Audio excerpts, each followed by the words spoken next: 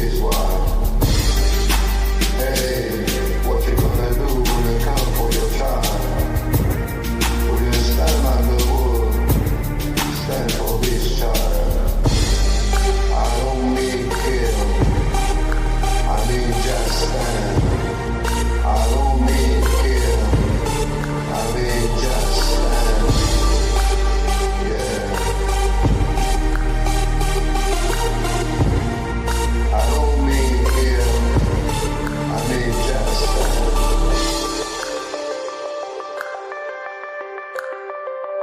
I don't mean it. I don't mean kill, I mean just stand. Hey, what you gonna do when they come for your brother? Will you stand like a bull? Stand for his brother. Hey, what you gonna do when they come for your best friend? Will you stand like a bull? Stand for his best friend. I don't mean kill, I mean just stand. I don't mean kill, I mean just stand. I don't mean kill, I mean just stand. I don't mean kill, I mean just stand.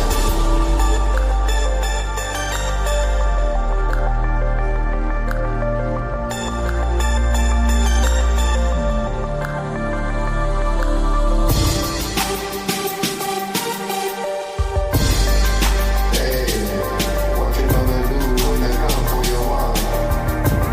Will you stand like a bull? Stand for his wife. Hey, what you gonna do when they come for your child? Will you stand like a bull? Stand for his child. Hey, what you gonna do when they come for your brother? Will you stand like a bull? Stand for his brother.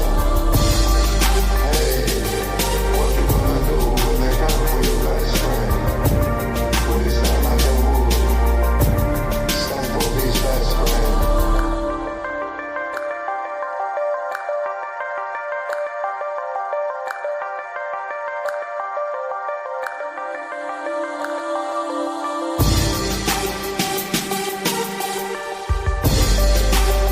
I don't mean kill, I mean just stand.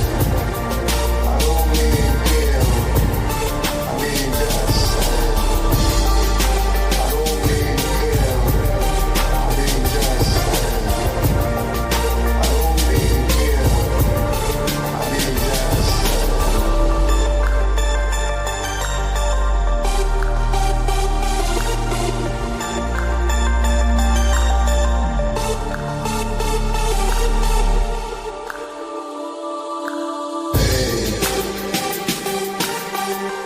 Hey, I don't mean kill, I mean just stand.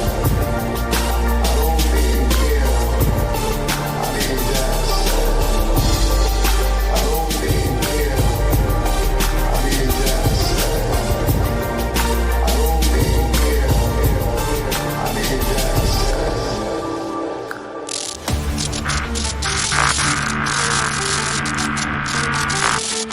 We are live. DPA Open Mic.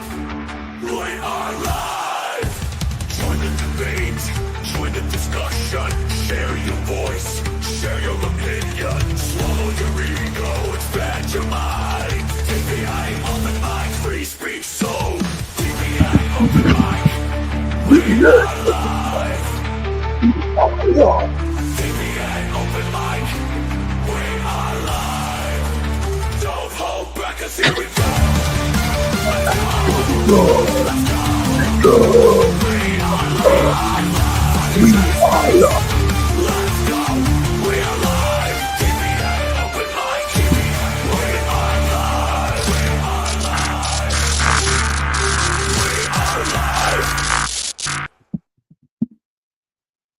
We are live to DPA Open Mic episode 105, where the Syrian War exploded as soon as peace descended on Lebanon. Actually, that's a fake piece. It's not really a real piece. Israel is still bombing certain positions at Lebanon. And of course, Ukraine have a new change of commanders for the land forces. Both the main commander and the deputy is changed.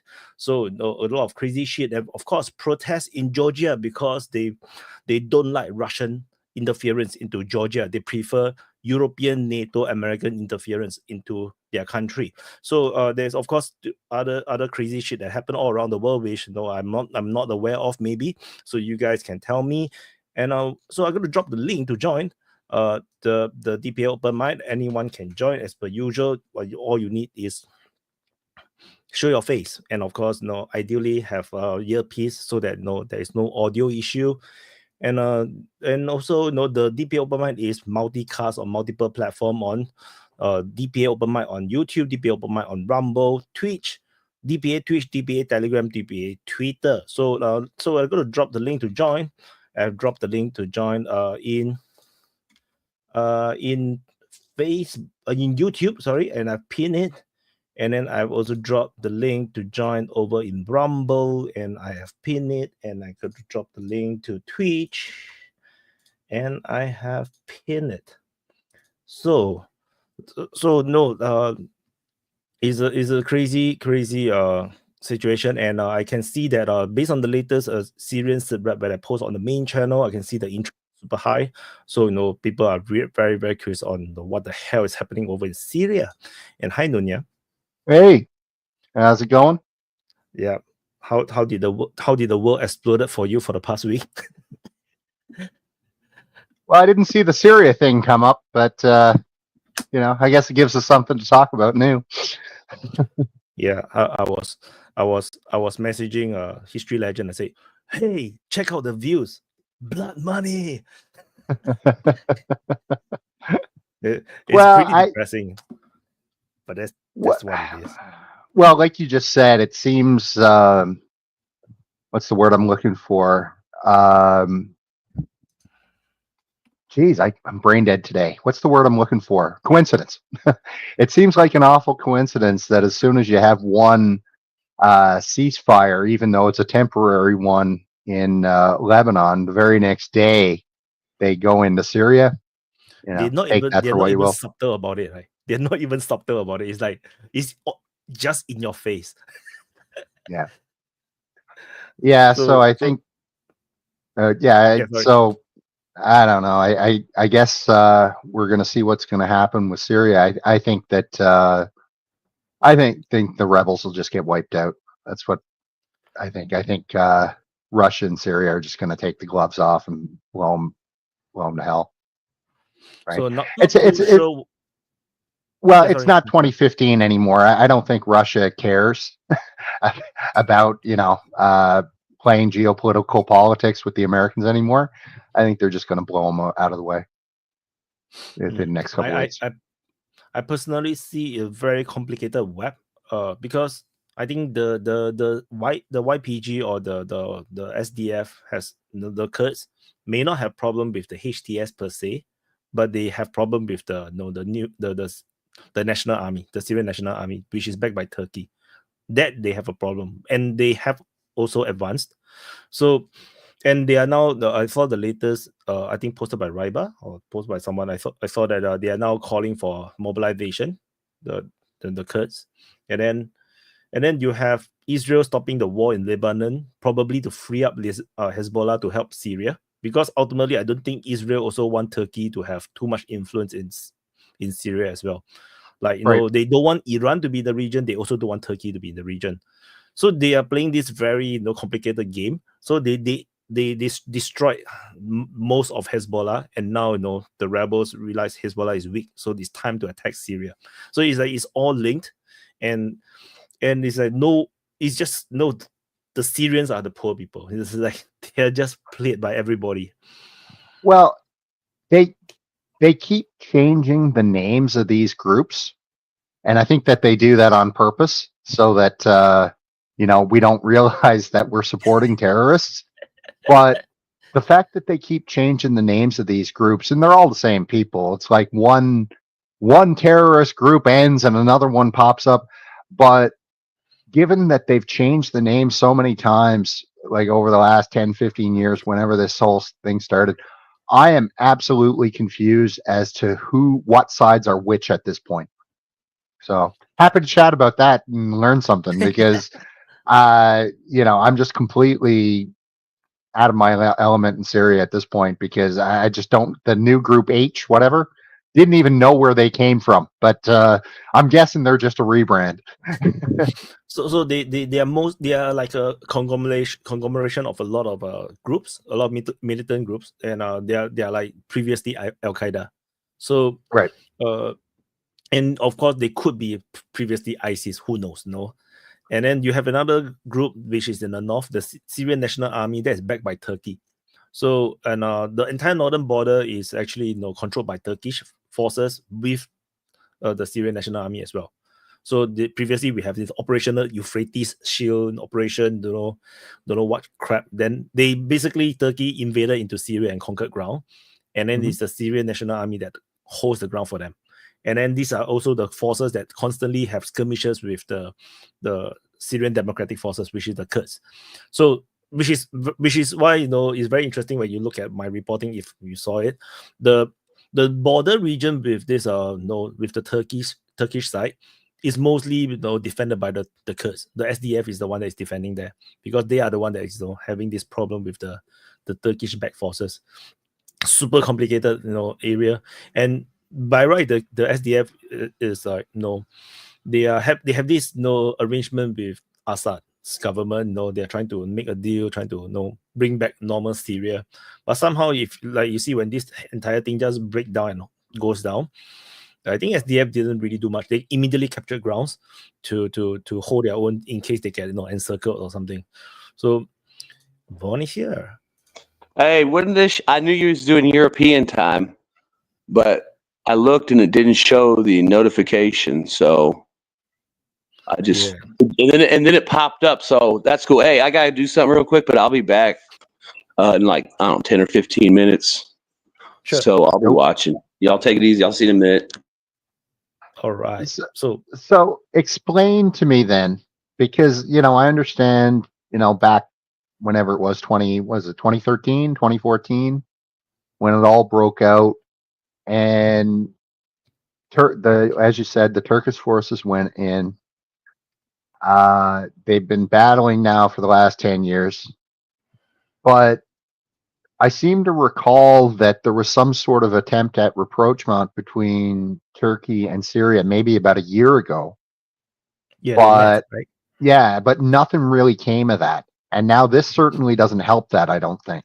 So yeah, because the Syrians demanded the Turkish to withdraw from their border. Right. So right. and then Fair. Turkey said no. Yeah, Turkey just said no because it's like you say the terrorists are still there. No, you are supporting the terrorists, which is the Kurds. And then it's like, but the Turkish themselves are using terrorists to back their objectives.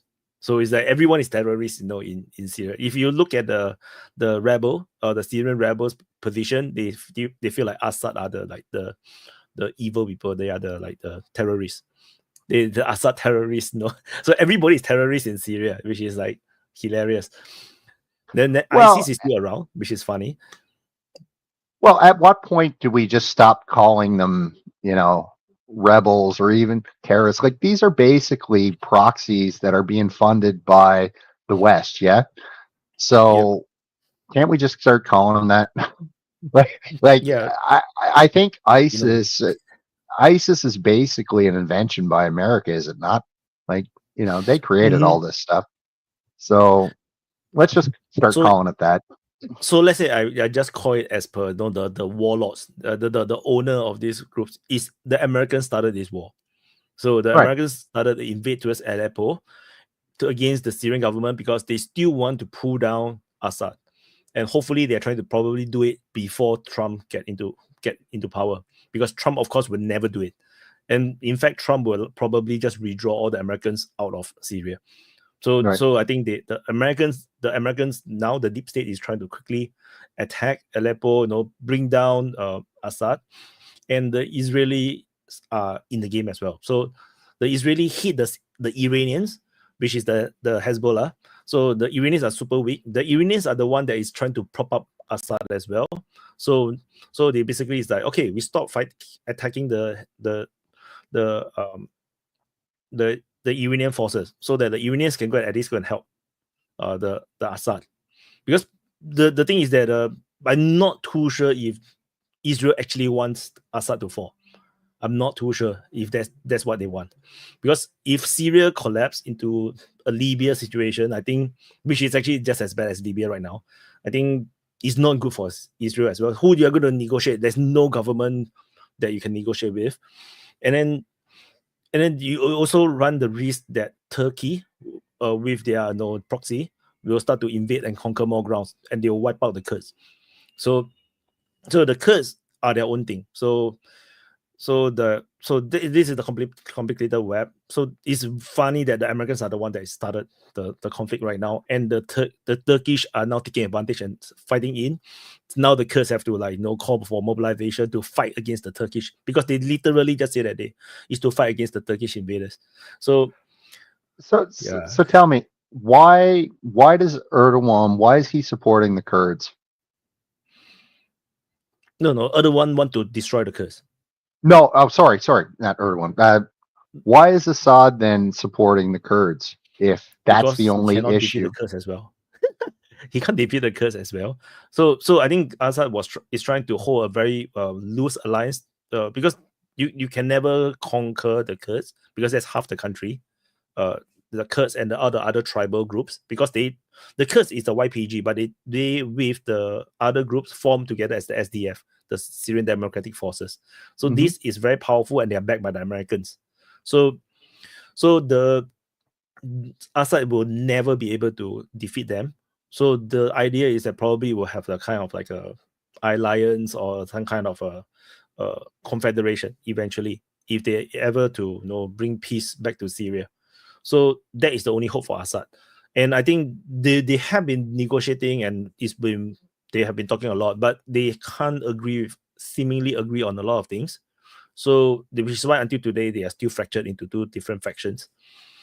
And yeah, so that is the current situation, which is very complicated, because the Kurds themselves hates the terrorists. They don't like ISIS, they don't like all these terror groups, Al Qaeda, but they are all under the same owner. They are all under the Americans, which is So what do you think is going to happen now? Like, I'd imagine that they'll just get blown right out of Aleppo, and that'll be it. I think Aleppo is gone. So Aleppo is now because the mapping I did is based on live UA mapping. So if that is to be believed, then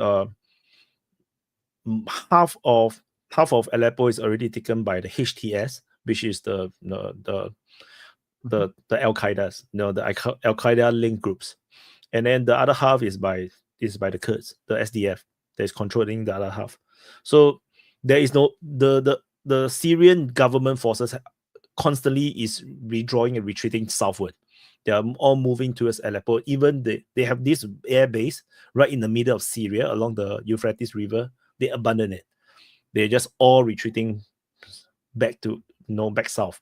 So and I'm not sure. Like the day before when I do the sit-rep, it wasn't this bad. It's today's sit-rep was like, whoa, what? Everything went to shit. So I'm not sure what's going to happen tomorrow. Is the Syrians are going to gather the strength to counterattack? If they can't, then if this collapse continue, then we might see the fall of Assad. We might. But of course, Assad previously was very close to falling as well, until the Russians last minute intervened. The Russians are still around. They are conducting airstrikes, but I don't think the Russians have enough assets to deal with the scale of the war right now. That's what I think. Okay.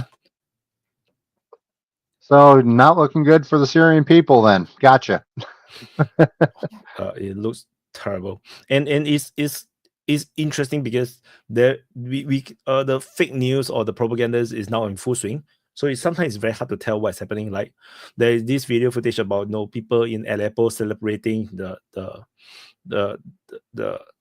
Assad forces getting defeated, retreating from Aleppo. Like I can't even tell if it's real. Like it's a war zone. Why would people running out and celebrate? Like I'm not sure. Like a lot of things is very unclear. Then there is also protests being reported. There's anti-Assad in the south, but I also cannot tell if it's real. Like, a lot of this, for example, Live UA Map, when they report some of these things, these are all one-liners from certain,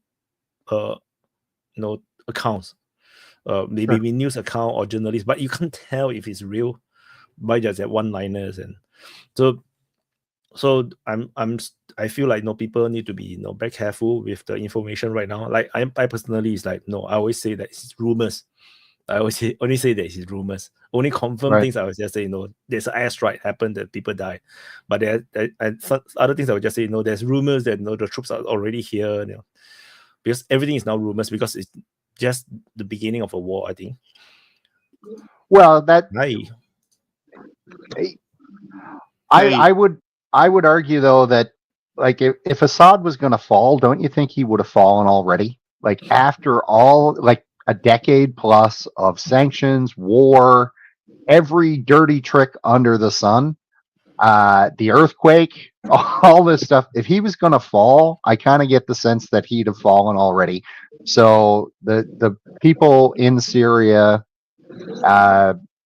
in the area at least that they control, I think they're firmly behind him because they know what's going on here. People aren't stupid. The problem is you still need the army to fight, right? If the army is not staying in the position and fight, I think which is what we are seeing right now. And then I think it doesn't matter if the people love Assad, which I'm quite sure a huge chunk of Syrian people actually love Assad. Assad actually have a very nice branding. Like he looks handsome, the wife is pretty, they look very gentlemanly, very royalty looking. But there are people who hates them. But there are a lot of people who love them, like for real. So if the soldiers don't fight, then there's no use. The country is just going to collapse. Sure. Like just like Libya have everything going for them. No good like cheap or free housing, no free education, no water supply, the highest income and whatnot. Then they still don't fight for their leader and they let the leader fall and then it collapsed into a failed state. So I mean, that's what it is. And then in Ukraine we have the opposite. People don't really like Zelensky, but people keep fighting for Zelensky. We have the total opposite. Well, hey, no one else want to come up and talk. Oh my god. Well, I guess the question would be, what's the alternative to fighting? Right. So if they don't fight, what happens to the country? Right. Yeah. The problem is that HTS is like, if we say that it's Al Qaeda linked and the American backed, CIA backed, then if they don't fight these people, it's worse. Prata, you need to turn off the audio. Hey, Prata. I can hear myself. I can hear myself. Oh, you can hear yourself. Yeah. Let me check. That's your mic really settings. bad. Okay, I think you need to do echo cancellation. Okay, maybe that will work. Prata, you can try again. You unmute yourself.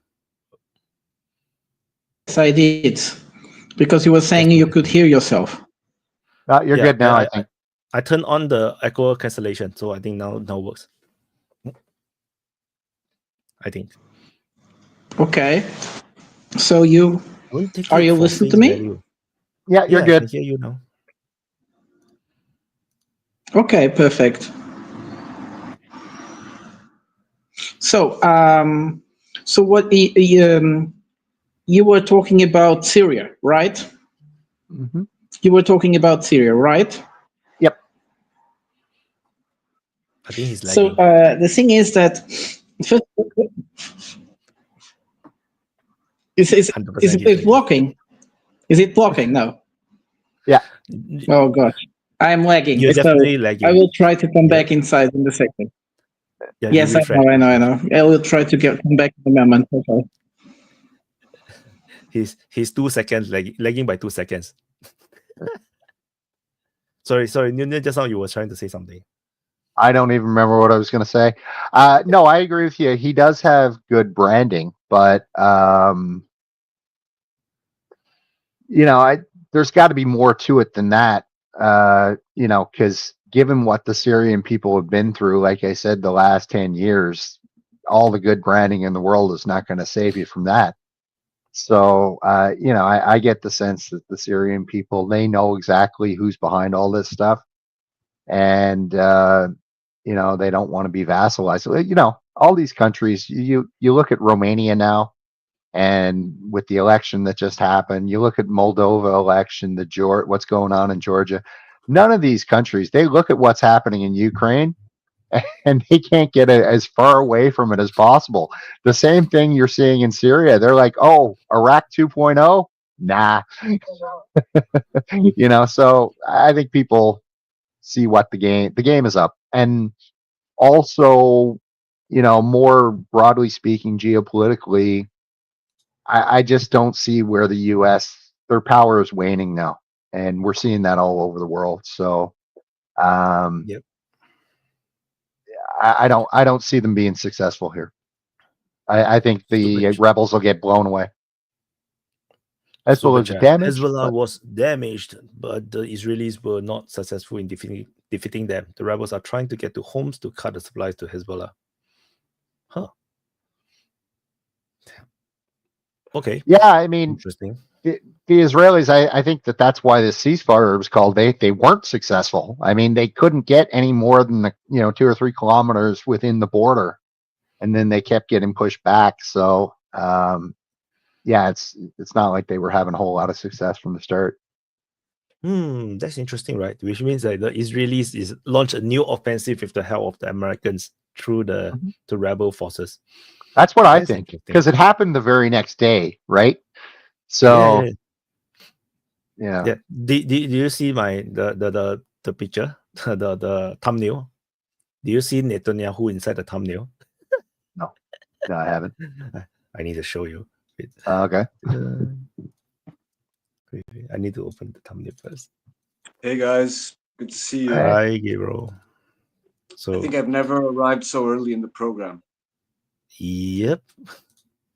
So I want to show this. Dun. You see Netanyahu there? This Netanyahu. He's a Sith Lord. Oh. No, it's exactly like how the Clone War started, you know? No, he's the one that is behind everything. No, he's actually the all sides. He's the good side and the bad side. No. So he's all him. The separatists and the Republic. Yep. He's steering conflict. Yeah, that's the meta. That's the meta in this thumbnail. No, I'm not. I wonder how many people just saw it. I wonder how you come up with such brilliant thumbnails. Yeah, it just reminds me of the Clone War. Like he's making the deals and he's making everything is him. He decided everything. You know, he decided the Trade Federation have to go to war. He decided the Jedi should go and fight the Trade Federation. It's all him, you know. And they look the same as well. Yeah. Yeah, for all the bashing that movie gets, it has a pretty interesting representation of political plotting, of like geopolitical games and stuff. It's pretty interesting, that narrative. Hi Prata, good to see you. Are you with us? Or are you against? I'm not sure. Yeah, you need to bless his internet. His internet is horrible. There's only so much you can do for Europe, you know. That's another undersea cable broken. Oh, it's a sea cable thing. I see. Yeah, those damn Ruskies. Well, I think they're blaming the Chinese on those because, you know, the Chinese and the Russians are partners and whatnot. The Chinese have nothing better to do than just going around and breaking cables in the North Sea. Oh yeah. They say that it's a trawler, right? It's a trawler that no drag is anchor that no break all the lines. Like what? Well, the thing about the sea cables is that they are actually very fragile. And this is well known, and they do break quite a lot. It has to do with a lot of reasons that many of them they don't know. And it was a bit strange that the German defense minister runs so fast to say this was sabotage. He has no idea where the cable is broken. They don't have any investigation yet, and so it's a bit of a joke. Probably, perhaps it even looks like a false flag, like no cable was broken, because they are just creating these. They are creating a scenario where things are getting very badly and very fast. No the good old crisis. The good old crisis strategy. So is the undersea cable broken or not? It was broken, but as Prada said, apparently this is pretty common. I read somewhere that last year, approximately 200 cables broke all around the world. So it does happen quite a bit, right? The cables are very fragile. The water, the fact that the water is salty and even in the sea bed, sometimes there are concentrations of many materials, and they tend to destroy the cables. And this is a very well known fact. And they are extremely expensive to produce because of the coating on the cable. This is very difficult, and they break all the time, like 200. I wasn't even aware that there were 200. But there are dozens of cables under the sea. They are redundant. Because they know this happens, they are redundant. So this fear that the sea cables can break is actually, I don't know how to explain it. Hey, but, freaking Atlanteans. It's always the Atlanteans. Everyone here loves Russia. John Scott for what's that? 5 lira? What's that? £5. That's 5 pounds. 5 pounds. Okay. They see the lira and the pound is hugely different on the value. Everyone here loves Russia. Well, North Korea can do nothing wrong. I don't think the South Koreans didn't offer any weapons whatsoever. They said they would continue to sell weapons through third parties, and that fabrics were working. And if other countries would like to buy them weapons and give them to Ukrainians, everything is okay. But that the Koreans are not in favor of supplying weapons directly to the Ukrainians. Also because over 60% of the Korean population is against any support to Ukraine, which is So I want to answer the question to John Scott. Okay, I'm pro-West. In case I don't know how many times I need to say I'm pro-West. So the people like to brand me as pro-Russia, but I'm pro-West. But Ukraine is not part of the West, which is why I'm not pro-Ukraine. I don't know why people find it so difficult to understand. Since when is Ukraine part of the West? So no, of course I will be pro-South Korea. No, there is no reason for me to support North Korea because South Korea is much closer, to us in trade, in culture, in everything. We have nothing in common with North Korea other than, we used to be, Singapore used to live under a dictator as well. We have a one-party state, generally speaking, but we have no love for North Korea other than, the only thing that I like about North Korea is that Kim Jong-un is my age. And I find that very fascinating that, someone of my age is controlling such a big country. So that's all. Other than that, there's no reason to support North Korea. So that's a stupid question, actually. But, I support Western powers. I just want to know Ukraine is not part of the West. That's all. Yeah, there is a big difference also between North Korea and Russia. So these are not comparable things whatsoever. Yeah. So I want to take it a step further from what Wyatt just said. I'm neither pro-Russia. I'm not pro-North Korea. I'm not pro-South Korea. If I'm pro anything in this world, I guess it would be pro-Canada because that's my country and that's where I live. But, to answer the question, would I support North Korea or support South Korea? It would really depend on the facts of the conflict and who I perceive to be in the right or in the wrong, right? So if I have a quote pro-Russian leaning, it's because I believe that they're on the right side of history. Similarly, if I have a pro-Palestinian opinion, it's because I believe that they're on the right side of history, based on the research and analysis that I've done and the choices that I've made in whatever I determine is right or wrong, right? So, and I think most people are like that, or you should be anyway. Like, if you blindly follow one country just because they're a country, you're an idiot. Go ahead, Gabe. Yeah, I wanted to say that I totally agree with that, and it doesn't. Not even a matter of I perceive, but like a matter of what the factual numbers are on the level of damage, and also what the stated intent is for every side of the conflict. Like, I'm not particularly affiliated with a country. My childhood was very heterogeneous in different countries, so I don't have like a particular. I do have a certain sentiment for my home country, but it's not a patriotic thing at all. And so I don't see it as what is more beneficial for my country, but more like for my region, like South America in general. But also in terms of what is like the actual results of each policy and what it creates in the world. And there's all sort of economic, moral, and political discussions on the subject of which approach to the issues of society is more beneficial and therefore more moral.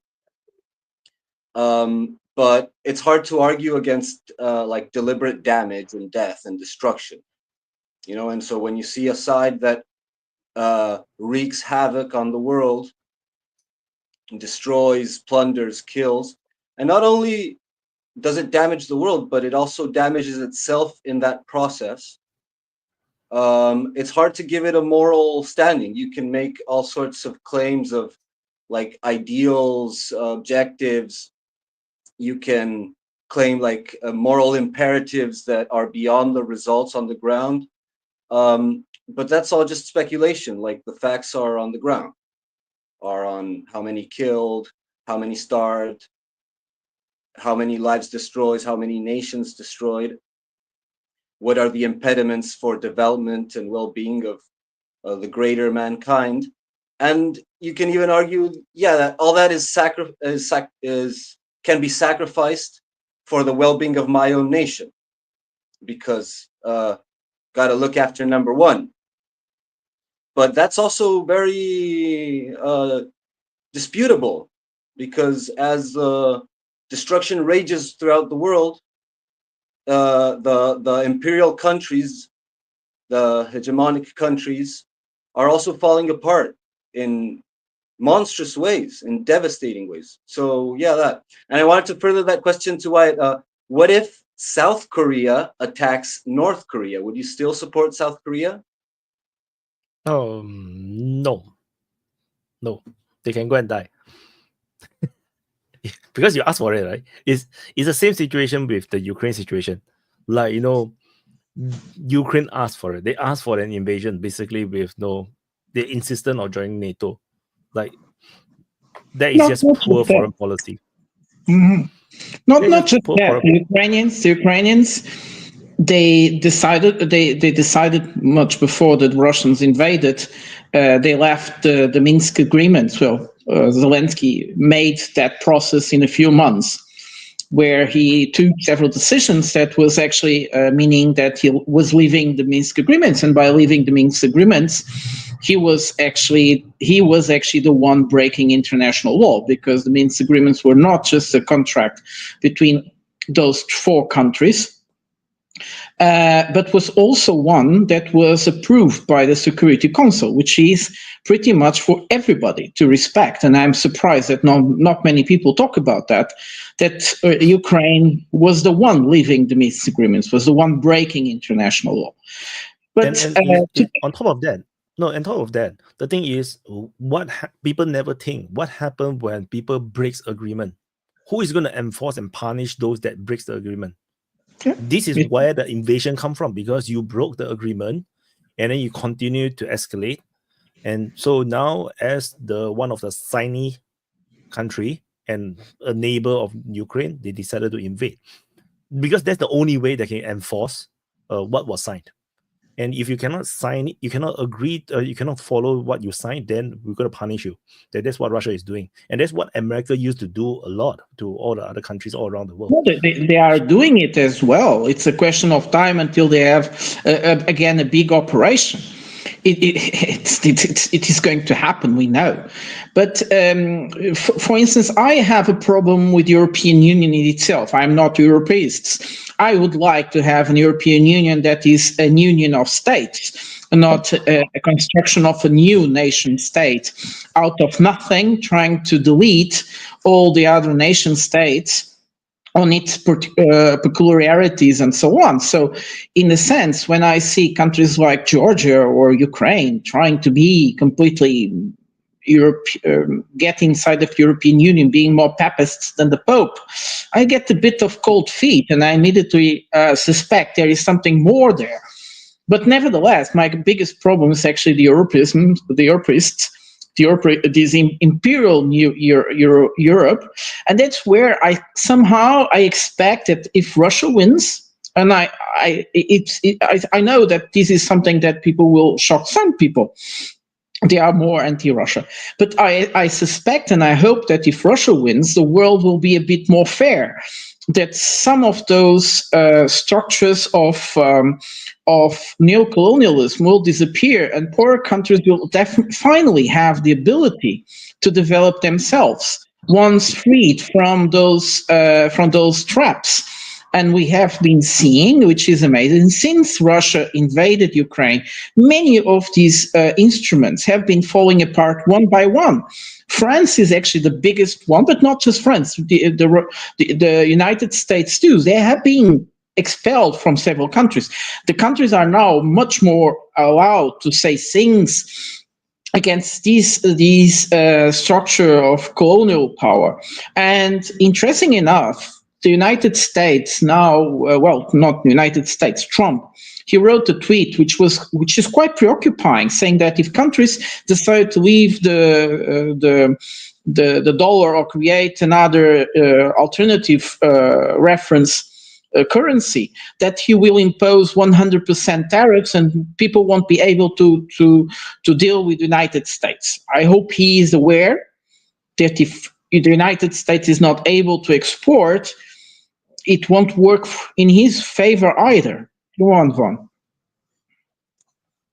Hey, where are you guys at? I don't want to like jump in on something that you already talked about or didn't talk about. Are you all in Georgia, kind of? You can say anything. Okay, well, all right. Well, like what Prada was saying with what that Trump statement. I mean, it sounds pretty bad, and I think it's kind of extreme. And I would assume it's a negotiating point that he'll ratchet that down, or the percentages won't be that high, because it's pretty inflammatory to say it. But he is setting the tone that it's going to be a different person to deal with and different ideas. So hopefully it doesn't go, 100% tariffs and I don't really know how Trump would deal with a multipolar world or a fractured, two sides with half the world going with the currency. I think what they're going to have to do is figure out a way to where the United States can still trade and import and export, but they've got to get their claws out of these other countries. I mean, that's the problem. Because, a lot of these countries, the reason they want to go to BRICS or get away is because they don't want all this stuff imposed on them and all these requirements and strings. It's like, hey, I dig lithium. You need lithium. Can you just buy my lithium without any strings? You could be friendly. Yeah, you want to, your plane's having problems. You need to land here. Cool. Your ship needs some gas. Come on in. We'll give it to you. But just, I think that's going to be a big hump, because he's going to be wielding a lot of power. And that is a pretty crazy thing to say. You're just going to flat out cut people off if you don't, if you try to do anything different. But I hope that's just more of a posturing and trying to get people to the table so they'll all want to make a great deal, you know, since that's what he's all about. And just real quick on the Georgian thing, as an American whose government's involved in that garbage, the best advice I can give to the Georgian military and the police and the legitimate government is to either expel the foreigners and kill your insurgents as quickly and as violently and as ruthlessly as possible, and put down all these NGO groups and anyone else out there, because you know it's not organic. Half these people being arrested probably aren't even Georgians, or they're dual citizenship. And I mean, that sounds cruel, but really, if you want to protect your country and these people come in, the best thing to do is just kill them, because if you don't, they'll just keep coming back, and eventually the United States will say they have to save those people from you that they sent. So it's best just to nip it in the bud as quickly and probably as forcefully as possible if you don't want to fuck with that kind of shit. But I think they are now quite violent, right? The police is like just whacking those. Well, I saw a video of like a whole police line, and there's one guy peacefully holding the EU flag and one guy holding the Georgian flag, and it's like, you know, even those guys, they should probably be hit with water cannons and thrown in jail as insurgents or revolutionaries, whatever you got to call them to justify it, because it's ridiculous. The idea that all of a sudden these people want to go on a suicide run and start fighting Russia, open another front on Russia, is ridiculous. I'll shut up because I know other people wanted to talk to, but I did have some thoughts on Syria. Super chat. John Scott say, why Ukraine can't decide what they want to do with their own country, but you believe Russia has the right to decide because it's next door, and I don't understand logic. Sure, they can. You try to ask Canada to join the CIS, join the Russian alliance. You see what happens. It's a myth that your country can do whatever you want. It's a myth. You have to adhere to the diplomatic norms. You know, you can't just join anyone. So look at what happened when Mexico mentioned remotely possible intention of negotiating to cooperate with BRICS, and immediately, automatically, the U.S. started declaring, like a lot of senators and congressmen started declaring, oh, I think we need to go eliminate the cartels that are in southern Mexico. Like, oh, that could be a solution to the fentanyl problem and the migration crisis. We should try to go and eliminate certain extremist organizations that are working in Mexico. We should do a special military operation. It was automatic. It's mafia behavior is what it is. It's pure, straight up gangster behavior. That's what America is. It's a gangster. It's fucking mobster now. That's it. Yeah, I was going to say on that. Oh, go ahead. Sorry. No. Just it is pretty clear that as you yourself stated, you don't understand logic. But thanks for the super chat. Go on, Mark. Yeah, I mean the other thing is too is like. Sorry, White. You go ahead. I wanted to quote another example. Sorry. I wanted to quote another example. I think there's a major war. I think it is in the past in South America. I think is it with Paraguay or is it with Bolivia? Yep. I can't. Well, Paraguay was a big one with Brazil. Yes, I can tell you one, but go on. Yeah, most of the people died because like the country think that they can just do whatever they want. Paraguay, alliance. The war ended because there were no more men over the age of 10. Yeah, so there's like the it's a myth that your country can just do whatever you want regardless of what your neighbor thinks. That is a myth. You always must care about what your neighbor thinks as a country.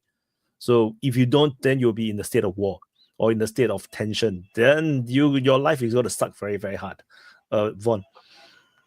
Yeah, and like what you're saying, it's like that question. It's like people want to act like, well, the United States has a sphere of influence, but they act like Russia can't have a sphere, India doesn't have a sphere, Iran, or parts of South America, Africa. I mean, obviously there's places where there's no real power or control, so there's no sphere. But I mean, it's just kind of insulting. It's just, when they act like, oh, well, we can do this, this, and this, but you can't. It's like, that's why China's, we have, issues with China, because instead of, trading with them and, and maybe patrolling the seas together to save people from pirates and just buy shit, we want to sail all the way over there and start setting up missile bases and all kinds of shit in their backyard. And now you know why they don't like it. It's like, same with Ukraine or the Baltics. If they had maybe joined the EU and didn't put missile launchers or NATO bases in there, there might not even be a problem right now. It might not like it, but if there was no military threat there or potential threat, maybe Russia wouldn't even give a shit. But they've pushed this so far into their backyard. And like other people said, what if Russia decided to start hanging out in Canada, Mexico, or China, like militarily, like we do? Damn well Lindsey Graham and all them would be losing their minds, screaming like it's the end of the world and no one's ever done this before. And I think that's one thing I like about how people are really waking up, especially around the world, is like, and they feel maybe more emboldened to speak out about it. It's like, quit acting like a fucking kid, quit acting like a 2-year-old. If you do this, then expect consequences. I think that's the thing. They just act like somebody said earlier, you can just do whatever you want. You don't have to consider anything because you're a big, tough guy. Well, there's other tough guys too, and they have interests too. So, obviously there's always going to be some conflict, but, it's just the whole sphere of influence thing is just ridiculous, is how the United States acts like no one else has their interests. The only interest is American interest or NATO interests. Gabriel? Go on with the super chat. Super chat. How long until Texas economy alone is half of that of the whole EU? In this tempo, not long, between natural gas, lower regulation, AI, common sense people. I have no idea. I do not know what's the size of the Texas, the GDP. We'll check that out in a moment. But to answer to what Vaughn was saying, to answer to what Vaughn was saying, the same argument can be used, like, to give some pushback. The same argument can be used the other way around, because if you see the current affairs of the world, especially, since the Second World War, and also especially since the fall of the Soviet Union, the sphere of influence of the United States became the entire globe. And so any country asserting dominance has become trespassing into the American sphere of influence. But at the same time, China is really trespassing the sphere of influence of the United States by having such a massive footprint in Latin America. And so what we're seeing basically is not it's not a claim of like moral right, but a state of affairs in which the infrastructure of like global dominance is crumbling. And that's why you see these breaches, first at a local level in China and Russia and Iran asserting dominance in their own countries. That's the first transgression of the sphere of influence of the United States. And then to starting to affect the neighboring countries, that's a breakdown of the structure of the stranglehold of America over its sphere of influence. And then when you see China starting to overstep the United States in Latin America, that's a massive breach of sphere of influence. And so what we're seeing is basically a historical process in which a certain structure of domination is gradually collapsing. It's fait accompli practically at this point. Go on, Prata. Oh, he froze. Well, it was good meeting you. He's asleep now. Hey, I was going to ask you real quick, since he's froze, on Syria. Did those 4 Iranian planes and the 2 Russian planes land like they said with the supplies or whatever? There was this report that there were 4 planes going to that Khamenei airfield that the Russians occupy. It was 4 Iranian aircraft and 2 Russian aircraft. And I assume they were transports of some kind. But I've never heard anything else about it. You know, I hear that Iran might be in Iraq, or everybody's sending a bunch of people there. Yeah. I'm not sure. I was going to say, I haven't seen Or just anything real- since I did the syllab. So then I went out. Yeah, and then I don't know. I mean, I don't know what really happened there. I assume the Syrians got complacent in Aleppo, and then they got spanked. But maybe now they've fallen back and they're going to regroup. And these guys are talking about driving down to Hama or whatever. It kind of reminds me of the Kursk incursion. You have these little groups of guys driving around all over the place, taking pictures at different places and saying they have this and they have that, which they may, but I don't think they have the numbers. So I'm not trying to give the Syrians any credit, but maybe they just kind of drop back and create a pocket, and then they're just going to see what the rebels do and where they go and just meet them where they are, since they have the Russians helping them now and maybe the Iranians. But Prada, sorry. No, so okay. So it's quite interesting you're saying that. So you're going back to Syria, and I think that's very important. It's quite interesting to also explain a bit. There is a huge pollution on the media space about what is happening in Syria. Old records are being presented as new. Things are being inscenated. Like happening in places where they aren't. There is a huge pollution of all types of information. Government troops presented as being in one place and then presented again in the other place. So everybody's playing a big mediatic space, and it's being very difficult to understand what is really happening. But what I would consider that should be interesting to focus is those jihadists from Al Qaeda coming from Elit, they are expanding like 2 or 3 times already their ability with those fighters. So I don't see them being able to really have a grid on the territory. I think it's more just really for a public stand, because also, we have to take into account, these are very big cities. We see those guys, some of the videos, we actually see cities working very normally, and then a bunch of guys with very bad looks, like crazy, go in some motorbikes and old cars with some machine guns. It doesn't really look even that they are massive. It just looks like. So this is one of my perspectives, is that they won't be able to control the ground. Also, because many of these parts of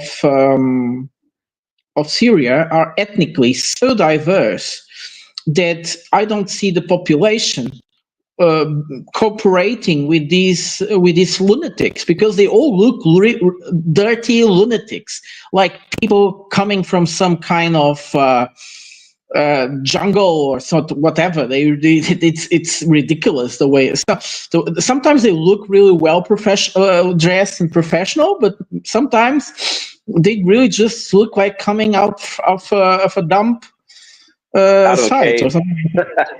Bunch of hobos. Hey, I was gonna recruited from the local dump. Hey, I was gonna ask, does anyone think there's anything to the West or maybe Ukrainians trading these guys, since they showed up with like yellow armbands and tape? I mean, I guess you could copy the idea, but it seems kind of like a specific thing to kind of copy.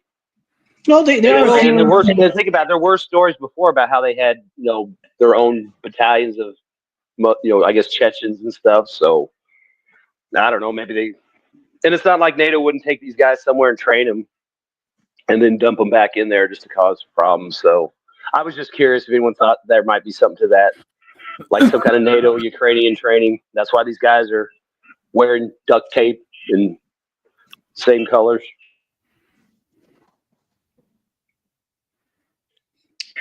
Shadowy. Yes, I just wanted. I think what's happening in Alep is mostly a secondary issue. For me, the main issue is what is happening in Damas. And basically, is there really a military coup against Bashar al-Assad? Because for me, that's the main danger for the regime. In Alep, like you said, Prata, it looks like a few numbers of jihadists who basically overrun police station. That's the feeling that I have from far, far away. But the question is what the military are doing in Damas. For me, that's the main issue. In Alep, the situation is really just a few jihadists. It could be resolved very quickly if the army succeeded to mobilize very quickly. But in Damas, that's a serious issue. In where? Do you have news about what's happening in Damas? Damasco. Damascus. Yes, Damas in French, sorry. I know. But I'm just clarifying. But many of those information about Damascus have proved to be false.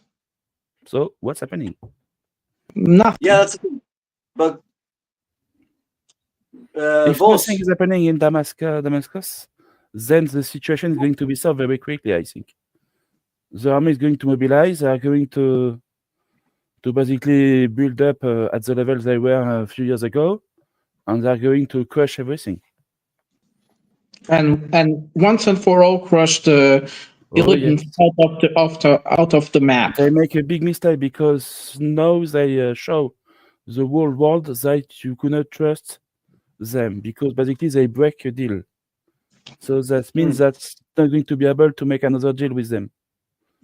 And that's a death sentence for this movement. They are going to be pushed back in the mountain and then pushed back in Turkey. Boss, do you want to go? So I think it's Will's turn, yes. And you are mute. You're muted, or there's no sound. But your mic setting is wrong, I think, boss. I can go on in the meantime. Fix it, and I'll go on. Yeah, like there's so much contradiction in the information coming up that it's going to be hard to tell for a while what's actually going down.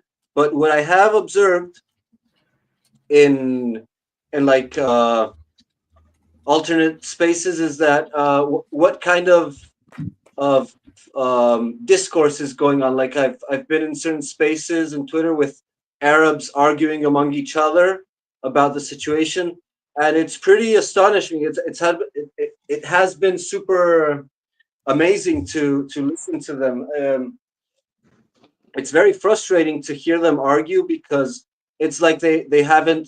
Well, usually there's one that has learned from history, but then there's a lot who what they speak in support of the rebels and against the Assad regime is really hilarious because it's like they haven't understood anything from the past decade of world history. So it's interesting to observe the factionism that is going on there, which can be artificial. I'm not sure if it's an actual discussion in the Arab world or if it's just like sort of your typical Hasbara propaganda operation. Well, it's Al Jazeera. It's Al Jazeera. It's Al Jazeera, which keeps. I'm talking about random people. I'm talking about random people. Right, because the Al Jazeera is the most important opinion maker in the Arab world, and they are the ones that, for instance, all the time have those reporters dying in Gaza or in Israel, and they are presented as real heroes. But when it comes to Syria, they are extremely anti-Assad. It's impressive. What did you say, Gabriel? I couldn't pick up. No, when it comes to geopolitics, they're definitely one-sided, and it's pretty clear which side they're on, which is pretty monstrous if you think about it, because they're like sacrificing their foot soldiers on the ground to gain legitimacy while defending them in the background. And I see that a lot, like especially in left-leaning media spaces, how they sort of side with Palestine, and like everyone can side with Palestine to get this boost of legitimacy. Yeah. Like, oh, we're the good guys, but then they go and backstab everyone who's actually fighting against the hegemonic empire and its destruction. Like, oh, Russia's super bad because they invaded a poor sovereign nation, Ukraine, you know, and it's like. But it's not even about Russia, Qatar. No, but just for example, just for example, how that sort of controlled opposition works. But yeah, my point is that there's a huge like opinion sphere in the conflict that is absolutely irrationally against Assad, and that's like very important to take notice. And also, like, another main influence in the media space is Rybar. And I listened to an interview of the guy a while ago, and he was talking about Syria and how he fought in Syria and how he tried to make business with Syria, but there was a lot of complications. So my point is that this guy is influencing what the current alternative information space is discussing about Syria and he has a personal beef with that whole situation. So he's doing super fun. What? He fought there. Yeah, I know.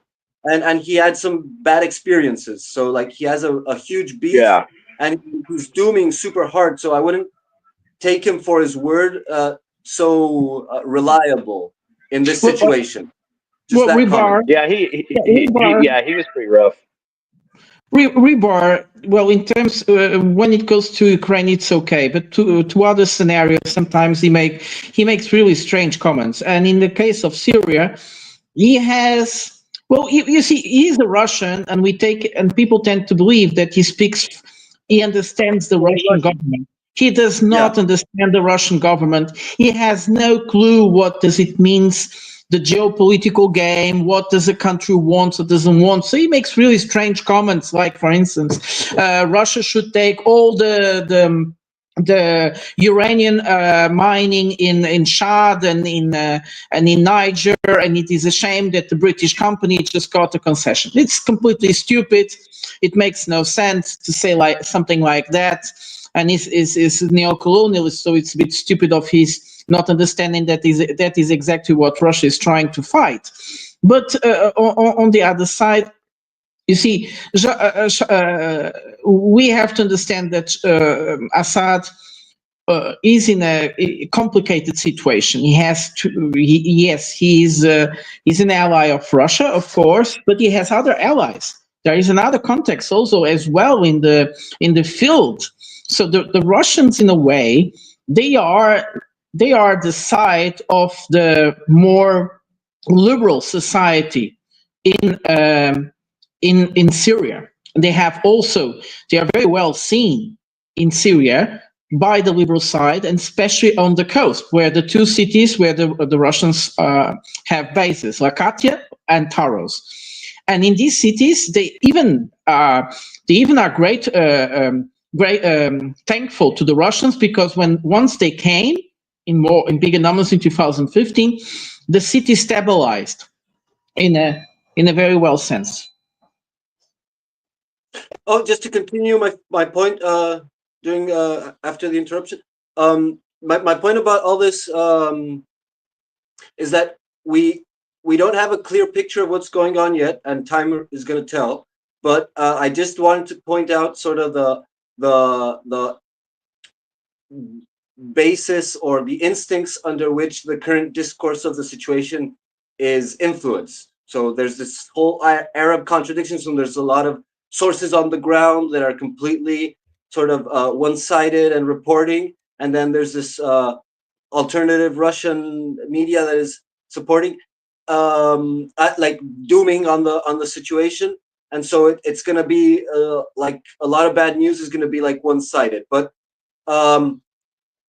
to the deeper issue that I see is that we're seeing a massive fracture in the sort of Muslim or Arab nations, where like the masks are kind of falling off, sort of the Turkish influence, the Saudi influence, like, because there's been a lot of back and forth lately of like what side they're on and sort of balancing, but there's going to be like a definitive fracture of which side is sort of protecting their own nations and their wider nation, the Ummah, how it's called, and which side is a deliberate traitor and must be overthrown by its population. So that's going to be a significant. Oh, and to finalize, it may be that the Syrian issue is actually a catastrophic collapse.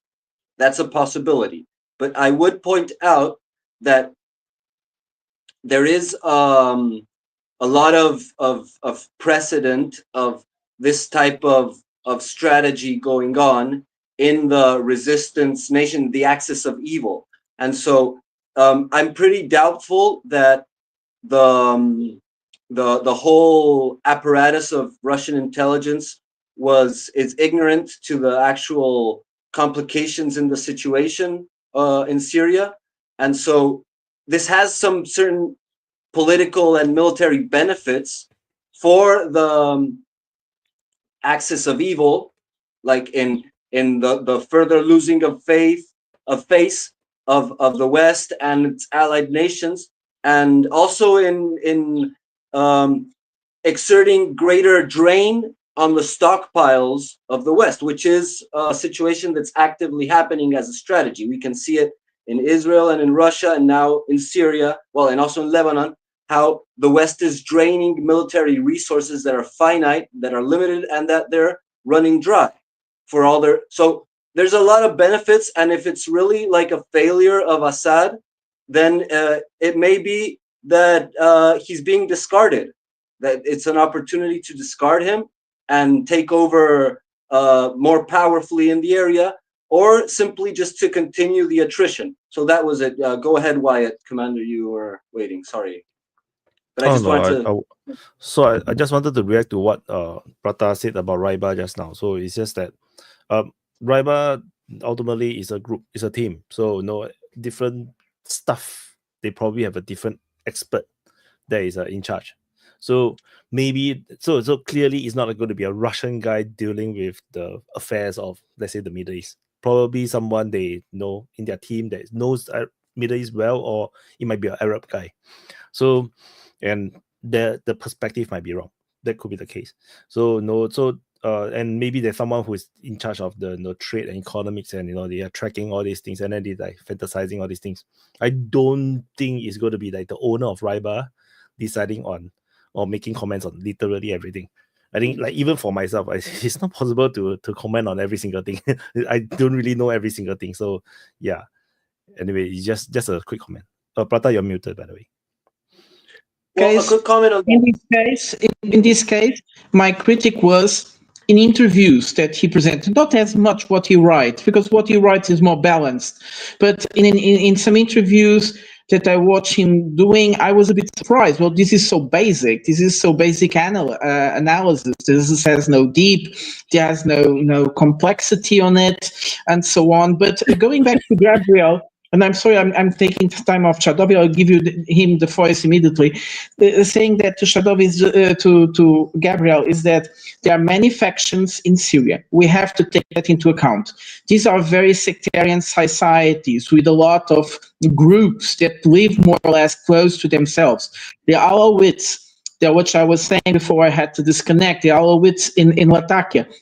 These are very liberal people. Then they are closed by the so-called the Valley of the Christians, which are Christians, of course, the Levantine Christians. And then you have all those Sunnis, which are the cities that are being occupied now.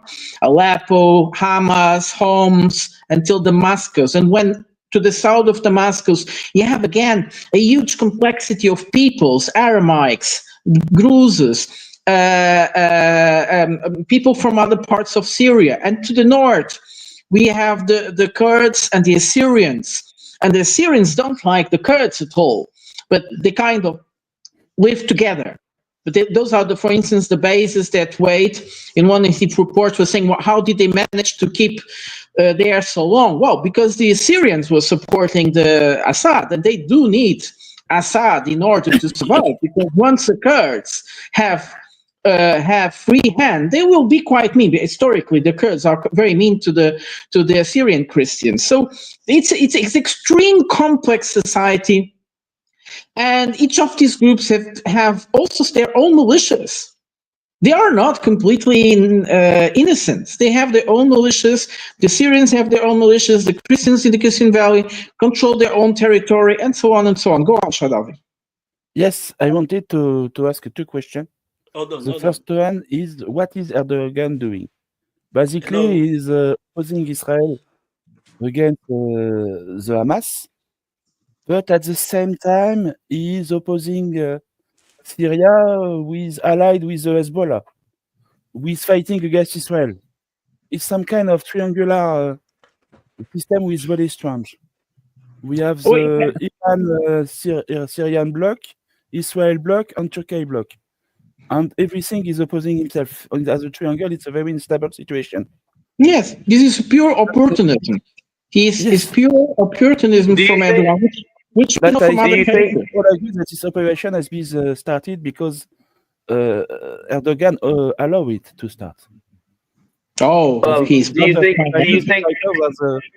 Most indirectly under his order. Do you think him getting the F-35s might have been a way to encourage him to do stuff too? Because the U.S. finally caved on the F-35s, and now all of a sudden there's this little stir. You know what I mean? It's like he can play all sides and poke and prod and do things and kind of pretend he's not there. But I mean, it just seems kind of convenient. All of a sudden, you know, oh, you can use the S-400 and buy F-35s, and then, you know, within a week there's this reignition of the Civil War, and you know, he's in it, but he's not. He's on this side, but he's not. He's fighting it. And the second question I have is, and it could be in character, but also it's also a possibility that they're framing him. Just to go on. Yes, I was asking what the Kurds are doing because. Sorry, Gabriel. Well, yeah, please go. I just wanted to say that. I wanted to ask about the Kurd, because if Erdogan and the Turkish army is behind this movement, then basically that means that the Kurds are on the other side. So is it a good way for the Kurds to become closer of the Damas government and to obtain a larger autonomy at the end of this terrible civil war? Maybe it's a way, and I think they have a very short time to basically become very helpful to the Damas government by trying at least to stabilize the situation around their area. Or maybe to declare neutrality very strictly. Basically, we have an agreement with Damas and with Moscow. We are going to obey to this agreement, and we don't want any trouble with anyone. No, it could be a start to start to help basically the Damas government. Well, I would say that if the Kurds are able to put the Americans out, then something really major happens. That would be perhaps the biggest revolution in this whole conflict. Yes, we need a civil war inside the Kurd and the Free Syrian Army area. Basically, to have the Kurd to fight against the pro-US militia. There is a telling that the United States approached Assad. He approached Assad and make a proposition. And in this proposition, they wanted to integrate Assad back to the perspective they have for the area, in a way, you see? And sounds like Assad did not accept. He reacted badly to that proposal, which probably would have meant to get away from his allies, Iran and Russia, obviously, or perhaps not as much Russia, but pretty much Iran. But the thing is that he didn't, because the thing is that Assad needs to be seen also as loyal, because the moment he goes against Hezbollah, what about all the other factions? They are together with the government. It means that in a big geopolitical game, Assad will betray them. So this is complicated. The Russians are able to kill him basically in 24 hours if they want. No, but the Russians don't kill anybody. Bashar al-Assad is no more. Mm-hmm. Yeah. So no, definitely they have a huge, massive influence and leverage in Syria. But what I wanted to point out real quick is that there's definitely a massive drain in the resources of the West, and you can see it like in the results of their conflicts. And it's definitely possible that there's sort of this is in line with their current explosion of desperation and panic, sort of wild card and throwing spaghetti against the wall to see what sticks. And since they just got a massive L in Libya, this could perfectly well be a massive like PR stunt that is fundamentally detrimental to their overall cause. But time will tell on that. But Shadobi, oh yeah, go ahead. No, I was going to say to Shadobi, the Russians don't have enormous influence in Syria. They have a very strong influence in certain part of Syria, within certain groups of Syria.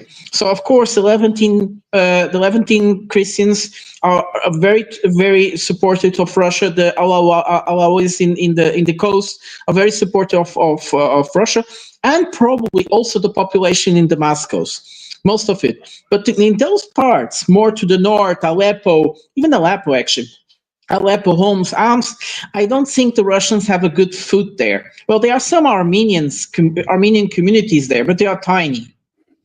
Go on, Shadow. I think what's happening in Aleppo or in the south is very tertiary importance. For me, the main issue is really Damas. If Damas is calm and is under Bashar al-Assad control, basically they could build up from this point. And of course, the Russian base on the coastline. But if it's clear, it's okay. The second interest point for me is the Dar el-Zor area, near the oil field in the east of the country. Do we have information about what's happening there? Because when there is oil, there is always issue. And it's basically under the control of the Free Syrian Army under USA authority, basically. And if they don't move, it could be a very interesting indication, because that means that the USA think this movement is going to fail. Basically, they don't want the Damas authority to fight back against this part of the country. If they want the Damas authority to go to north, basically, and to clear the Aleppo area and the Idlib mountain, and to make sure that all this area is clear. But they don't want them to start fighting for the oil field in the east.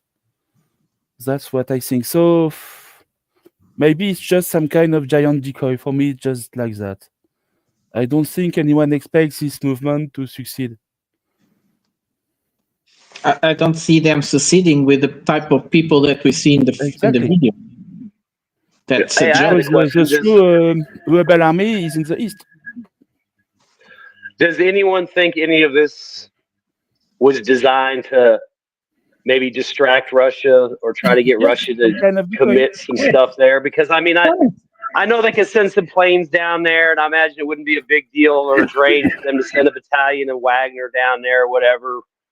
But it doesn't seem like it's going to be the pull that they thought. If the bombs are going to throw in this area of the world, they are not going to throw it in Ukraine. Yeah.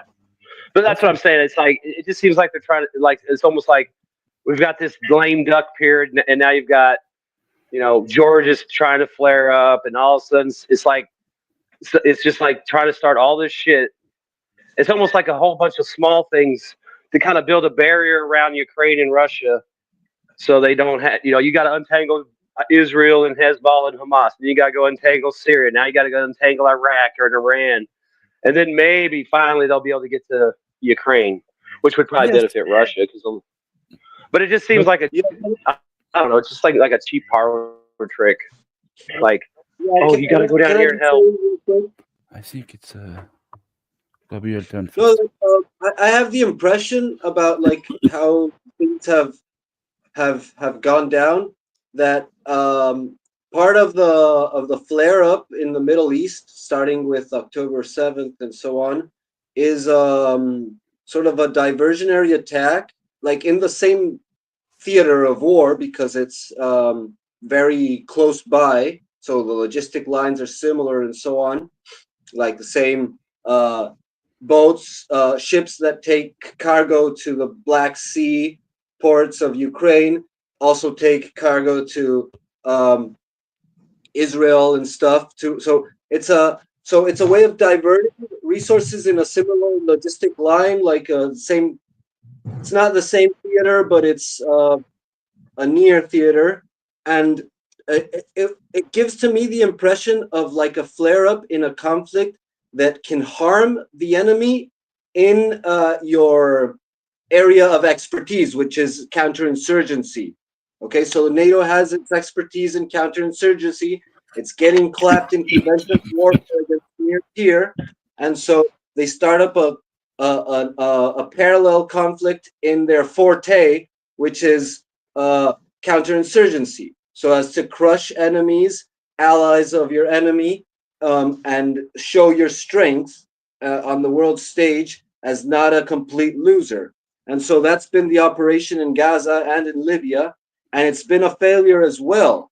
And so now it's flaring up further into Syria, and that kind of follows the same tendency of the overall battle, you know, in which they're trying new things to assert dominance and failing miserably at it. And I get the impression that if it was an important flank, it would be reinforced, and if it's not reinforced, then it's not an important flank, because it's pretty important. So like it has to have certain level of thought into what are the state of affairs in that area. So there has to be like a counter strategy to what's going on, or it's simply just part of the strategy, like the Kursk situation. Like it makes sense to the overall picture of what's going on. Go on, Shadowy. I think in a few months, maybe 12, maybe less, we are going to look at the situation, and we are going to have medium-sized drone everywhere in the area under the control of the Syrian army. They are going to use the medium-sized drone like the Bayraktar to basically control and bomb drop bomb on everything in this area. Why are you talking about Iranian drones? Not all the Turkish drones. Maybe Iranian, maybe Chinese, maybe whatever. You say doesn't matter at this point. They are going to have the help of the Russian army to create these new things, and they are going to use them heavily. They are going to use everything they learned in Ukraine, in Syria, and basically, I don't think the FPV drone could be very useful in this kind of war, but the medium size is really perfect. Because on the other side, you don't have any air defense. And if you don't have air defense, that means that the medium-sized drone are the most powerful one to use. Basically, the one who are able to drop one or two small diameter bombs to basically blow up pickups and things like that. And they are going to use them very heavily to control everything in this area and to basically crush the movement. And after that, they are going to basically build up the Syrian army. And after that, the east part of the country could have some serious issue with this new Syrian army. I have the feeling that we are. This looks a little bit like Kursk when it happened. There was a lot of exterior involved, and much of what happened in Kursk was also about the exterior created by many actors, the ones that write about conflicts, the people on the ground, and there are people that have been talking about this for months, that the rebels in Lebanon were actually preparing an attack. They were concentrating forces. There were people reporting about weapons and fighters going through the Russian and Ukrainians going through the Turkish border, hidden inside of United Nations trucks and so on. And so many people are talking, how come didn't the Syrian army, the Syrian government did not understood what has happened? Perhaps they did.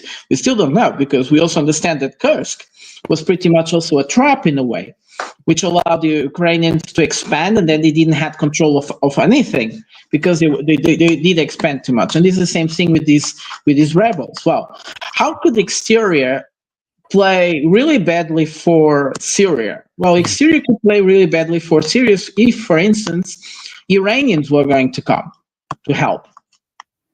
So in a desperate act, Iranians sent their troops, because they never really had their troops there. They had just that what do you call that?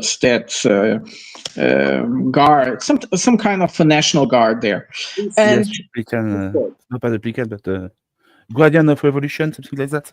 Yes, Guard of Revolution, exactly. So this is a kind of a militia more than a really army. So in a way, is that if this happened, then this could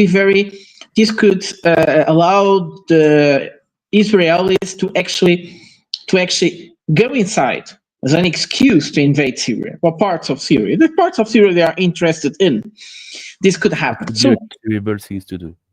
Yeah, but it doesn't matter. It's like an excuse to make something bigger. So if the Syrian army actually keeps quiet and not reacts to too much exterior, then they will be able to crush this installation, because everything looks like a big installation. A lot of production of videos, a lot of we know this is Zelensky style of thing. Although Syria was always a bit of a big installation, as we all know. But on the other side, so one side is this attempt of the temptation to go ask some helps that won't be very well. Well, a big surprise, like Shadavi was saying, is if the Chinese decided to help, since there are 5,000 Uyghurs in Lebanon. That could be a good excuse for the Chinese actually to happen, and that would be like the biggest surprise ever. But there are also some interesting development, which is it sounds like Iraqis are sending some help. They are going to send some part of the army. It's not clear if it is true or not true. But this could also be a surprise, since it is true that they can't send Iranians. On the other side, just to finish, I will give you the voice immediately. On the other side, just to finish, I would like to say that there is a competition for power struggle between several factions inside of Syria, which is obvious. And one of those is actually Russians against Iranians. And Bashar al-Assad, since 2021, has been driven more to the side of the Iranians for many reasons. I think it's one of Shadovi, you guys decide. I just wanted to add something. To maintain a military army in a war stance is very, very expensive. So I think that for the most part, the army of Bashar al-Assad that he had during the civil war has been disbanded and basically sent back to his own family or back to the militia that we were speaking earlier. Basically, the local militia under each different community. But today they are going to mobilize again this army and to ask all the militia to basically reform the battalion and the division that I had earlier. But the way of the rebel to invade Aleppo is because there is no more army in this place. So it was just, for me, I think some policemen was been, of course, overrun because the army has been disbanded because it's too expensive. Syrian government cannot afford to pay this army, a huge army, for a lot of years. That's why it was so easier for them to basically invade everything. And about the relation with Iran and Iraq, I think the main issue is not about directly the Iraqi army. I think the reinforcements are going to come from the Shiite militia. And basically, they are under not control but influence of Iran. And they are going to come to help to fight this rebel. And that's basic things in the area. Basically, the Shiite militia fight against the Sunnite militia. So continue. I was just going to add, like with what Prada was saying. There was a comment. I don't know if it was Netanyahu or somebody in the Israeli military, spokesperson, but they said, if Bashar al-Assad uses gas on civilians, we may go in and act to protect civilians. And it's like when the fuck have you ever given a shit about Muslims? And now all of a sudden you're going to be this saving Muslim. You know what I'm saying? It's like you said, it's almost like another angle to try. Maybe they are trying to get in there. Maybe they are trying to get their hands on something. It's like, oh, we're going to go save the people from the gas. It's like, Well, you know, like somebody said when that came up. Well, you already know they're going to stage a gas attack sometime down the road, and they're going to say it was Assad, so that everybody can pile in there and claim they're saving the civilians again. I don't know who was next. Because gas is worse than bullets. No, bullets doesn't matter. You don't have to save them. No, bullets hit them is perfectly fine. No, but gas cannot. Gas cannot. Bullets can. Bombs can. Yeah, it's hilarious. Like, you know, bombs, basically they're gas weapons, you know? It's chemicals that are super unstable. Those are the explosives, and they expand into gas super rapidly. So every bomb is a gas weapon. Well, of course, let's not. I understand your game of words, but we are, of course, Gabriel. You understand we are talking about biological weapons or chemical weapons, in the sense that the chemicals are not the explosion. The chemicals by themselves are not the explosion. Are the ones killing the people. Of course, any weapon kills people. And we know that actually who was actually using gas in pressure using gas bottles were the Syrian opposition, Islamists, and not the Syrian army. Perhaps the Syrian army used. Let's be frank. That army that Bashar al-Assad has, they are extremely effective as killing machines, and let's not expect Assad to be Assad, not Assad, but the system to be wonderful, because it is not. There are many stories which were actually reported by the Russians of things happening done by the Syrian army or people in the system, which were not the best. I think there is a beautiful story about Latakia, where a general gets pissed off from someone behind his car, making noises for him to go faster. He got out of the car and killed the person on site. So, and this story is true. But it doesn't matter, of course. I'm not trying to excuse those horrible people pretending to be opposition. No, those are even worse people that do things that are unbelievable, undescribable. So I'm not trying to make them. Yeah, I understand that there's a lot of legitimacy in the criticisms. Probably, I'm not sure. I don't know, but it's totally likely. But the thing is, like, what's the option? Like, you can say, oh, Assad and his father, they're a monarchy. They've been ruling the country for a shit ton of years. Yeah, so what? So does Saudi Arabia and the Emirates and so on. But then again, look at what happened to Libya. You know, like, do you think Assad is better or worse than Libya? You know, better or worse than, I don't know. So it's like, than Ukraine. So it's a matter of, like, fundamental realities that are kind of undeniable. It's like, yeah, and you can also argue that in Russia there's things against human rights because of the LGBTQ, and China with the Uyghurs. You can argue all these stuff, but look at it's like you can always single out and criticize some morality on the side, but it's easy to do that without the comparison, you know, without making a balanced assessment of what both sides are doing. You can always condemn any side as much as you want. Go on, Upgrade. My criteria is really simple about this. Basically, is who is going to plant bomb in Paris? Ex-Al-Qaeda jihadist or Syrian Secret Service? Most of the time, it's Al-Qaeda jihadist. So if they could kill all of them in Syria, I would be very happy. Yeah, I agree with that. Upgrade. Give it a shot. Yeah. Hello, everyone. Hope you're doing fine. Yeah, good to see you. Oh, okay.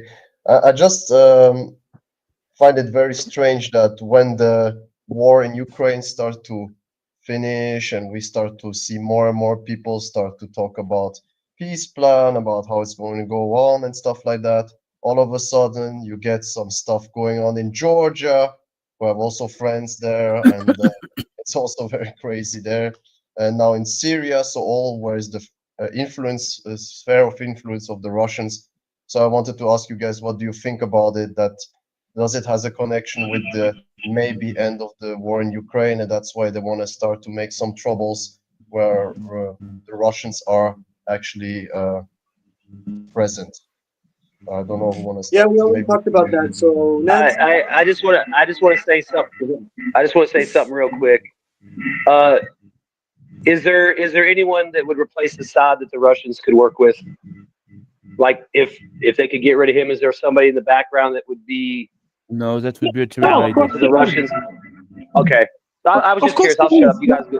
Of course there is, because the thing is that if we look at the possibility, if the civil war ended and Assad could, and there was stability in the country, there would be more possibility of creating a better system in Syria with the people that are around Bashar al-Assad than with any of these horrible people that we are talking about in the north.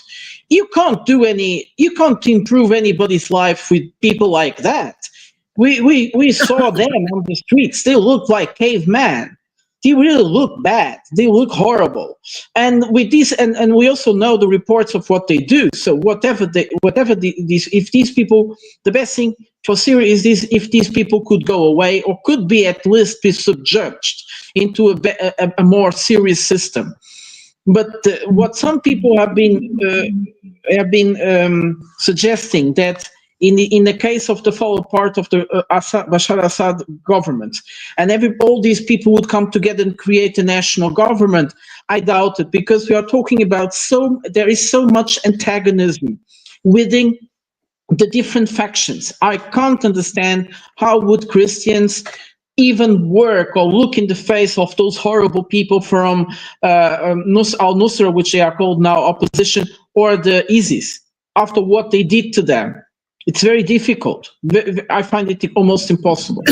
Well, just real quick, my point was so basically there would be no reason for Russia to axe Assad or any of these other big players, because he's somebody they can work with, and if that people around him would help build something. Okay. I want to add something about Bashar al-Assad. There is a letter in the French archive that is dated of 1936, who come from the grandfather of Bashar al-Assad. And these letters was basically to complain to the French authority. At this time, the Syria was the French protectorate, to complain to the French authorities about the foreign, what's the word? The foreign priest, not priest, but interference. Or Islam. The foreign religious people who came in the country and the rural area of the country to teach a different way of Islam. And it was in 1936. The Bashar al-Assad family is a very important family in this country, specifically in their local area, where they are basically the leader of the tribe, of a very large tribe in Syria, for hundreds of years. So you cannot remove Bashar al-Assad. It would be a very stupid idea to remove him, because he has a very important base of power somewhere in Syria, and he has a really good understanding of the situation. It's Nunia now. Oh, yeah. No, to answer your question, Upgrade, I don't see this as being necessarily, because Ukraine is being bookended, that they need to start another front elsewhere. I just see this as being the Biden administration. They're looking to, create as much chaos as they possibly can in the next too much for Trump. And the Trump administration is going to have to inherit all of these problems. So I kind of see the Syria thing as just their attempt to open up a second front in the Middle East. because frankly, they don't know how to get out of this, right? Keep in mind, this was not something that they wanted. It's not something that they predicted. It's not something that they supported. October 7th and the aftermath of it, that wasn't in the Americans' playbook, right? It wasn't on their dance card. They wanted to focus on China, and they wanted to, wrap up Ukraine and then focus on China, and then this came up. So I see them just being really confused and not knowing how to get out of this. So they're going to double down on Iran. I agree with Nunya pretty much. Thank you, Iranian Putin. Thank you, Iranian Putin. Our own personal Russian influence. Our own Russian interference. I agree with Nunya pretty much about the intent to make the Trump administration's life more difficult. Interestingly enough, there is some kind of paranoia in the Biden administration with foreign affairs matters. It's the globalists don't care about the country; they just care about foreign relations. Like there's nothing else. But on the other side, I don't think this is a completely isolated project. I think this is part of a bigger system. It's not just Syria, Georgia, or even in the Sahel and many other parts of the world where reactions are coming. And what we see is forces desperate to have their last say, creating chaos, of course, with the intention of making Trump's life difficult. But it's more than that. It's also about making the world that is coming more chaotic. And in that sense, I think also the Europeans are trying to save face, because it's like, oh, we have to get away from Ukraine, and see, now that we retracted, the whole world is in chaos, is on fire, because we are not in Ukraine anymore, and Ukraine was the basis of everything, and the Russians are the ones to be blamed for every little thing in the world. And this is a part of this complex story. I find it very ridiculous. It's like the story about the Russian interference in Georgia. There is none. This is ridiculous. It's ridiculous. Yeah, and we see all these people talking in the Western news and in Georgia, and they all have to say the word Russia. Their voices don't appear in the television if they don't say something against Russia, which is ridiculous. Russia has nothing to do whatsoever with what was happening. Bigari. Good to see you, Bigari. Hello. I mean, hopefully see you eventually. I was listening, and like people were saying that, oh, it's the West that is orchestrating all the shit in Syria. I don't understand why people underestimate Turkey as an independent actor. Like, what's up with that? Like, they are Erdogan has his own Turkoman worldview. Erdogan has his own Turkoman worldview. Like, people trying to put the F-35 program into this. It doesn't it's not related to this. It's related to S-400 system. Like, Turkey was kicked out of F-35 program because they wanted to buy S-400 from Russia. Now they reached the agreement with United States, because you need to understand that United States wants Turkey to buy the F-35s because it's money. Now they reached the agreement on S-400s, and they can return to the program to buy F-35s. It doesn't like connect to Syria directly, maybe indirectly somehow. But Erdogan has a bigger project. My point. The forces in Abkhazia. You need to understand what's happening in Abkhazia. The biggest foreign influence in Abkhazia is Turkey funded. Georgia. Turkey doesn't have a direct influence in Georgia, but it's a bigger part of the project. Project. The country that you need to look at in the next 6 to 12 to 18 months is Armenia, because the war will break out in Armenia to divide Armenia and make the corridor for Turkey into the Central Asia. That's the big plan. The big plan is to get the access to Caspian Sea and to the Central Asia for Turkey. That's the big Turkoman plan. And people like saying, "Oh, it's the West, big bad West. They always at the fault of everything." No, like there are actors, independent actors all around the world. Like, and people like, "Wow, Turkey is fighting against Russia." Like, Turkey is fighting with Russia in Mali against Al Qaeda groups. They support providing weapons in Mali, and they are on the other side in Syria. Like, people have so fucking one-dimensional view of international politics that they think that if they fight against each other they are enemies. No, it doesn't work like that. They are fighting there because they have a completely different interest in that part of the world, and they have interest that is in common in that part of the world. Like, I don't understand, like, why people are so one-dimensional. I'm not like saying it's a quid pro quo, but what I'm saying is yeah, he's got his agenda, he's got his things. He's also got to be friends with Russia, he's got to be friends with the United States and Israel. So it's not hard to feel. I mean, somebody trained those guys, somebody equipped them, somebody flew them in. You know, maybe it's not a direct, like, hey, you do this and we'll do that, but he knows, he feels it out. He knows what he can get away with. He knows what he got the nod to do. He knows how he can operate. So I'm not saying like the West instigated the whole thing, but he knows that because he's got the support of the West in a certain way or access to things, that he can do certain things. And, you know, if it works out for him, that's great. If it doesn't and it makes the West look bad, you know, oh, well, I mean, he's playing all sides, but I'm just saying that I feel like, you know, he wouldn't go involved in these things real heavily if he didn't feel like he had some other options or some backers or support, even if it wasn't overt.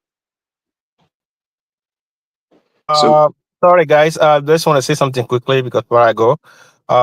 Firstly, let me just say that most of the things you guys are saying makes sense, but the reality is a little bit different to the way I'm observing things right now.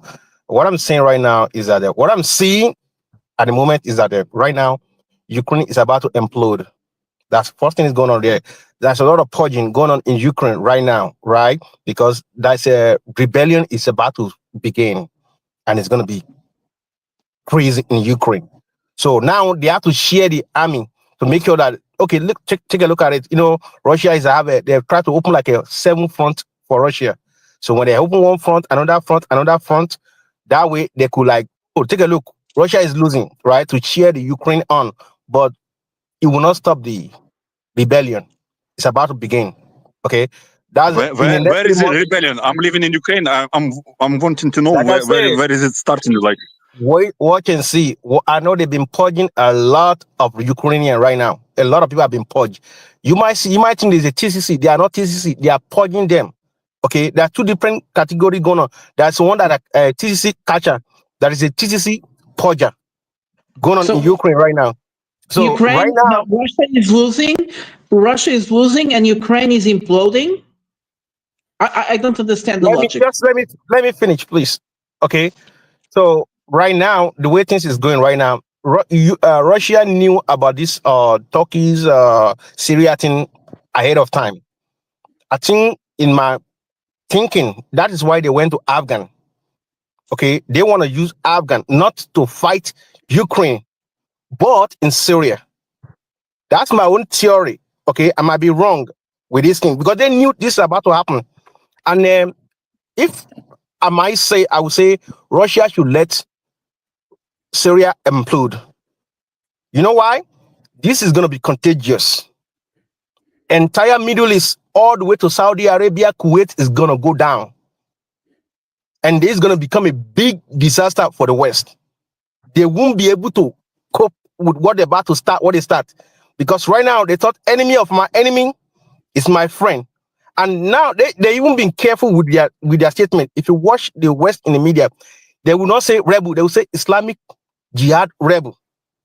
So they try to add that to them because they're going to start fighting them back soon. So if the Russia allow it, because they don't want to let their people just go down, people they already, promise they will not let them go down. But if Russia could close their eye, focus on Ukraine, let the Syria go down, it's going to become contagious and it's going to destroy. In fact, the West going to be, they will find the bigger disaster that they, you think Afghan is bad, this is going to be super disaster. So that everything will go down, follow each other. It's going to be like what do they call it? Everything just fall on each other from there on. Okay, thank you so much, Mike. It was a pleasure to listen to your provisions of the future. Buba, no, come on, let Buba speaks. He has been having his finger a long time. I like your theory, Mike. Somebody else. Let's Bubba speak. I think what everyone's missing is this whole multipolarity world. It's not three parties, okay? It's not Russia, China, the United States, or the West. What you're seeing is, okay, Turkey. Turkey is never going to be a global player, but they're looking at it going, okay, right now we can carve out our sphere of influence. Iran is doing the same thing, and Iran and Turkey probably have some sort of agreement on, not agreement, because, Iran and Armenia get along. I know that seems like an odd bedfellows, but, Azerbaijan and Turkey are really good. It's not, but this is one little part of the world. I mean, you could see Morocco, Algeria flare up. They've got beef from a long time ago. What you're seeing is everybody who's looking at it, they've been second-tier players or third-tier players. Now, with the big players are occupied. The big players are not 70% of the world power anymore. They're 40%. So Turkey's looking at this going, they can act now. Nobody's going to stop them. Russia's not going to stop them. Russia's occupied. Okay. And I know everyone's pro-Russian here. It seems like Russia is pretty, but Russia is pretty occupied right now. This is not something they're doing on the side in the Ukraine. This is their main effort. They can spare a little bit of effort to help Assad, but they're not going to risk their main action in Ukraine to keep Assad together. Just everybody's looking for their little piece of the pie. And, you could see stuff flaring up places that have, been calm for 50 years. This is one, I don't know, Southeast Asia, what you're going to see down there. South America, I think, is pretty stable. But you could see China supporting the Islamic separatists in South Philippines. Like there's a million different deep problems that everyone's just brushed under the rug for 100 years, and that's what everyone's using right now. But I understand what you're saying, but I think you have to see that perspective. The problem here is that the new big powers are fighting each other. And the little ones, as you were saying very well, are taking advantage of. Although I question a lot, and I wanted to answer to Bigari about Turkey. Turkey is a very special actor. But nevertheless, they are trying to get advantage of the moment. True, but this should be actually a waking call, especially for Trump when he comes to power, that it would be better to have better relations between the 3 or 4 big powers of this world, and in order to bring the small little powers back to their own house. Do you understand what I mean? So this is in the plural multiple world. This is the transition moment that allows this, because the moment that Russia, China, United States, Brazil, India, and the European Union could sit at the same table, people like Erdogan would have a much more difficult life. Nevertheless, now trying to answer to Bigari. You see, Turkey is a country that it always wished to have more than it is able to do. Their big project about Central Asia, but what? Turkey it can't even organize its own country. It's a mess. They keep the Turks don't really have a clear line of organization. They move to one side and then they change their mind and they move to the other side and they keep on going on zigzags. So if I was Putin, I wouldn't be there very much afraid of Erdogan. That guy he probably understands his character. He's someone that you let him do, and then you just wait him to fail himself. Go on, Bigari. Oh, I was going to answer what you're saying and a couple more things. The Erdogan has become super predictable, and that's a problem because you can also sort of manipulate him pretty easily, like through a bargaining scheme. Like anyone, he's going to go to the highest bidder, and so that's a very predictable behavior. You just have to see who's offering him what.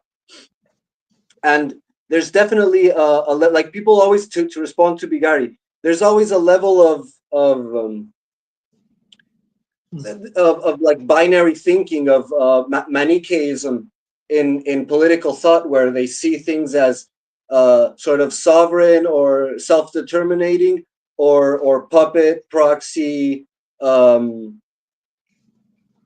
subverted, controlled regime. And there's always a gradient in that. So like there's always a space in which leaders and like internal politics can determine the direction of a country, and there's a level in which they are co-opted, and that depends on who is supporting it the most. So on one side, it's true what you're saying, that Erdogan has his own plans. Turkey does have the phantom pains of his former empire, which is pretty recent. If you like, it was massive a couple, like 100 years ago. So it still has those aspirations, but then there's also like the limits of their internal capabilities, and that's their, like what Prata was saying, their organizational structure. And you can see that Erdogan in his balancing act between both sides is constantly on a tightrope, and he's pushed easily by either side according to the different interests he's trying to balance. And one more thing to say about Trump and his, like, I can't remember who was talking about that, but to respond to Trump's rhetoric and potential policy in his future administration and how he's going to deal with all these conflicts. Yeah, like the Democrats are definitely trying to wreak havoc, to do a scorched earth policy in their foreign policy, to subvert Trump's own mandate. But then you also have to wonder what is the continuancy of policy that's going to go on there, and how those things can be aligned, you know, like the old policy with the new policy. And definitely there's a level of chaos that can serve Trump's interests at the hour of negotiations. But I do think that his success is going to depend on how much he can adapt his old thinking of American supremacy to the actual realities on the economic and military fronts in the world. Like if he can't adapt his old thinking of American supremacy to what's actually going on now, then his administration is going to be a failure. Go on. I think Bigari is next, or maybe on. Yeah, I'll let Bagari go because he's responding. Yeah, make a duel and see who goes first. No, I was. Mine doesn't have any. Mine's more something else. Let Bagari go because he's probably responding to what other people said. Go on, Bigari. I was last on the finger, so respect the finger. It was upgrade. Go on, upgrade. I didn't see your white finger. Bigari. First guy who gives me the finger. Thank you, man. Take the finger. Add on something. Come on, Gabriel. I just wanted to add on something. It pretty much was a great summarized about Turkey. But they also give weapons to Ukraine, so they're not just allied all the time with the Russians.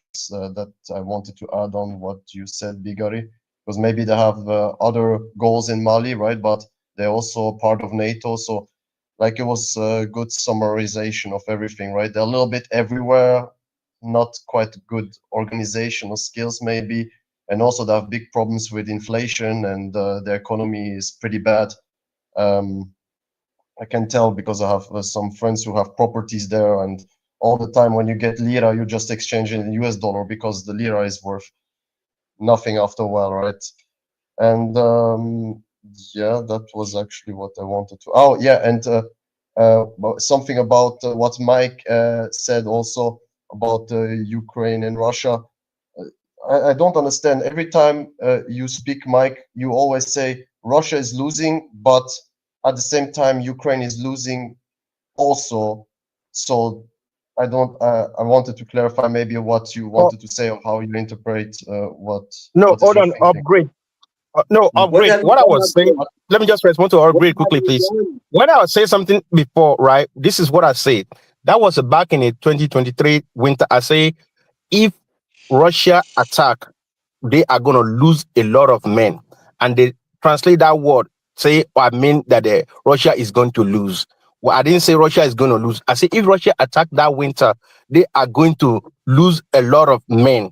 Okay. But when I say that, there was like, oh, what's the name? Pavel was saying, oh no, I say Russia is going to lose.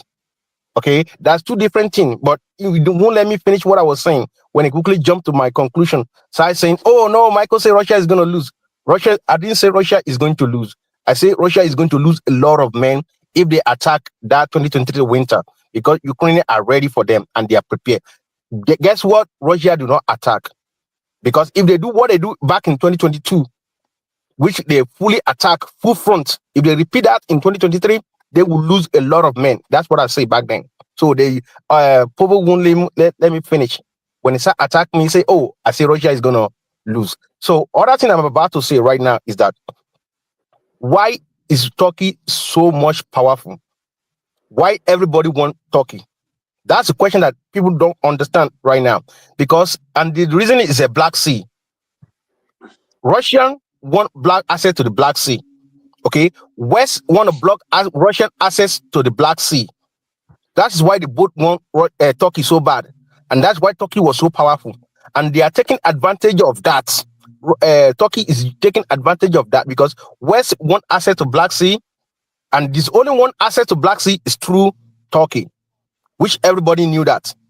Okay, so now Russia want to be because when the winter come, the only way Russia can get something easily is through the Black Sea. Without access to Black Sea, Russia is finished on the winter, except you have to go through the trains and other stuffs. And that's why I say that Ukraine must not lose their access to Black Sea. If they lose their access to Black Sea, that's the end. So now, what Ukrainians are doing right now, they are trying to, Zelensky and his own crew and the West, they try to calm the people down. Like, listen, let's go for settlement. Okay? Before everything implode. Because like I said, things are about to implode. But if they could come down, tell them, let them know, people know, say, oh, listen, we're going to settle. So people could like, okay, we have the hope of settlement. Maybe we can hold it for a little bit longer. So they are rushing that out right now. And they try also to open more front for Russian. If they have more front open for them, not just in Ukraine, but other area as well. My best advice would say, Russians should let Syria implode. But and the other thing, what was say something? Let me just say this thing quickly. I was watching the previous video about Syria. Okay, it was where are the he was asking that where are all these mighty Syria powerful army? Some of those guys already went to Russia a fight earlier, and some of them already gone. Okay, so Syria used to have mighty army, but they already went to Ukraine a fight. So some of them, and that's what the Erdogan knew. They knew that. They knew that most of those best Syrian army already been finish in Ukraine. They calculate all this, and is calculate. They calculate the time, everything right. Not they just don't do everything out of they calculate everything. They know a lot of Syrian soldiers have gone, and they are good. If they are see here, all these rebels, they could be able to know how to counter them easily. So that's what I could say right now. Okay, go on. It was me. Bagari. Yeah. Bagari. Firstly, the comment about the mighty Syrian army. The reputation of Syrian army is that they will run at the first opportunity, and they can be bribed by like $500. That's why Aleppo was sold, like, because commanders were bribed and everyone just ran. Like they left Panzer, anti-air, they left jets, they left tanks, they just ran. That's the mighty Syrian army. No. That is, hold on. Let me just say 1-2 words quickly. There is some soldier, there is some military. Some are do what they are doing, not just they are because they are warrior. That's what I say. There's some warrior and there's some soldier. Okay, another reputation of Syrian army: arrogant retards. When the Syrian army officers were in Russia, like visiting Russia to learn, they always refer to how many stars they have on the shoulders. Like, oh, you see, I'm a fucking general. I don't want to listen to you Russians. I'm a Syrian general. Don't tell me what to do. We know better. That's the reputation of the Syrian army. Retards, cowards, and can be bribed. That's the reputation of Syrian army. Now I'm done with that. Talk about Trump and his foreign policy. Like, if you look at the appointments, it's a disaster, actually. Like, what his people are saying, like, doesn't mesh with reality. It's like they are lagging by like 3 years. Like, what do you hear from Trump people? Like, he appointed that 80-year-old like general as an envoy to Ukraine, Russia. Yeah, his idea is completely out of reality. The frozen conflict will never happen. Everyone that tells you that frozen conflict and the freezing of the front line will happen is a retarded person. Don't listen to him. He doesn't understand what he is talking about. Russians already told you what they want several times. There is 2 ultimatums. Ultimatum from Ryabkov from 2021 and ultimatum from Putin earlier this summer. Ultimatum from Ryabkov, which is harder to get, of course, but it's more about global situation. NATO withdraws to the borders of 1997. It's kind of impossible, but that's the ultimatum from Ryabkov. That's the position of Russia about global security. About Ukraine, Putin, his ultimatum is, we get oblasts that are in our constitution legally recognized. Because if Russia doesn't get those oblasts, that means that Russia is ceding territory. Ceding territory. Do you understand that fact? Like, people that say that, the front line is coming here, and but there is like 25% of Zaporizhia Oblast that is not under control by Russia. Russia will be ceding territory. It will never happen. Another point from ultimatum is neutrality of Ukraine. What do we hear from the Western ideas? That, we will delay the Ukraine introduction to the NATO by 10 years, maybe 20 years, maybe Putin will die and then we will do it. No, it's out of the question. Neutrality is out of the question. Demilitarization.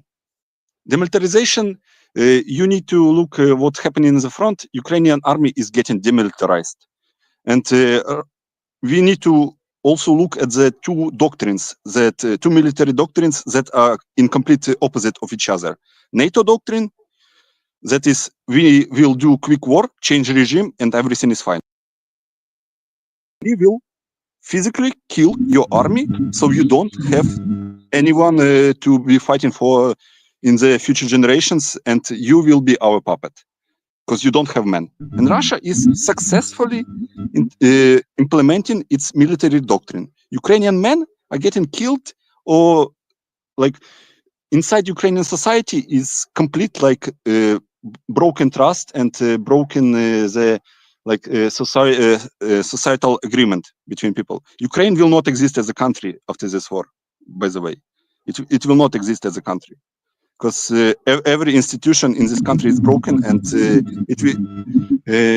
you will need like 20 years to repair that for new people to show up that can be trusted somewhat to repair that shit, because everyone is in cahoots, as they say. Yes, because there is no opposition in Ukraine, political opposition. Everyone is on the same page. They usurped the power, and they will hold the power until the end. And that's why the like people think that, oh, Trump will say something to Zelensky and he will end the war. Like Zelensky will say to Trump, okay, we will fight without your weapons. Like we will just fight, continue to fight. And you failed, Trump. You failed because you were saying that you will end the war, but we will just fight without you. Because if we don't fight, we are fucking done. I'm dead. My close like partners in Ukraine are dead because we know too much. We will fight till the end. We stole too much money. If I'm Trump, I will tell Zelensky that, you know, if you reject, I will invade you. Then you'll face two fronts. You'll fight against Russia and you fight against the United States. That's what I would do if I'm Trump. You know, my whole thing is you know, I live in the United States, so I feel like I can speak a little bit more on the American attitude. You know, everyone's like, oh, the frozen conflict. You got a quote of where Trump said he was going to freeze the conflict? No, you have unnamed sources. You know, you can look at what Trump said over the last 2 years, or when he's been asked about it, especially recently. We are going to be negotiating from a position of weakness. The war has gone extremely bad. You've been lied to. Nobody knows how bad it is. The number of people killed is horrific. We will not be getting back territory. Crimea is not going back to Ukraine. You know, we have to accept the fact of the success of the Russians on the ground.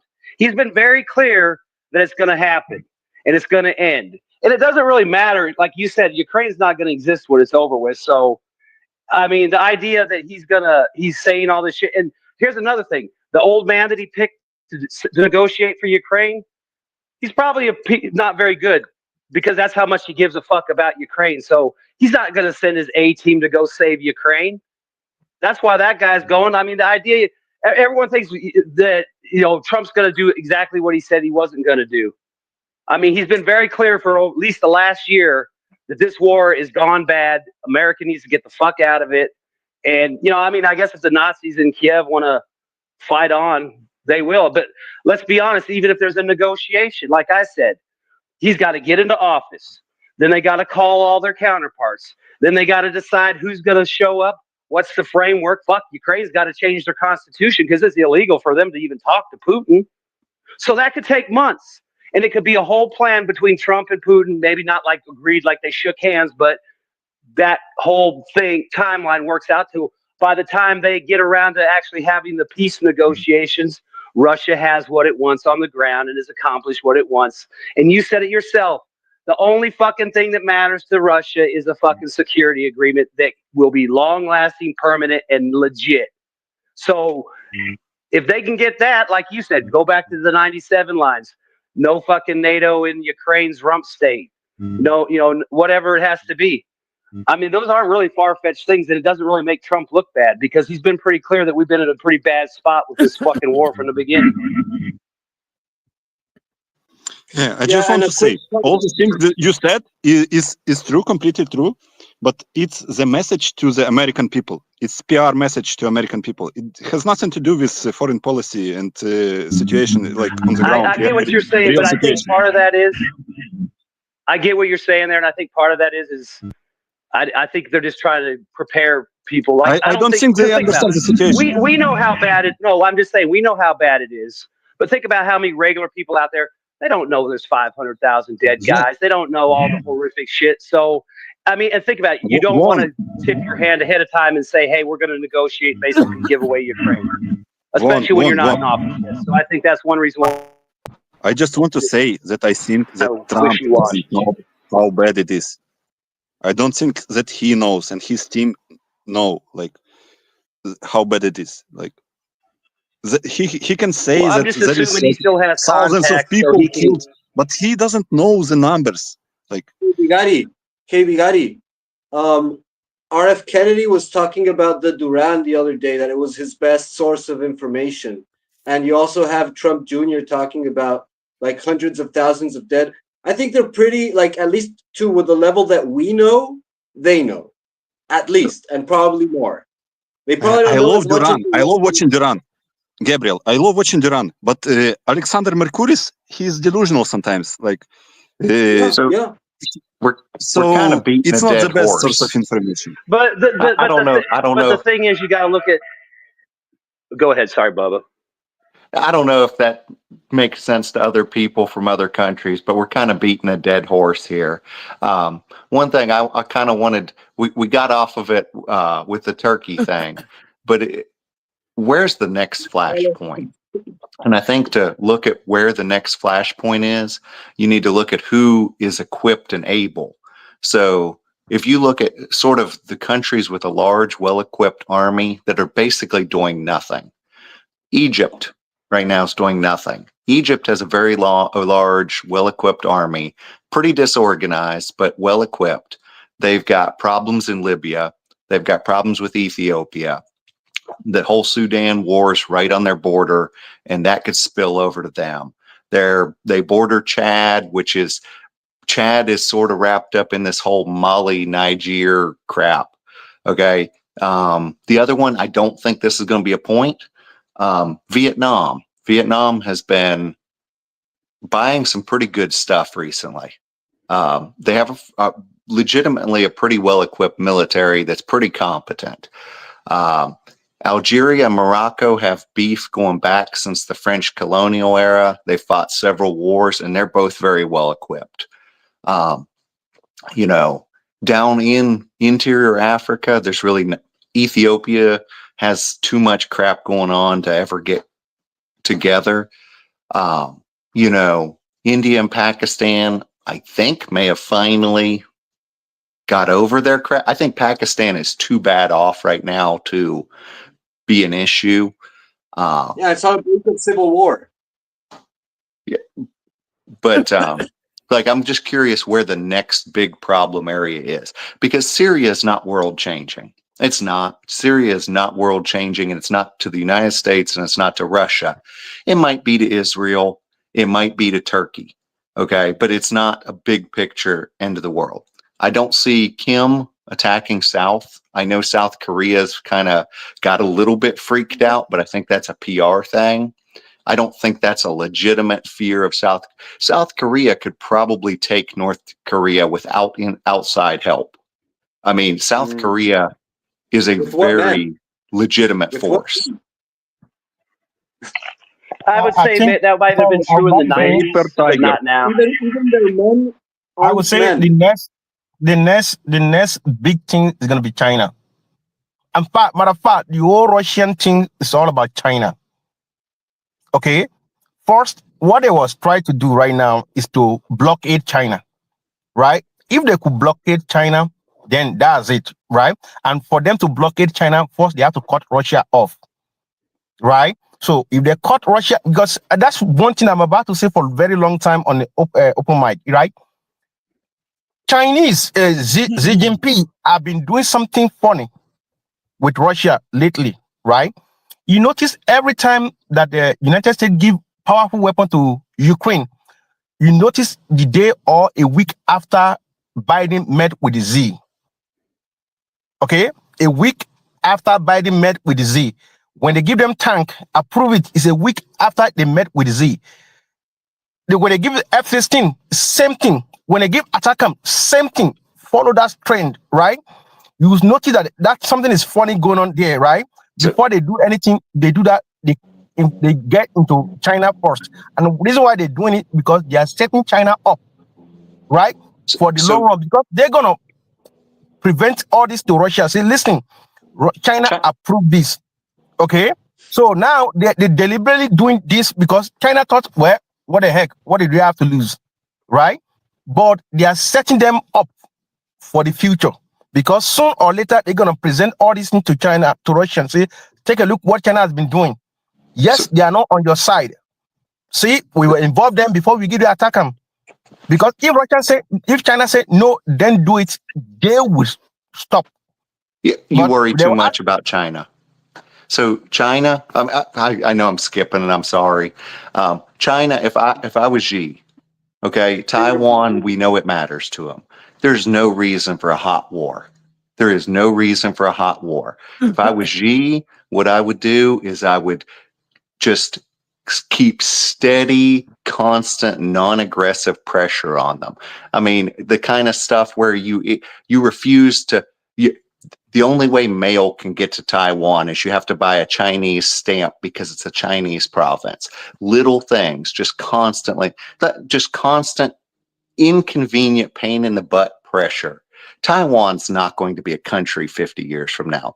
Okay. Why would Xi invade? I know, okay.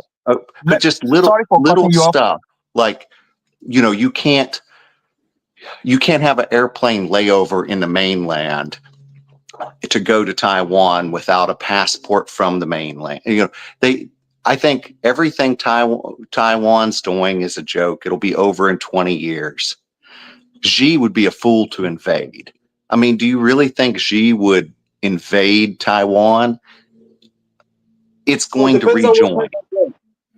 It depends on what Taiwan does. This is the thing, right?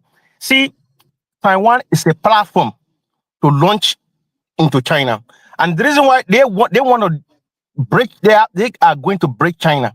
Why? China is too powerful. China doesn't listen anymore. This is the fact here, right? If it wasn't China, Russia could have lost for a very long time. Okay, China are too powerful right now that even West can't control them anymore. Before when the West go to China, they were like, oh, everybody like, oh yeah, right? No more in China. West are the one that start to bow to Chinese right now, and they don't like that, right? That is why they have to go and break China up, okay, to little country, too powerful, they can't control it. Now, Taiwan is not like China. Taiwan really make anything to West. They don't care about it. It's nothing there that's special for West. Not like a machine equipment they can easily replicate all those things, right? But it's a platform for them to be able, blockade China. Okay, they could use that to blockade China so now first they have to cut them from the north and the south. To cut them from the north, which if they blockade China with energies and everything, right? You can see how they block it. Look at the map. See all the base. See how they line it up. Why it's screwed if they try that. Korea. See how they line it up all the way to South Korea, right? To blockade China. Because one thing, if they could blockade China, that's it. But if China could get assets from Russian, all the energies they need, they could keep going without stop. Okay? That is why they have to first break Russia first. If they break Russia, then China will be much easier to break. Okay, that's the whole game right there. Even Chinese knew that. If I knew that, that means Chinese also knew that as well. Because they know that what they're doing. So that's why they want to keep Russian war keep going. Because West is one thing about West. If one war close, another one is open. The moment they close one war, they open another one. And China know that. So that's why China don't want them to stop Russian war. Because if they stop, then West is going to open another war right away. And definitely it might be them. So what if they keep Russian war keep going? So they keep buying themselves a time. That's what I say. Taiwan could flare up if the president does something super stupid, like declare independence.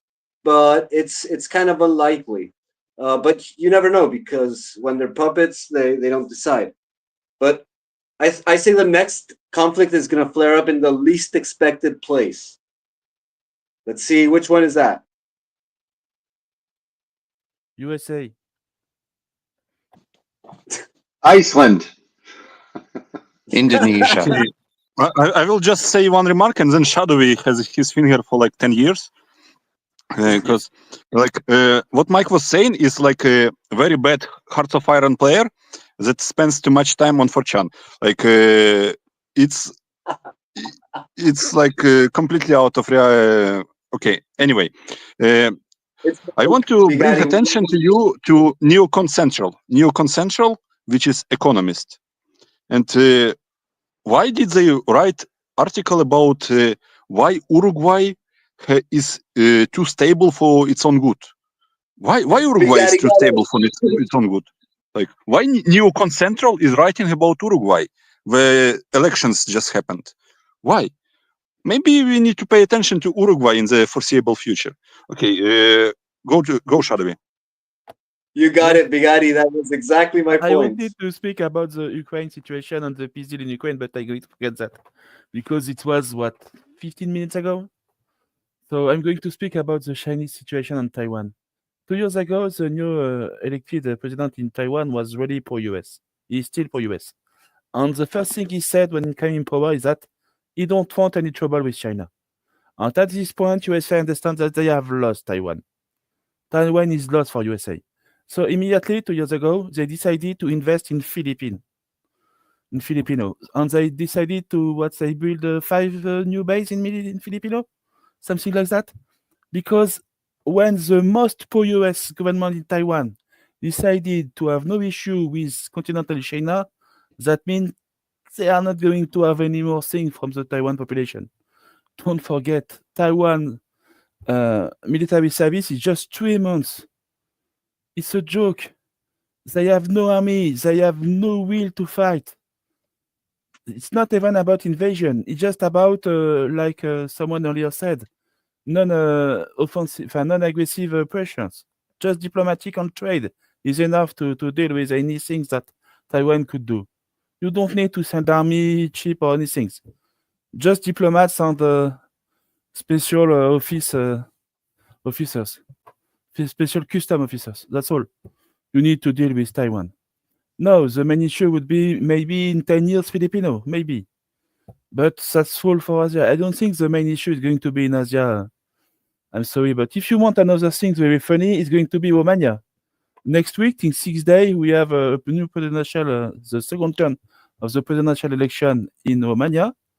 And the leader of the first round of election is a pro-Russian guy. Honestly, I don't think he's going to be elected. But if we have a pro-Russian president in Romania, it's going to change a lot of things. Because I don't know if you know that, but in Romania today, the USA is building a new airbase, a giant airbase, something that's going to be larger than Ramsfield in Germany. It's very huge things, and basically, it's going to allow the U.S. Army and U.S. Air Force to control the Black Sea. That's the idea of this airbase, and this project is today building. And if Romania flip or become more neutral and less involved in NATO, it could be a very serious issue for basically the whole NATO stance in this area. And I think after me, it's. I want to comment on the Taiwanese thing. So the reason why the Taiwanese, the so-called pro-West Taiwanese president didn't want to so-called escalate with the Chinese government is because Taiwan is, like you said, the Taiwanese military is not ready for a major war. But the reason is not because of this pro-West president. It was actually because there used to be this very, very pro-China president that dismantled the conscription. So he dismantled the conscription. He tried to warm up the relationship with China, and that weakens the Taiwanese military. So now they are trying to revive all the conscription and whatnot. So I believe the conscription rules has already changed. I'm not sure what is the latest law, but they are bringing back conscription and everything because they realize that the warming up of the relationship didn't work as a country. So they need to now bring back a stronger military. If not, you have no negotiating power without a military. So, but the reality is that they are ultimately still two different countries now. Like they are both China's, but they're actually very different countries. They have totally different system. you have to understand they have already separated for like more than 50 years, I guess. It's a bit like North Korea and South Korea. They're two different countries, two different people, two different culture. You don't expect them to come back together. Whatever China want to dream about, no, yes, you can bring Taiwan back, but no, Taiwan will just become another Hong Kong, which is like a shadow of its old self. Then it becomes like a meaningless place, because Taiwan, once integrated, they will not be able to compete with the mainland. It's just the way it is. So as on their own, they're perfectly fine. Once integrated, they're gone. Like Hong Kong now is a shadow of its old self. It's ridiculously difficult to survive in Hong Kong right now. I will throw to Bradley then. Hello. Yeah. So I just jumping on the Taiwan issue. I think if the Taiwanese think the U.S. is simply looking out, for their democratic endeavors, and is ready to send our best because we actually, I don't know, love them as a people or something, they are sorely mistaken. Like, the point of any proxy army is to die in your army's place, right? And the Ukrainians also thought the Americans genuinely loved Ukraine. Maybe now it's starting to dawn that Ukraine flag on your profile was really more to do with a social thing that's going on, but also like fuck Russia, rather than, oh yeah, like there's a country that 99% of Americans still can't find on a map. Still. But yeah, so there was that famous tweet that went viral a couple of years back where the radio host Garland Nixon wrote breaking news, from Washington, the State Department or something like that is saying that if you think that Ukraine is not turning out, wait till you see our plan for Taiwan. And that tweet went viral in Taiwan. It was on the news in Taiwan. And there was it caused a discussion where people were saying, well, wait, what's going to happen if there is a tussle over Taiwan? What will happen? Like, are the Americans? I think it was one of the Americans, like a senator or something, that said there's no way we would ever let those that machinery, those chip manufacturing plants, and those engineers to go over to the Chinese. There's no way. So what does that mean? That means that we'll destroy it before we let it go. And that went viral in Taiwan. And actually it got that guy kicked from Twitter over that tweet. So yeah, that's just kind of my two bits on Taiwan. I think it was Bubba Hotep next. So actually, I got two questions, one for Wyatt and one for Shadowy, but I'll ask Wyatt first. So I know you're not in Taiwan and you're not in China, but you're probably no more than the rest of us. So young people in Taiwan, young professionals, young engineers, stuff like that.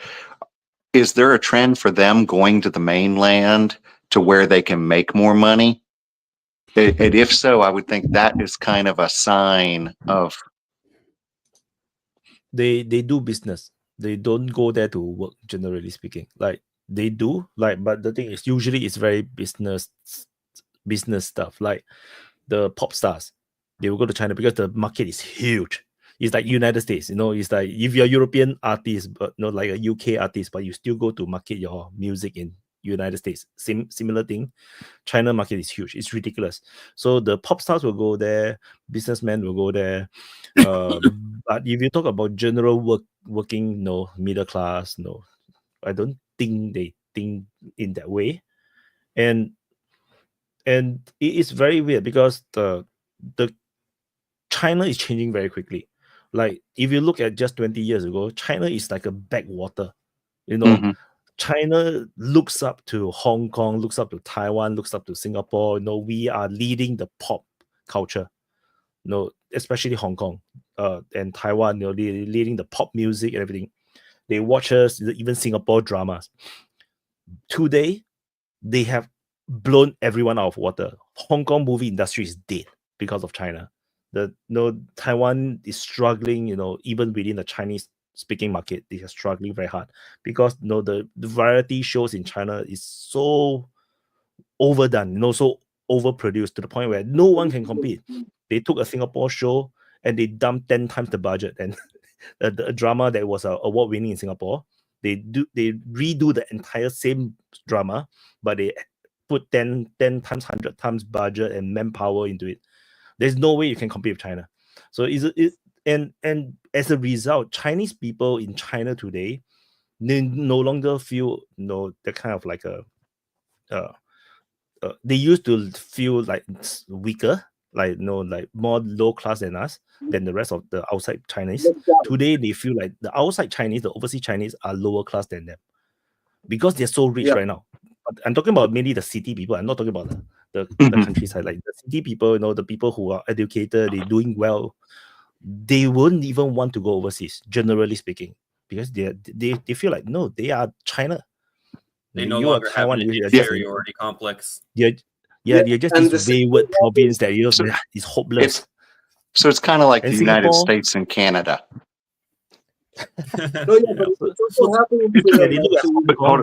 You look at this. Speak for yourself, buddy. I last thing I want to be is American.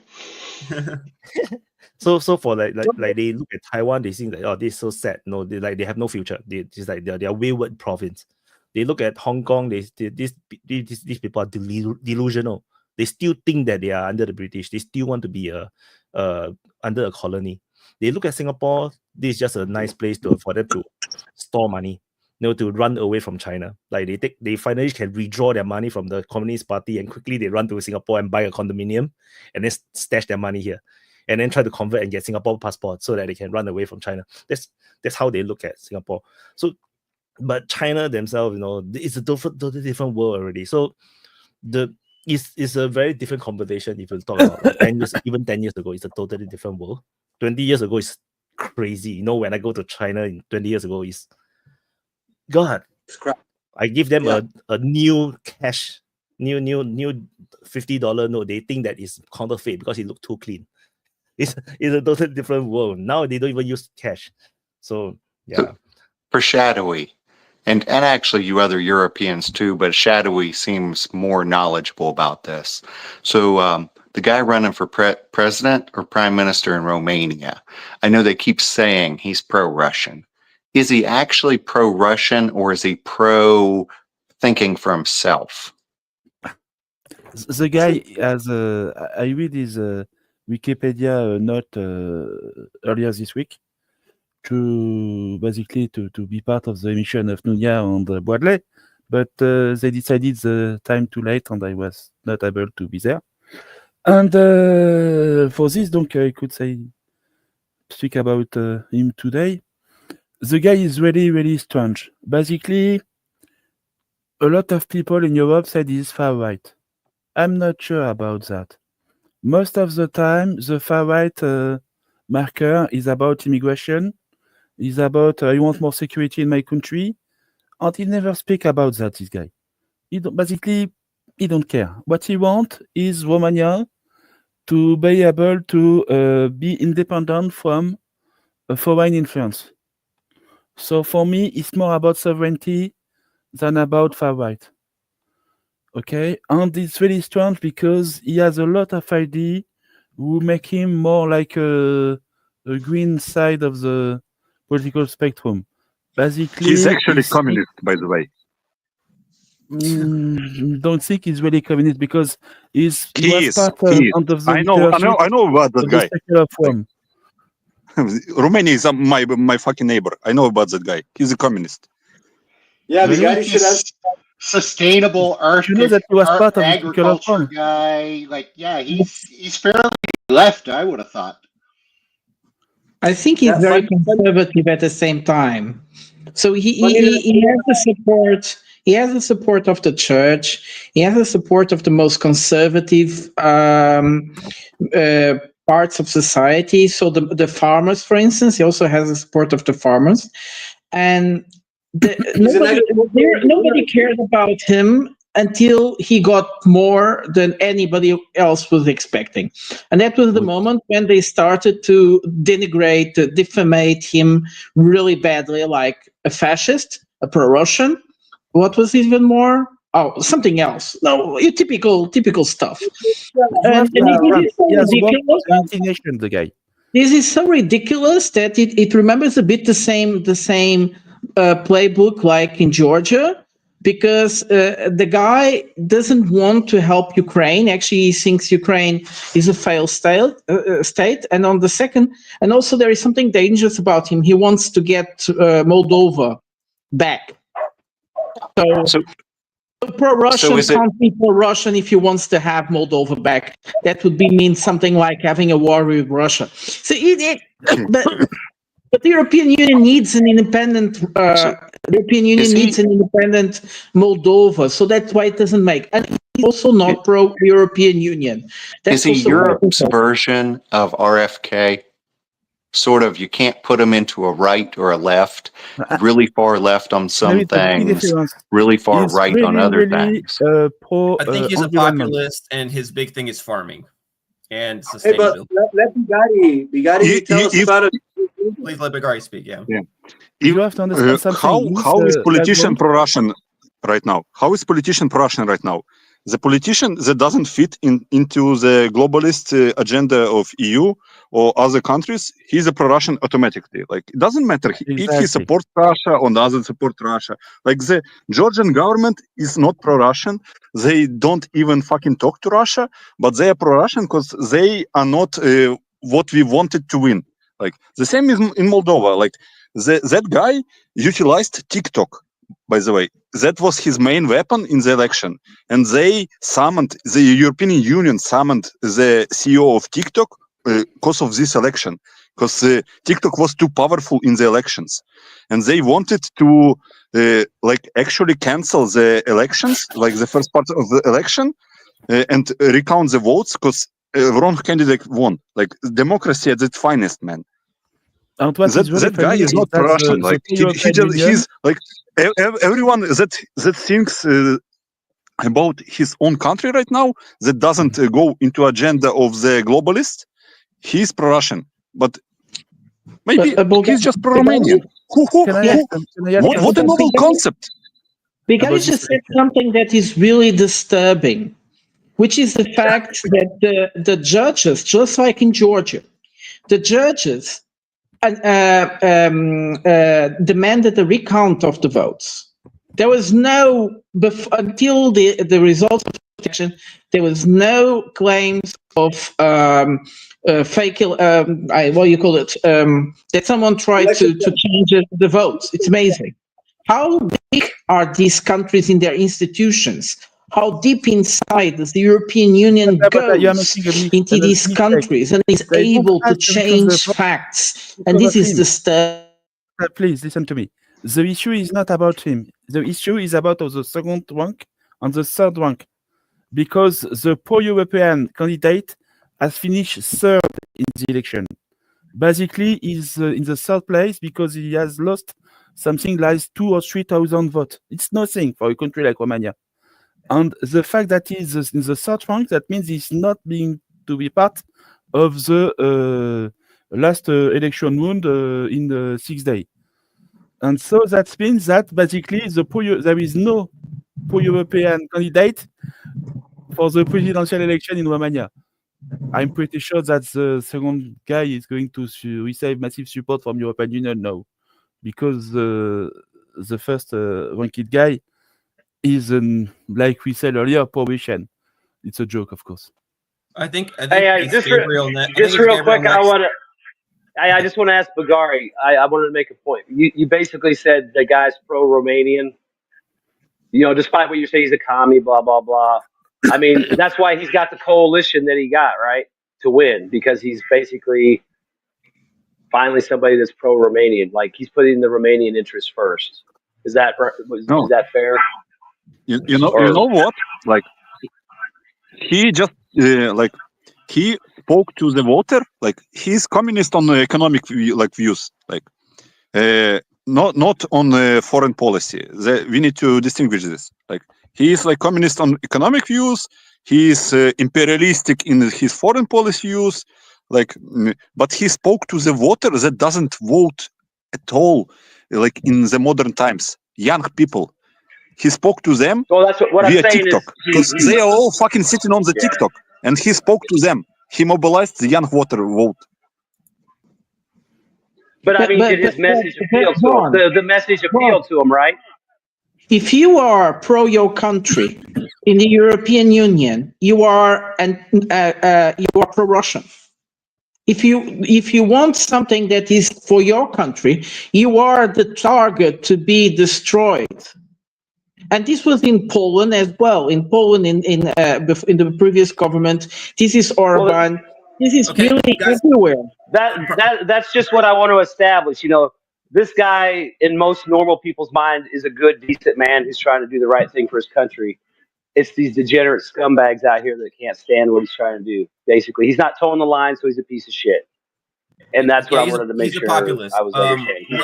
Let Gabriel go, because Gabriel's been waiting to speak for like 10 minutes. Thank you, Bradley, and sorry for not appearing on your show. I didn't see the message, but I'll try to. Oh, you're good. But also, go watch Bradley's show. It's a good discussion. And Nunez. Mine and Nunez. I think it's interesting to observe the ideological background of the political players that are appearing on the scene, but also it's important to remember that the political divide in ideologies is no longer valid as a left versus right discussion. I just want to remind that, because it's been very clearly the pattern that it's the globalist versus the sovereigntists.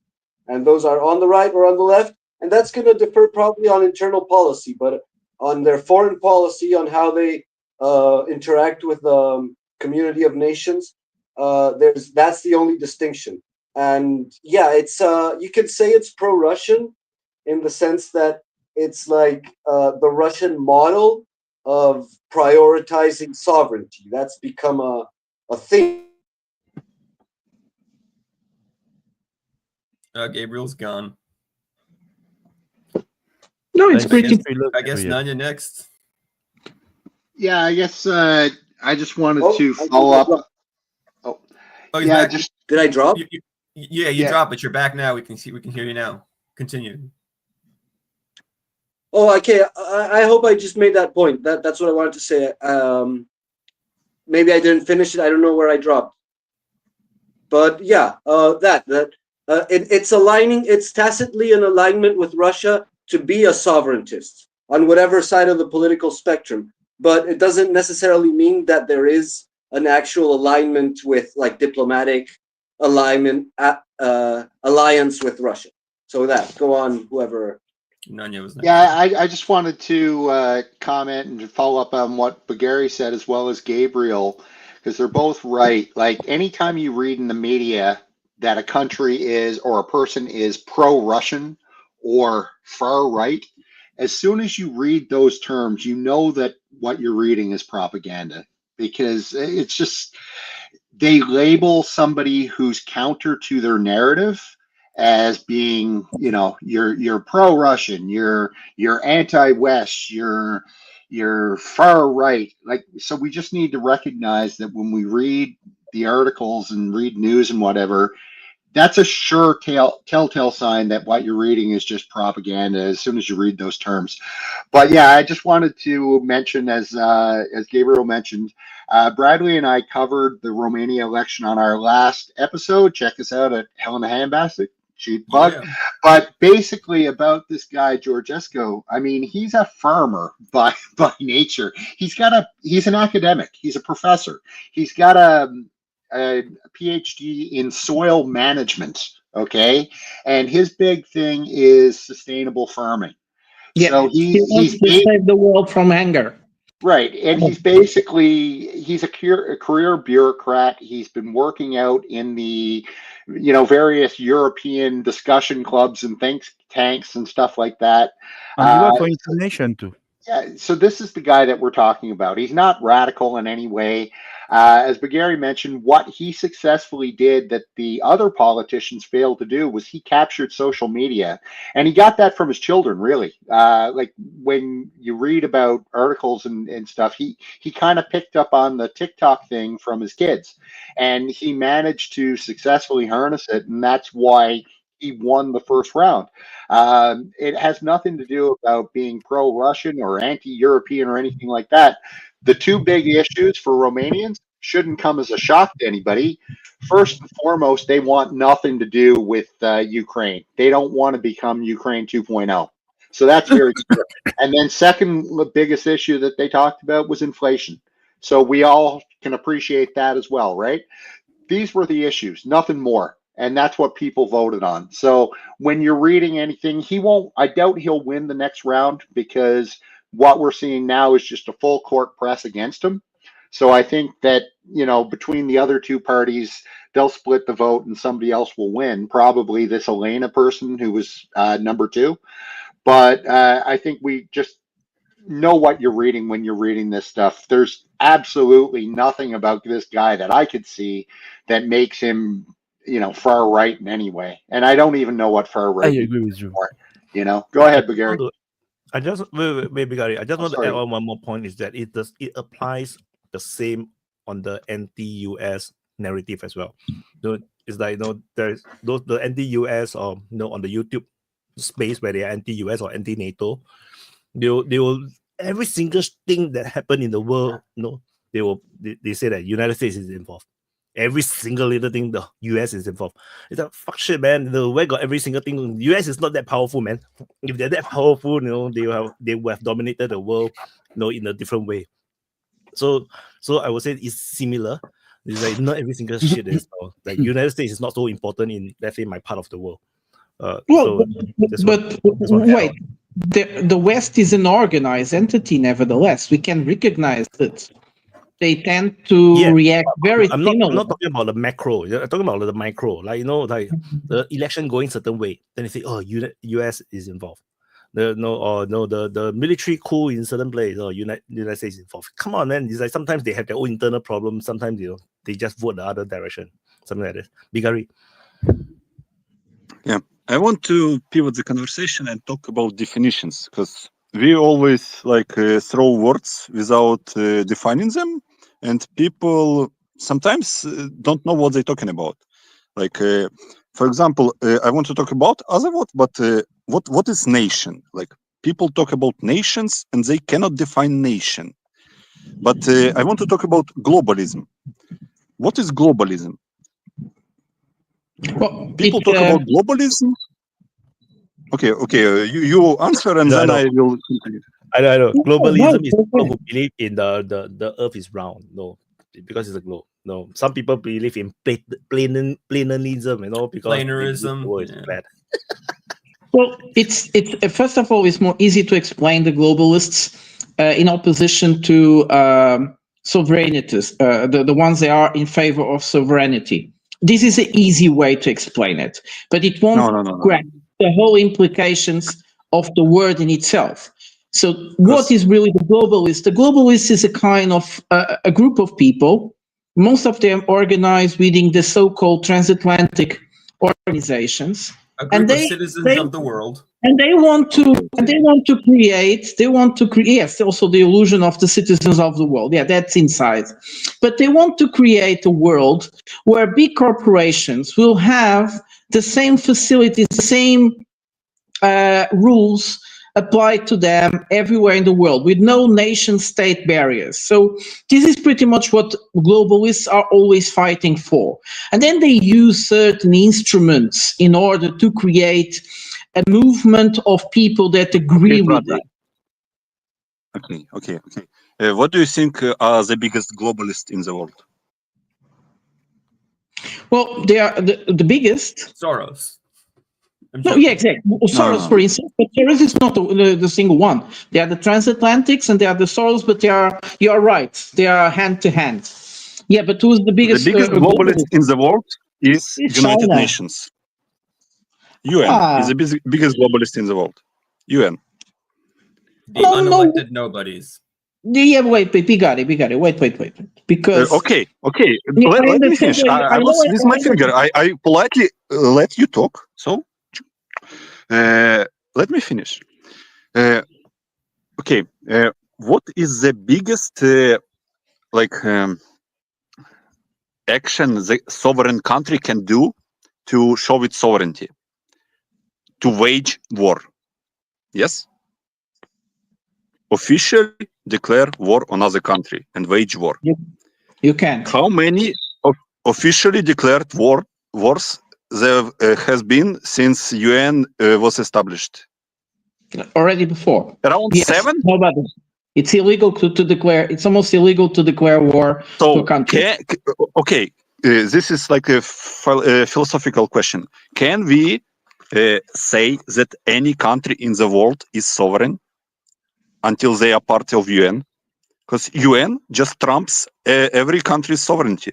Because no country can declare war without UN permission. UN is ruling every country. Country cannot be sovereign if they don't declare war.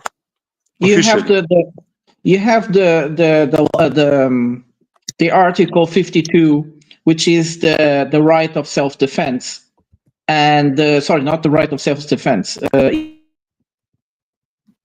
The back door to declare war on other countries. So you can always claim right of self-defense, and then you can attack other countries all the time. And that's that's how many times has it been used? That's why we have SMO. That's why we have war on terror. That's why we have some operations in Kosovo. Because no country, every country is under UN. Okay, UN is there is like, according to myself, there is 3 types of globalists. Because there was some discussion in the Open Mic speakers a couple of weeks ago, and I wasn't on Open Mic, so I want to bring it up. Like, UN is the biggest globalist power in the world for me. Like, another one is neocon United States, and what they do in like transatlantic shit. We all know that shit. But the discussion was about BRICS, and to me, BRICS are globalist also. They are a third type of globalism. They promote the globalism that was promoted to the third world countries by the West, where like we will live in peace, we will coexist, and we will prosper all by themselves. Like, BRICS is promoting that type of globalism. If you go to the African nations and you will see what BRICS countries do, it's the same globalism. Russia exploiting Mali, Chad, Niger for resources, China doing the same. It's the same type of globalism. It was just it's just a different payment system. It's just a different payment system. And I don't think that people, when people talk about globalism, I don't think people mean necessarily global trade. Yeah, I mean that's part of it, but did I fall off? Yeah, you fell off. No, CIA got you. Sorry, you can see now again. Go ahead. I was just saying that people sucking off BRICS too much, and BRICS is a globalist power. They trying to establish the third way of globalism. Yeah, so I was when you were hanging, I was saying that BRICS is just the same thing. It's just it's just a different payment system. That is exactly the same thing. It's just capitalism. It's just trade. It's just using different currency, different. Yeah, I don't think that what people are saying when people get really upset about globalism and people that talk about it's Soros or all this kind of all that kind of stuff, right?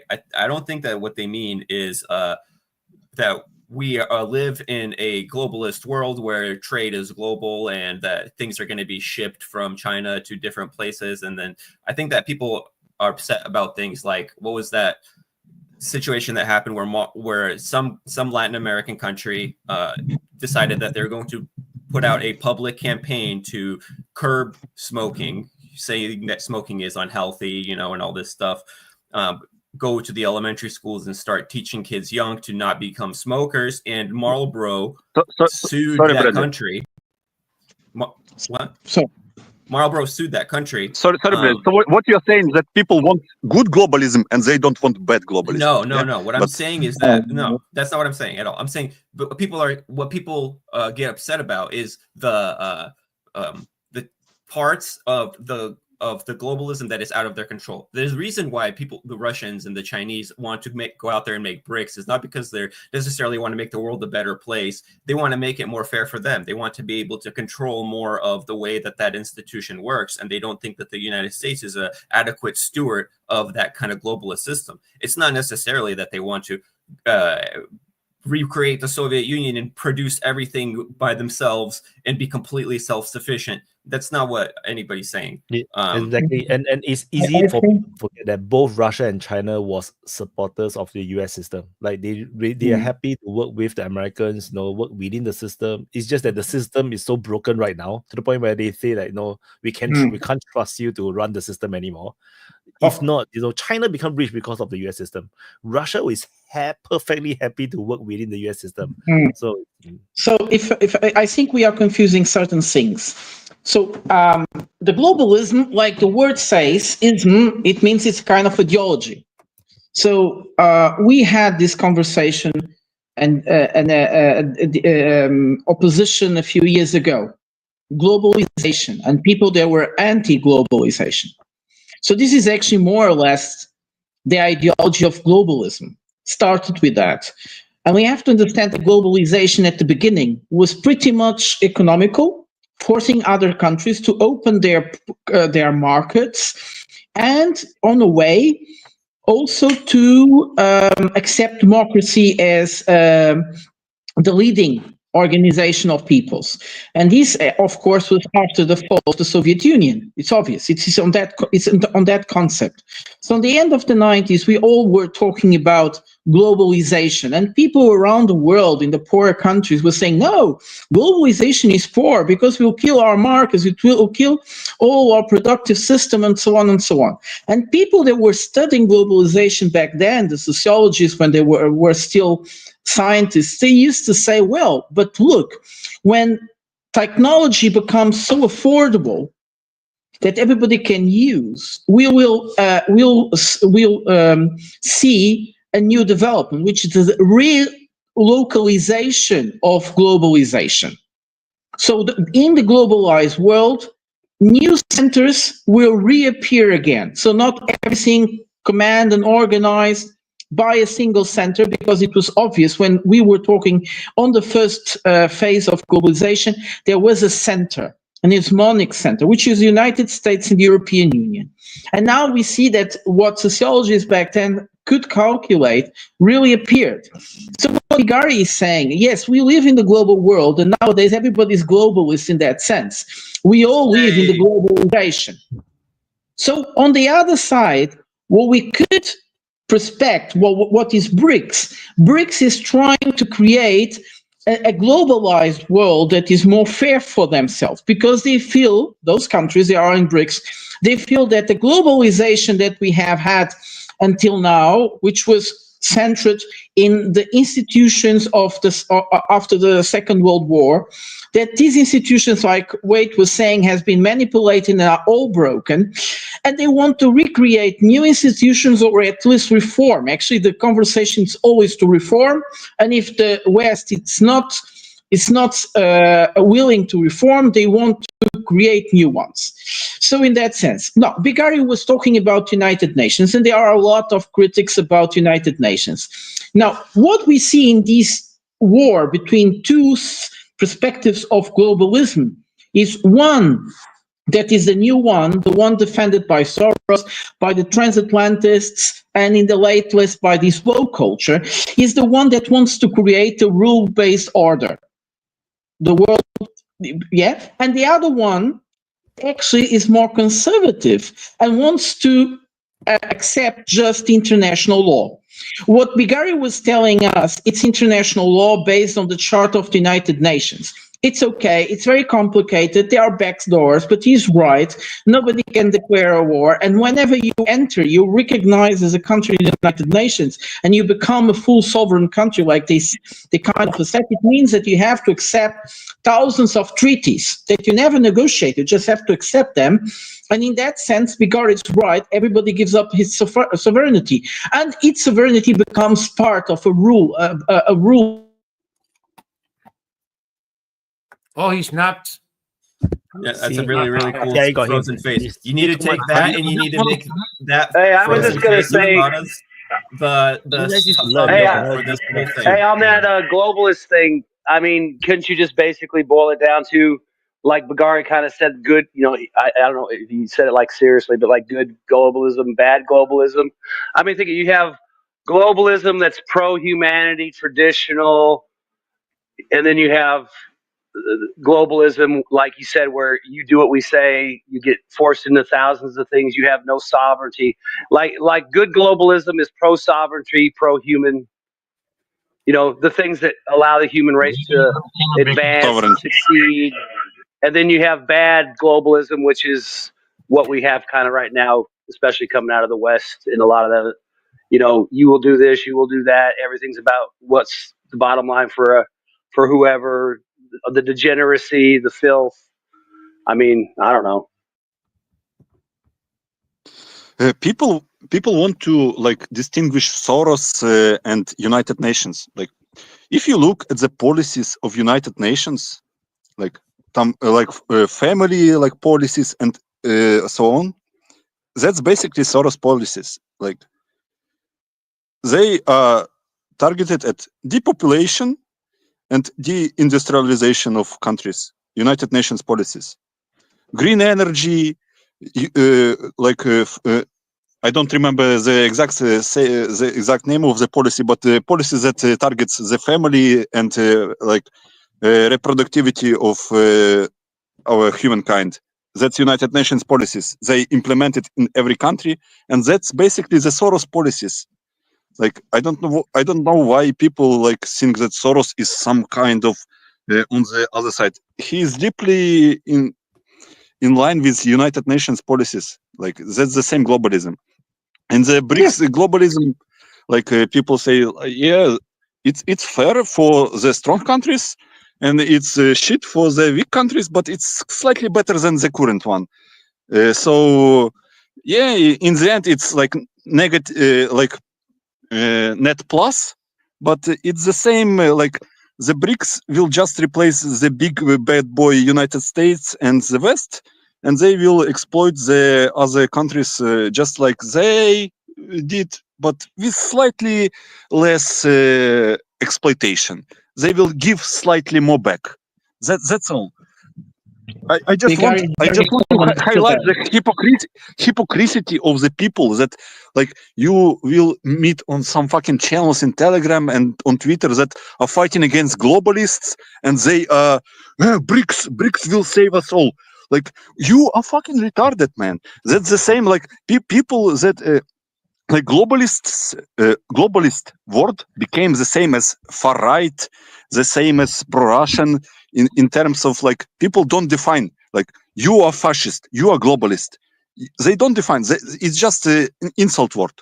They don't understand what they're talking about. It's a good way to get back to Syria, because they do understand. I think they understand one thing, a little bit of like what Vaughn is saying, right? Vaughn is like, okay, I don't understand that much about the globalism, but can you tell me about, is there such? Oh, I'm so sorry. Go ahead, guys. What's Papa? Go ahead. Sorry. Like, this doesn't work, you know, like. Respect the finger. On the other side, on the other side, we got it. Go. We have to. Let Wyatt talk, man. Respect the finger. Let Wyatt finish. I'm the only one who raised the finger. What the hell, man? Yeah, I know. I'm sorry. No, I want to add, Syria is exactly a good microcosm of what a multipolar world is going to be. Don't fantasize about BRICS. Look at Syria.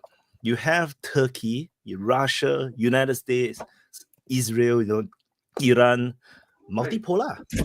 And what you get everybody encouraging the war in Syria. That's what you get. And that is just a microcosm. It's just one country. Imagine in a global scale. You are not going to get peace. You're going to get a lot of war. And none of these superpowers will come and save you. They'll give you weapons, let you fight. And this will be globalized. There's a multipolar world. So, don't fantasize about that. For those people who like betting on it, it's not what you imagine it's going to be. Russia is not going to come and sacrifice Russian life for you. The Indians are not going to sacrifice Indian life for you. Neither would the Chinese. They will just give you weapons. Everyone will just give you weapons, just like what happened in Syria, and then let you die. And then, if not, they will pay mercenaries. They'll throw some money in. Some people will go and die, just like in Ukraine. So, I just want to add that point. Prata. Well, Well, coming back to that, I think the problem here is because the big powers don't talk to each other anymore. They are in conflict. And because they are in conflict, we see as well that the middle powers do that.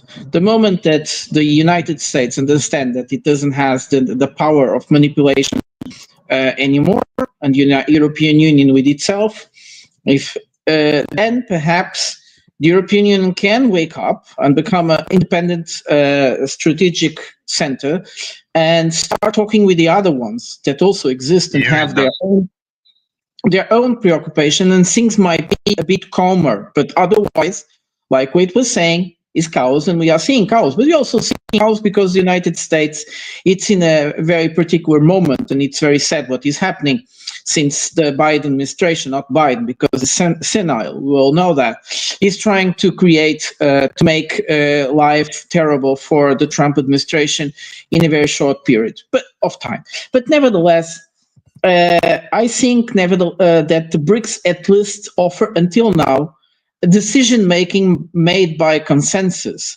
And what Bigari is saying, it could be true, but on the other side, the BRICS are accepting new members. So they are not a closed group. It's not a closed group that will dictate rules to others. And they haven't been trying to do that at all. They have been trying is to coordinate within themselves new forms of in the decision making. So they're also not making themselves completely from the outside world or as a competition, but they are telling the West that it should behave, and that's good. But you see, Bigari, we need to live in the world, like just Wade said, we need to live in the world where there are some understanding of the relations between countries. And that's why the United Nations was created, actually. Before the United Nations, the League of Nations, and that didn't work, so they tried to improve the system, and they created the United Nations. This is a way to enable, is the forum that enables to create a place where countries talk to each other and solve problems before they go to war. The reason why war is not permitted is a long story that it actually predates a little bit before the creation of the United Nations, but it would take too long to explain that. But nevertheless, why did the United Nations create such strange documents like the ones you were talking about, especially that agenda for 2030? It's really strange how these documents are created. And actually, Russia was made a very interesting comment during the voting for that agenda, and they said, well, but we should all discuss the points on that document. We are not against the document, but we think we should all discuss the document and accept the content of the document by consensus with everybody. Of course, Russia knows that with almost 200 countries, there is never going to be a consensus, but it's still a good position. And I don't know in which alternative world Bigari would like to live, but he will answer us now, hopefully, where you don't have forum, you don't have organizations, you don't have multilateralism that enables countries to deal with each other. Because countries today, especially today more than ever before in history, are all interdependent of each other. That's perhaps not. That's why perhaps some strange people in the West think they can decouple the world, and they tried to do that to Russia, and it did not work. Let them try to do that with China; it will be even worse. Go on, Bigari. It's your. It was Bradley, if I remember. Again? Thank you. It was Bradley. Well, just really quickly, thank you, appreciate it. Back to the globalism thing. So Bigari says that people just kind of throw that term around without fully understanding it. And I think that's right. I think it's an important thing to point out is just like communist or fascist, it's a term that gets thrown around a lot and gets used a lot by politicians to be able to, because it has like a certain emotional draw, I guess, you know. To frame the opponents, to frame the opponent. Yeah, so basically, I think that there are certain things, but there are certain things that the people do understand, right? Because that's why the term can be manipulated. Because when you see the that people are upset about that. Like, what is it that they actually are saying? Like, what is it that they actually want? And I think that even somebody that doesn't quite understand what they're so upset about when they're throwing that term around, I think what they don't want, or what they feel, is that they don't want their judicial system to be subordinated to some private court, so that there's a two-tier justice kind of system that even the highest law of the land can't even protect you, right? It's completely out of our hands. That loss of kind of power.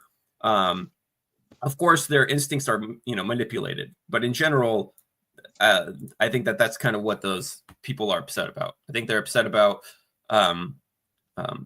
it's not, they don't even understand 99% of the time what it is that globalism is, or that it's impossible for us to completely rework the global economy now in such a way where things are not global. That's just the world we live in now.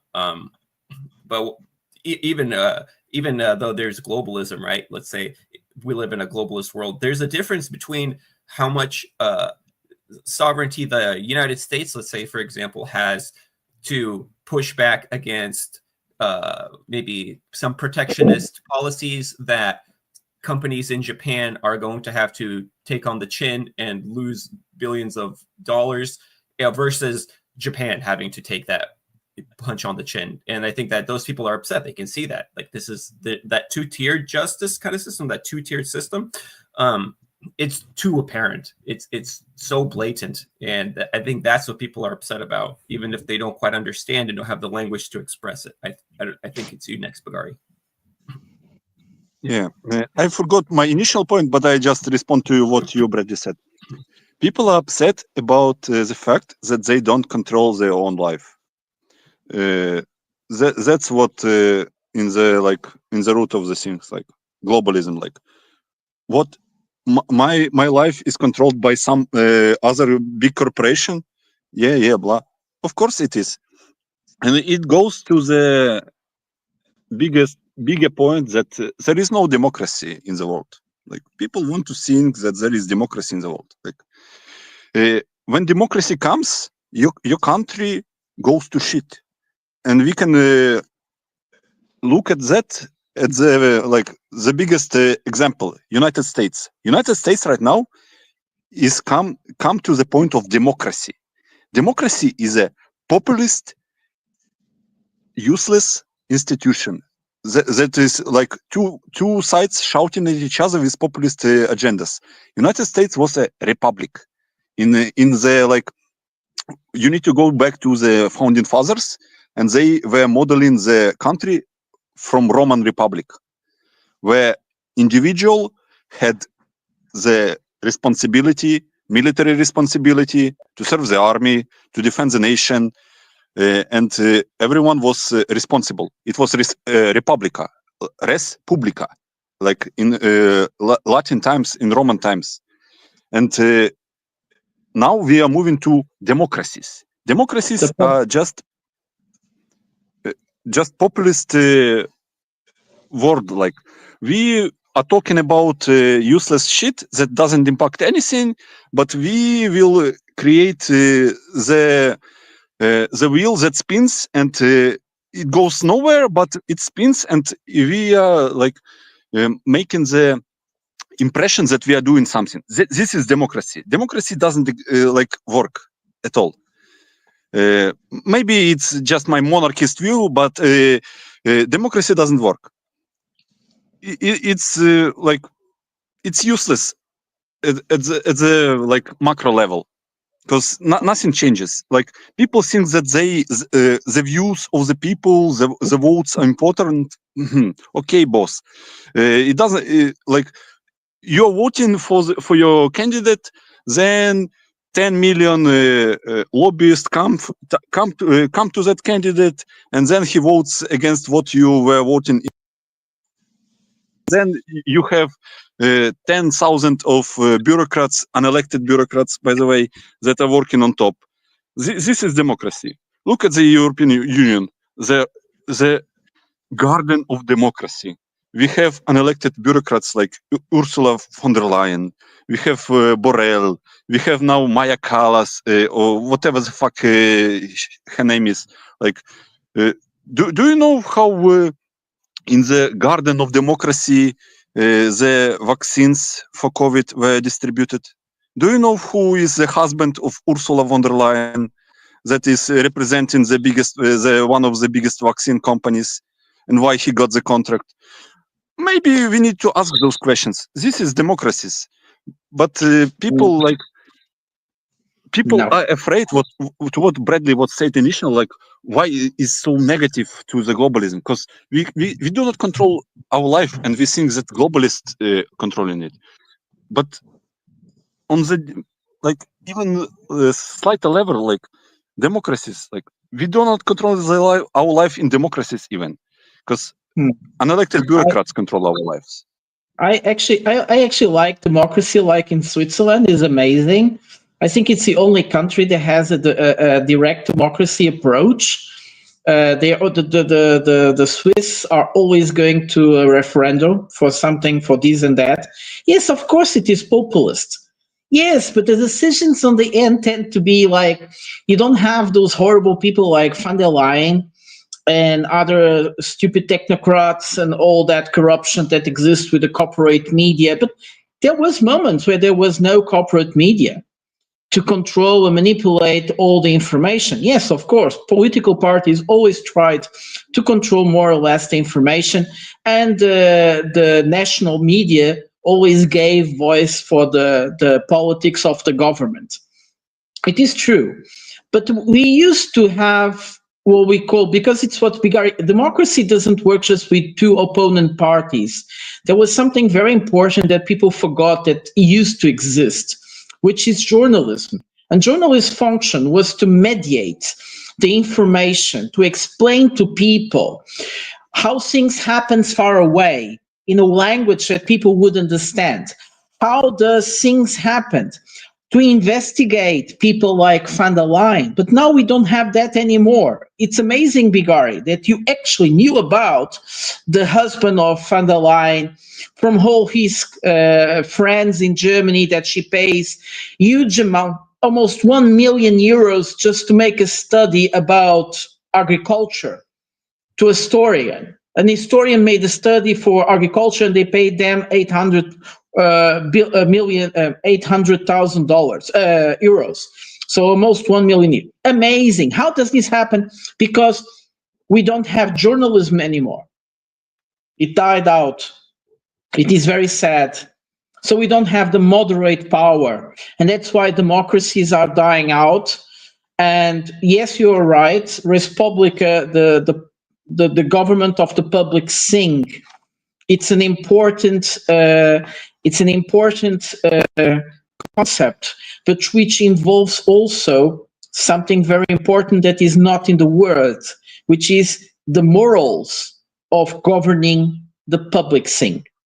There used to be something we called the proud and moral of the republic, and Shadovy has spoke about those type of institutions in France because it's the oldest republic, more or less. And there are all these types of institutions that were technocrats, it is true, but they were proud about managing the public thing and being honest, being competent, being professional.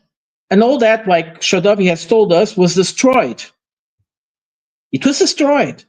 Because when you have technocrats that really work for the public thing, for managing with honesty, with integrity, with professionalism, then you can't manipulate the system. And all we have today is a complete manipulation of the system in all different perspectives. So go on, Upgrade. Yeah, thank you, Brata. I have to agree with you and disagree a little bit with Bigari. I mean, democracy is something great. Obviously, not everything is perfect, right? None system is perfect. I mean, you you talked about my country, right? We have a direct democracy, so sometimes we vote in laws who maybe people think are great and good, but it seems like after a while it's not working out, or we need some changes at some policies or something like that, and then we go again and rectify it. That's the beauty of democracy. And always to say that we don't have any control over our lives, we can vote.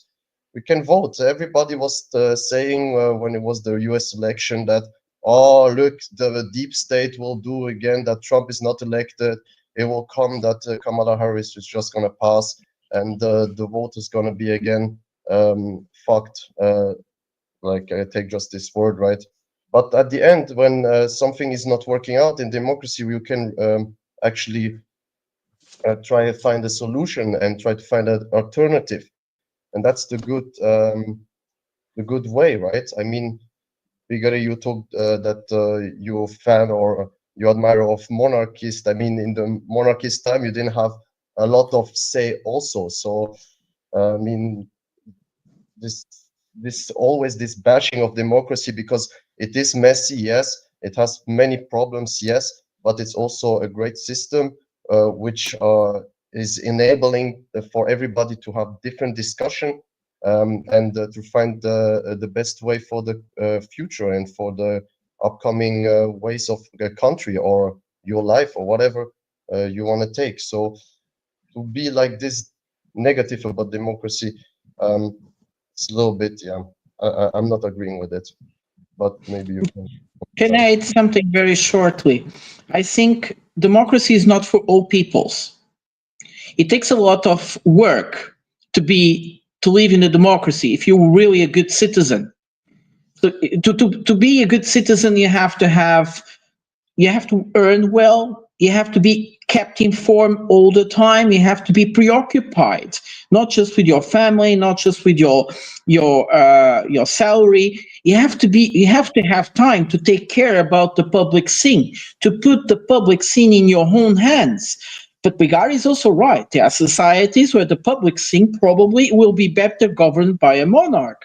When the people behind the monarch are not able or are not willing to take on their hands the weight of the public scene. We do here. We are all talking about the public scene.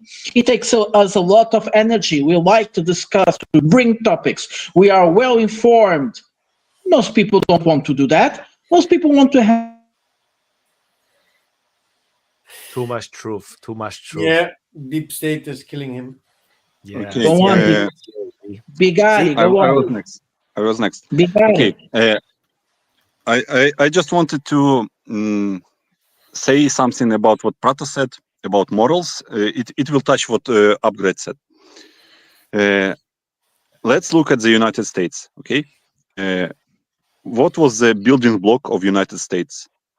The Protestant values of the people. Exactly. The morals. Exactly. The morals of the moral of the people, individual. When did United States started to go to shit? We can go back to Vietnam and sexual revolution. And now, like, you need to understand that Protestant values are built on exceptionalism. Like, every person is exceptional. And when you lose the exceptional status in the society, where do you go? Where do you go? Like, and then you start to see all this LGBT shit coming up, because now you can be exceptional, because you can be not like anybody else. You can be 98th gender. You can be part of that, and you are exceptional again. That was like, if you look at the macro picture, that was the start of the fall of the traditional system of United States that was built on the Protestant exceptionalism in the 1960s. And so that's that. About the monarchism. Monarchism has one big advantage over democracies. Not about, like, you can actually compare what Trump is right now to a monarch, because monarch. We can look at the Great Britain, for example. Like people are so divided, but they are united, but by one thing: the monarch, because it's not like they are monarchists at heart, but it's the idea that unites them, the idea of monarchy, the idea that person, the monarch that is above them. They don't believe that that person rules them directly or anybody else. It's more about idea, and it's the same with Trump. Trumpism, not like as a like different branch of republicanism, is basically more close to monarchism than to any democracy, because people are united to a person, and they think that he will lead them to the promised land.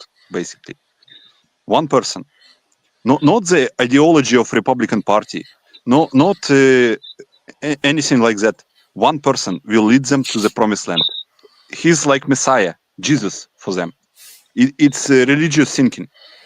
The same comes. It's direct comparison to the monarchy. They don't look at his all like.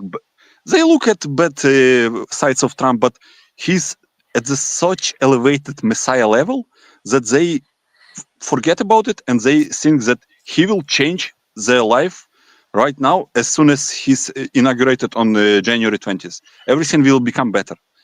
No, because it doesn't work like that in democracies, because there is hundreds of thousands of bureaucrats in the Washington that will completely oppose his plans about dismantling deep state and all that shit. So, but you can make a good like parallel between Trump and the monarchies. Like I don't know. Like it's clear for me.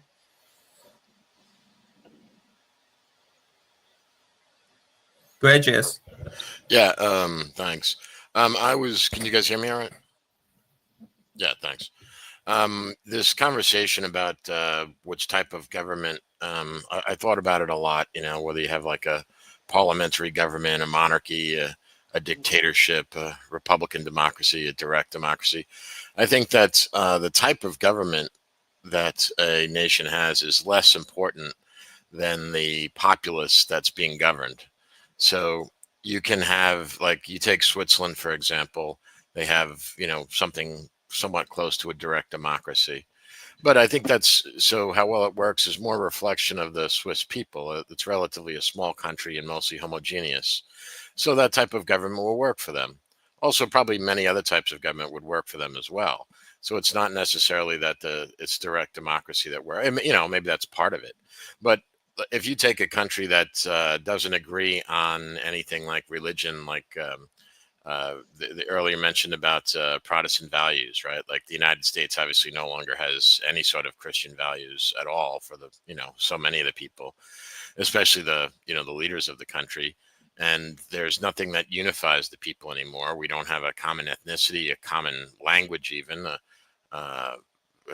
common ancestry. No common religion, no common morals, can't even agree what's a man and what's a woman. It really doesn't matter what type of government you have. You can't have a functioning society once you've reached that level of disagreement. So this whole argument about, political theory, like this type of government is better than the other, that's really not where the answer is. I mean, a monarchy could work out just fine, depending on the people that the monarchy is governed and, the morals of the monarch, as the same way with if like a Republican form of democracy. And a lot of people idolize the United States. Like there was a time when the United States worked very well, but I would argue that, that all kind of ended in, 1860, right? It didn't work too well. We literally had the bloodiest war in the history of our country. Brother against brother. So this whole idea of thinking that one form of government is better than the other is, in my opinion, you're just missing the point. It's the people that you got to look to, not the form of government. Any form of government can work with the right people. And I'm sorry, I don't know who was next. Upgrade. It's okay. Upgrade. No, the I super think chats. names. Okay, I think it's supposed to be Bradley, but he dropped. I just see super chat first. Effie asked, can someone please tell her how Ursula went from housewife and stay-at-home mother of 7 to Minister of Defense in Germany, then to a current position? She needed the I can answer motivation. that very quickly. She sucked her to the top. Well, she was put there by Merkel, which wanted to control the European Union, and put it there her most loyal, stupid minister inside the. Yeah. Well, that's how Camilla Harris became so successful. I mean, she was very good at that. You know, she had some extremely talented oral skills. So, you know, I mean, She needed a motivational book, not only fan advice. Upgrade. No comment. Yeah, so I agree with you. Depends on the people, right? Many systems can work in different ways. Obviously, I don't think that dictatorship in Switzerland would work pretty well because we are so used to have direct democracy. So it will be very, very difficult for us as a people to accept that. However, it could be implemented, right? Every system can be implemented with force. What can you do, you know? But I didn't want to contrast any system. I just find it always very funny that people who live most of the time in democracies always trashing democracies and never been to any other place where there's actually no democracy, and talking about it like it's the worst kind of thing they ever encountered, and they don't have any rights and no opinion, and they cannot do anything because they are in a prison and they are victims. And I don't like this kind of mentality. That's just me, you know. I'm as a person, I don't like victim mentality. I don't like people who always talk to themselves that they are the losers of everything. You have rights, you have power, you can vote, you can make changes. If you want to make changes, even you can go make your own political party, you know, in your country. And then you need to work, you know, you need to put the work behind it. You need to put the philosophy, all this kind of thing. And if you're just bitching about everything in your life, then obviously nothing gonna change, you know. I don't know, that's just me as a person. Maybe some people will not agree with me, you know, and say, look, he is a horrible person, he just thinks for himself and not other people. But I'm also not born from a high rich family, you know, and I still made it, you know. But I had to work hard. It was hard, and at the end, if you're a little bit lucky, you know, and you put the hard work behind it, you can do it. So I think we should cherish also what was given to us, because some people don't have the actual privilege to be living and coming from democracies. Or it doesn't mean that democracies are the perfect system or something like that. It doesn't mean to put anything down. It's just that we have. When we see in the world, we are really privileged. Our economies are quite well. We don't have wars most of the time. So I think we should cherish it a little bit more and be a little bit more positive about things which are actually working pretty well in our countries. Maybe Prata, you was? Yeah. Yeah. So, well, it's not true that democracies have no wars. That's okay. But it's okay. Some have, some doesn't. As I said, we most of the time right now, since the Second World War, we didn't have war on our continent in Europe. No, yes, we had. Yes, we had. We had many wars in our continent in Europe. The Cold War didn't allow wars in the European continent, but once the Cold War was over, we had wars in Europe all the time. So Voyager is here, he lived it, so he knows, and many others. And also in our near board, we had many wars, even during the Cold War. We have really a lot of wars in the near of the European Union, exactly because it was in the near of the Europe, not European Union. It was not always European Union. But that was one of the reasons, because it was near to the Europe, and that's why we had wars. Now, still made a very good point. And the thing is that a certain culture a certain group of people as a nation creates the state they live in as well. And the government they have is the one somehow they fought for. And in a way, sometimes these government types developed in a better way for those people. Sometimes they go against those people, and that's why we have revolutions if they are naturally occurring. Of course, we have something very different today, which is in induced revolution. In a way, we see, for instance, like the Russians are very glad with the government they have. They feel because it's a multinational, Upgrade is from Switzerland. It's also a very heterogenic society. It's also a multi-nation country, actually. 4 nations, isn't it? 4, no? And so we have Russia believes that if it has a strong government that respects the will of each of those of these nationalities, it will keep on its going. And people believe also, because the country is very good, and people have some tendency to fight for selfishness, that if they have a strong government, they will put these selfish people more or less in place. Well, it's the Russians that want to have to decide that, not me. So that's also one of the problems about democracies is that we have today, is that not the ones we should have or had before. First of all, is their tendency to impose to others that they should be democracy as well, when they can't. Because a democracy is something that takes a lot of time. Each one is different. Each one develops its own institutions, its one way of decision making. Sometimes are better, sometimes are different. We have dozens of varieties of democracy: presidential democracies, parliamentarian, semi-presidential, semi-parliamentary, dozens of varieties. And each one, especially the old ones that have derived, they work very well. The young ones are more clumsy. Perhaps they will find a way. Unfortunately, because most of democracies are in the European Union is destroying democracy, and especially the young democracies are not developing as they should. And this is a pity.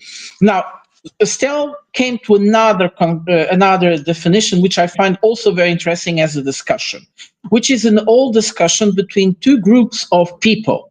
The ones that the defenders of cosmopolitanism and the defenders of multiculturalism.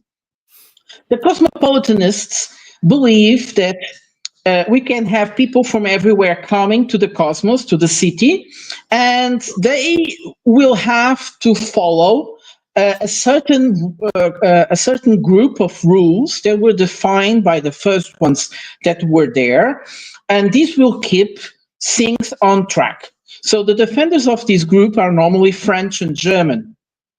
The other ones, the multiculturalists, believe that we should have as many people coming from everywhere, and from the cacophony, you will find a way. Nobody knows. There is no rules. So either too many rules, and people believe that they are represented, because there is this group of people that defined the rules a long time ago, and they actually know better, so they will do better. But we are still in democracy, don't forget. And the other ones is the multiculturalists. They believe we should have as many difference inside, and from this melting pot, something will come out. We know that both are artificial ways of ruling a society. And we have, like Merkel once said, the failure of these both systems. They don't work because they're artificial.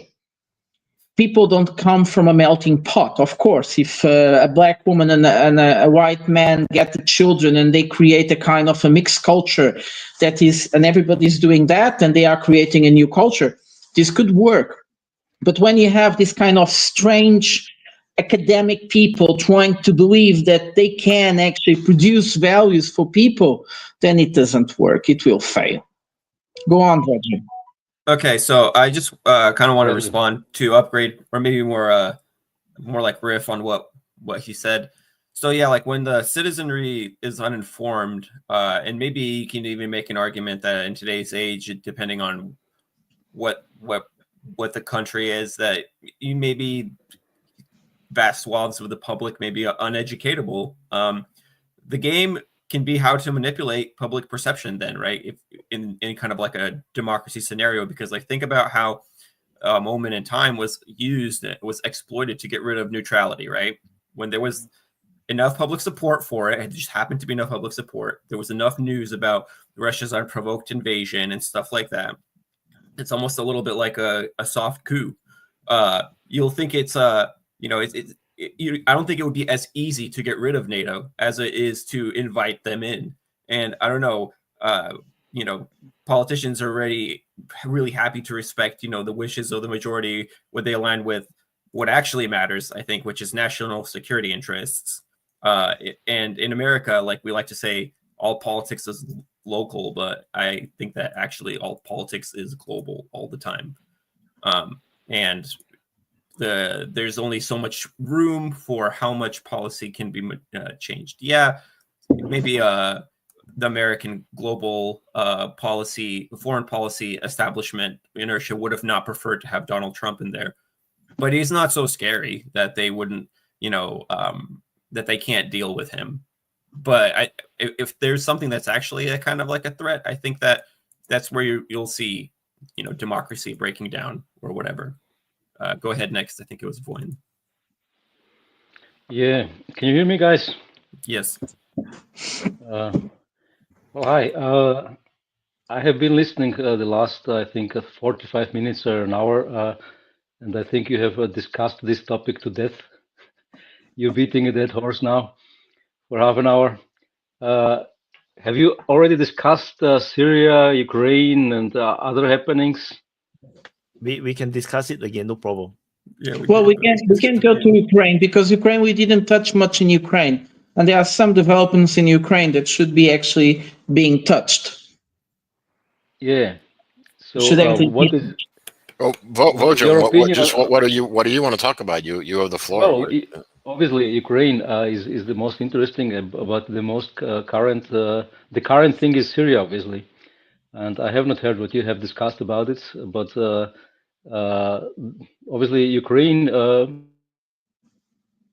no! The CIA wants us to continue You talking got about him. Oh my God! Well, he looks so miserable. Is he? Oh. Is he back? No, he's blocked. But I think one of the things most crazy that happened was that Zelensky finally decided that he can live with parts of Ukraine not belonging to Ukraine. Finally. And the most crazy part is that he wants to. I will have to leave and connect again. See you guys. Oh. Okay. Continue. The most crazy part is that he wants to put some part of Ukraine in NATO and some not, and then it's very confusing. When I saw this interview, it was not clear at all. So you want to be part, so you didn't get, first of all, you didn't get any invitation because you're at war, so you can basically not get an invitation. And second of all, so you're gonna cede territory when you were talking all this time of not ceding any territory and getting back all the territory. So basically now I think we're starting to get to the meat of the negotiation, right? What is going to Russia? What is Ukraine's going to be after the war, and so on. So that's very important points. And I think with Trump coming in this equation, it's going to be a very interesting couple of months or maybe a little bit longer. And we're going to see what is going to come out. But it's very strange interview, Prata, from Zelensky. I'm totally agree with you. I didn't understand at all what he wants, and it was not clear at all. And even the reporter, he was asking him like this question: "Are you willing to give some territories?" And then he started to bumble some stuff who made no sense. And after the end, everybody wrote that he is willing to give up some territory, but he didn't actually really much say it. So he said, we're gonna be in NATO, but this part no, and maybe yes. So nobody understood actually what he was talking about.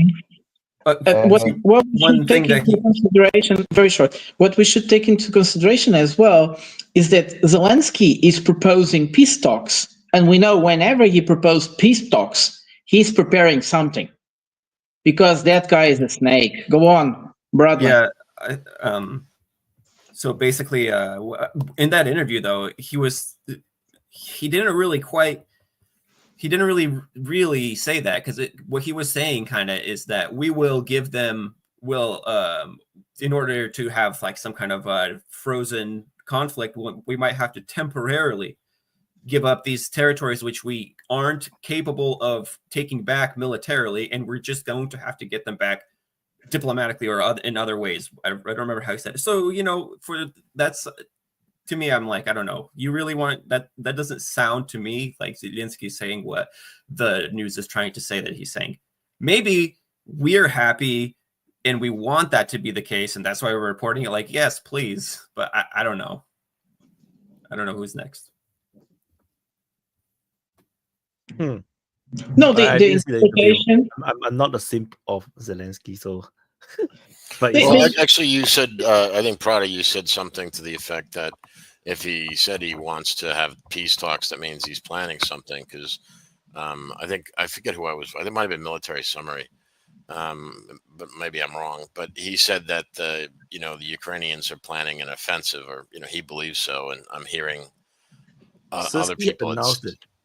But I mean, are they in any condition to launch an offensive? Like, does anyone? I don't know why it would probably be no better than any of us here. You can launch an offensive and just fail. No, you still can launch an offensive. Yes, of course. You just fail. Yeah. Well, you could launch like a bonsai charge. You run out of bullets, right? You bonsai charge. It's an offensive. I mean, if you look at that video that Wyatt did the other day about it, I mean, think about it. They got the best ISR in the world, so it's not like they can't find some stretch of border or front that there's nobody at, and then send something there and drive across, take a bunch of pictures, drive way down the road. Like you said, you just got to have some people to do it. But I mean, think about it. I mean, I'm sure they can find a spot or two. They have been collecting a lot of people from the streets. Let's not forget, since the Kursk invasion, they have been collecting more people, and for those more people, and also we had today history legend video about the formation of Ukrainians in France. So there are also a couple of Ukrainians that have been secretly being formed out in the European Union in countries like Britain and in France, and they could be ready. They will get to Moscow. Well, think about it too. You got the 54 M1s coming from Australia. I don't know where they are. Have they left? Are they on the way? Are they already there? So, like you said, you can launch an offensive with anything, and I'm sure they've got enough stuff laying around they could cobble together another suicide run. Towards Belgorod. I really say it will happen. Yeah, I mean, it's funny that you say, when you said that, now you look at the map and it's like, damn, why didn't they do that? That makes me wonder, was there enough defensive deterrence there that's why they didn't? Because you know what I mean? They have all the ISR satellites. They can see everything. So maybe Belgorod isn't the easy target that it looks like. And that's why they went the other way. How would they control such a big city? Even. Perhaps that was the point. Who say you want to control it? Just you want to flatten it. Yeah, just bomb them. And you kill all that people. I mean, hell, all you got to do is drive through there, take pictures at the train station and all that shit, saying how you captured the post office and shot the mayor, whatever. Take 20 photos, across 20 days at the same 7-Eleven. Yeah. Like what they did. Ukrainians are so obsessed with the PR, so. But we also have to take into consideration the effect of Oreshnik. I think Zelensky is really afraid of that missile. And the last conversation of Putin, press conference of Putin in Kazakhstan and Astana was very scary as well for Zelensky, I presume, because Putin said he is ready to attack decision-making centers in Ukraine. Go on, Upgrade. Sorry, you had your finger first. It's fine. and also lowering the age to 18, you know, which is encouraged by the NATO and Western allies. I mean, guys, if you need to lower the age to 18, I mean, like the signs are all over it Hey, that it's very, very, very real bad, you know. And real that they quick too. There's an American representative here who's Ukrainian born, and she gave a press conference here in the States saying that needs to be done. So it's not just there. You've got American politicians of Ukrainian origin on TV saying that they need to lower the age to 18. And not just that, also that the British and the French are talking about sending troops there, you know. It looks like very much, it doesn't matter how much military equipment you give them if they don't have enough men, you know. So it always comes back to the same argument which was said like 3 years ago. You can fight on, you can contain the Russians, but after a while it's gonna breach, you know, you're gonna lose. So it's best to find a diplomatic way to settle this thing once and for all. No play games with the Russian like 20 years no NATO and then maybe NATO freezing the conflict. That's not gonna solve anything. That's not gonna solve anything. That's just gonna make it postponed to the next time, and then after it's gonna start again. So, and the Russians are not willing also because they're not on the back foot. The Ukrainians are. So that's why also Zelensky is starting to talk more about peace plan, like you said, Prata, because I think he knows, and also with Trump also coming in this picture, that it's now time to find a settlement for this war, because too many people have suffered on both sides, and it should be finished now. It's gonna just be better for everybody. I don't know who is. The idea of the 18 years old is actually from America, because the Ukrainians have been from the beginning against it. Most politicians in Ukraine have been always against it. There was just a few women from the far right, and sometimes the far right guys saying that women should be also mobilized, but not the young people. They normally just said women. But these are fringe groups in Ukraine. Now, the pressure was from outside of Ukraine, very clean, and Zelensky even, understanding that in the interview, he was also talking for the Ukrainian public. He said that the 18 years old are going to have basic military training. It's not they are going to be mobilized for the front. But of course, we know that is not true. Once they have those people, the meat grind industry will immediately place them somewhere that they will be in the front, and this is very sad. Mr. Lambo today is very quiet, doesn't say a word. Yeah, but I was just going to respond on that one. They are. It can be very logic they're going to plan to do that, putting between 18 and 25 years old onto the front. But I think they can maybe calculate in worst case scenarios, and you can conscript them. You can put them on training, but just don't put them already on the battleground. If you have time to train these 18 to 25 years old, normally an average Second World War was like 15 weeks basic training, 17 weeks. You can't do that. It's not going to be 2 weeks like they are doing now with like the people they are taking from the streets. When they are starting to talk like that, just means they are starting to get desperate. You know, Ukrainians are going to say, yeah, Russia is losing 2,000 people a day for the moment, but they're never telling about how many Ukrainians are dying. For me, it's saying they become a big problem. And you see that also, White can say that, how the mapping is growing. They did a very big record this month. November was not good for Ukraine. Do you still remember the city called Adievka? No, or no, Voleda? Oh no, you remember this Marinka? Oh no, or Pisky? No, do you still remember? I mean, hell, look how far back Seladovi is now. I saw your map the other day, and it's like, you know, damn. It's like it seems like only yesterday we were in Seladovi, and now it's like in the past. You saw these beautiful pictures, beautiful images about Russia capturing awesome, beautiful-looking trenches from the Ukrainians. Was that in Pokros? I don't know where it was. In the near, yes. With the wooden planks on the side, like top-tier, great trenches. They just walked in, like nothing. They were empty. They were empty. So you finally invest in proper trenches for a good defense line, and For the you're not Russians. you're able to use them. I think it's also from the direction Russia came in that one, but it says a lot, you know. John.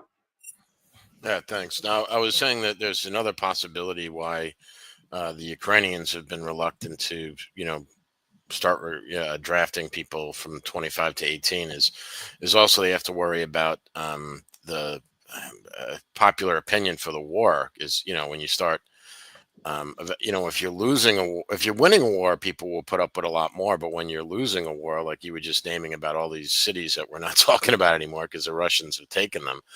And so eventually they start to, they're not, all these mothers and wives and sisters and, they're getting upset that they're all their family are dead or, actually the Ukrainians never report them as dead. They always report them as MIA, but they're eventually that just makes the populace war weary. So support starts to fade for the war. So I think that's another reason why, because I think, Zelensky and I forget the other guy, he might've been replaced, but the other guy, yeah, he was all for, he was one of the guys that wanted to bring up, increase the conscription.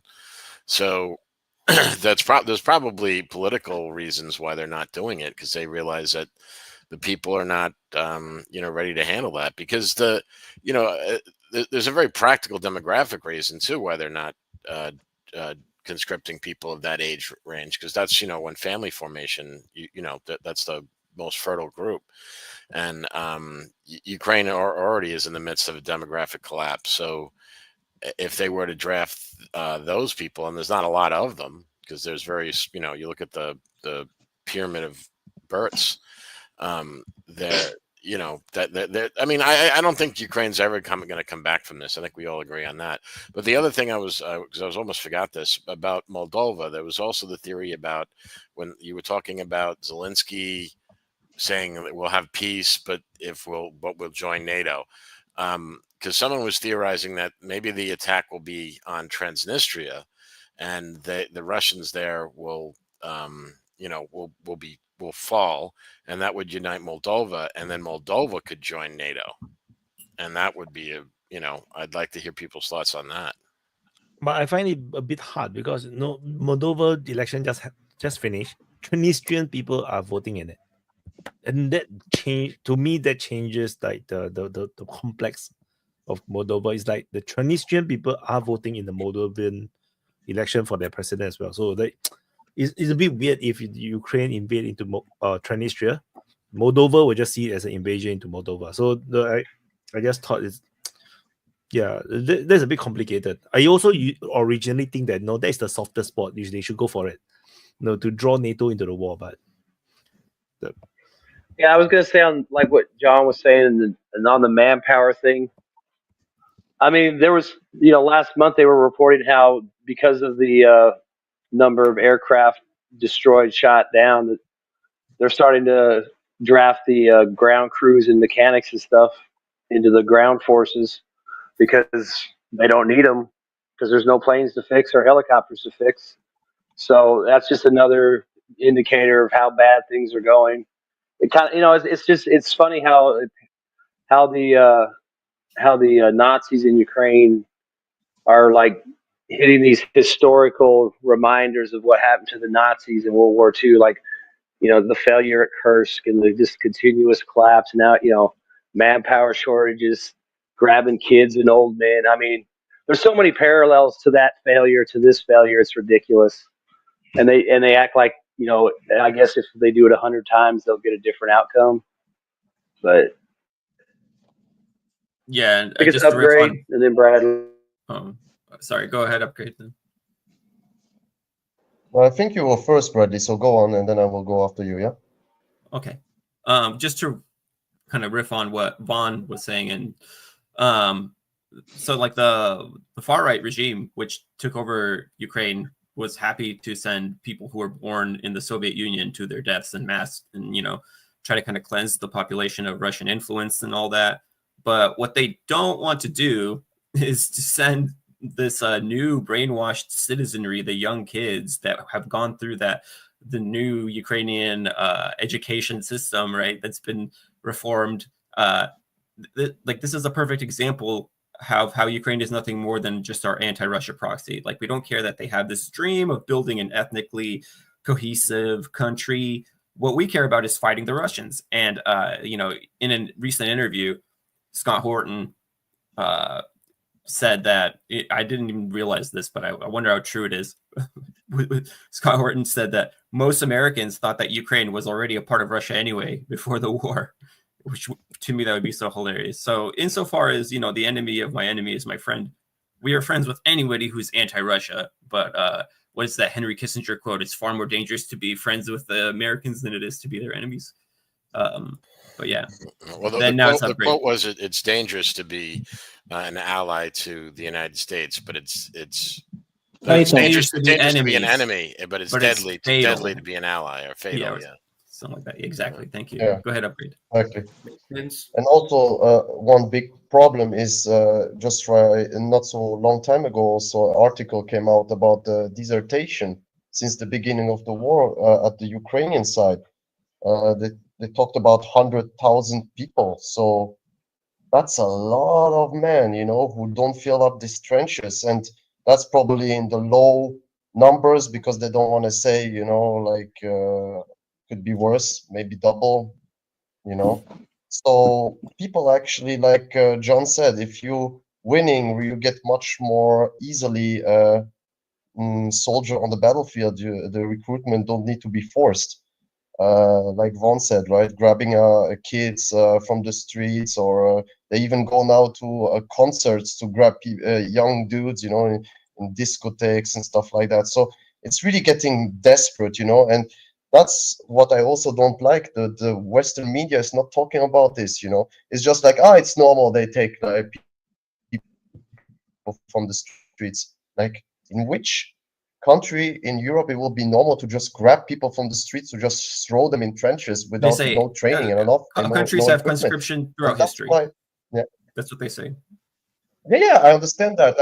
I'm not naive. I understand that there is a duty to your country, and sometimes there needs to be forced conscription. But we are always talking about moral high grounds in Europe, that we are morally superior to the Russians. Look at the Russians; they just take people, they cleaning their minorities, and so on. And then we actually see an example of hundreds of thousands of people getting forcibly conscripted, and we just turn a blind eye on it because it's on our side, right? If it's not on our side, it's the same with the Moldova and Georgia case, right? Moldova is for European Union and more going to voted for it. Good, right? Georgia is not bad. It's so childish and not without nuance, without no critical thinking and stuff like that. So it's you ain't with us, you're against this kind of. Yeah, exactly. Prata. Well, I mean, there is also the publication of very strange data from Ukraine, which pulls from Ukraine, which I was very surprised they published it, and they say that 60% of Ukrainians don't want Zelensky to be a candidate for presidency again. 16% would vote for him. 16% would vote for him, and 27% for Zelensky. And what we actually deprehend from that pool is that actually there is no pool, and I think Pigari said that as well. There is no alternative. There is no opposition in Ukraine. They managed to empty everything. People just know they don't want that, but there is no opposition. And this is really strange. Well, it's not strange. It's dramatic. It's preoccupying. There is no alternative to war in Ukraine. There's just. And another thing I think is pretty disgusting. another thing I think is pretty bad with the coverage in the West too is like they act like blocking units and stuff like that are no big deal, or they really downplay the fact that they have these guys sitting behind these conscripts and territorials, and when the situation's hopeless, you stand and die or we'll shoot you in the back. And I They mean, don't as many report. times as that's come up, and they act like it's no big. It's like people would lose their shit if, there was the U.S. Marines had backing formations from the Army to shoot them in the back if they didn't land on the beach. People that said they act like, like you said, dragging people off the streets normal. Shooting your own soldiers in the back's normal. But You know, what? They don't see reports. They don't report anything negative about Ukraine whatsoever. They don't report that people are being dragged from the streets. And now what we'll see, which is it will be after 1st of January, we'll see how will they get those young boys, those young guys, to be conscripted. Are they going to pick them from the high school, from the universities? What they are going to do? And will the West report on them? No, they won't. There was something even more disgusting. It was because Israel Legend spoke about it. I didn't watch his video until the end, but I remember Macron going to visit one of those sites, and he was asking people how did they become soldiers, and everybody he asked, they were forcibly conscripted. He didn't say how people said how they were conscripted, but nobody was volunteer, which for me it is quite scary to know that a European country is forming soldiers, training soldiers. They were actually forcing conscripted from the streets. But nobody reports about it. And I'm sure if perhaps they were talking about that to Macron, they cut those parts. But this is how it is. Vaughn, there are things that sometimes get a bit of visibility, especially on the first days of the Ukrainian war, and they immediately inverted everything. The most disturbing is that video from Kupiansk, when the Ukrainian army took over Kupiansk, and we had that video of a huge hole on earth, and someone turning people almost half naked, shooting them in the heads and turning them to that hole. And that video was then published like the Russians were doing, and everybody was saying, no, that's definitely not the Russians. The clothes people have, the nature, they look like the moment when the Ukrainians came into the city. And it's obviously they published the video to show that whoever cooperates with the Russians will be killed in that dishumane, cold justice. Horrible. What can I say? Go on, Upgrade. Euro, you can go first, and then I go after you. Yeah, you just came in.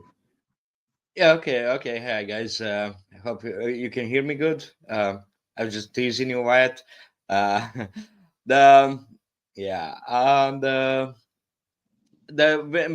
talking about 18-year-olds, actually they allowed 21-year-olds conscription, lower the age to 21. And I didn't hear about 18. But I believe they don't care about the new generation being devastated or disappear, in war. It's not about that. I don't think they worry which generation of Ukrainians are disappearing or not. But such kind of thinking would say that they are aware whoever they send to the war will be disappearing. I mean, they cannot do that too. What they use that condition was just for the negotiations with the West, right? Give us more weapons, otherwise we won't lower age to 18. That's what they did. It was just negotiation, nothing else. No consideration for the lives of Ukrainians by the present rulers of the Ukraine. by the government, by Zelensky, by Sirski, by Zaluzhny, by anyone. No consideration. Just like presently, there is no consideration of these demonstrators in Georgia about people. It's just about their pockets.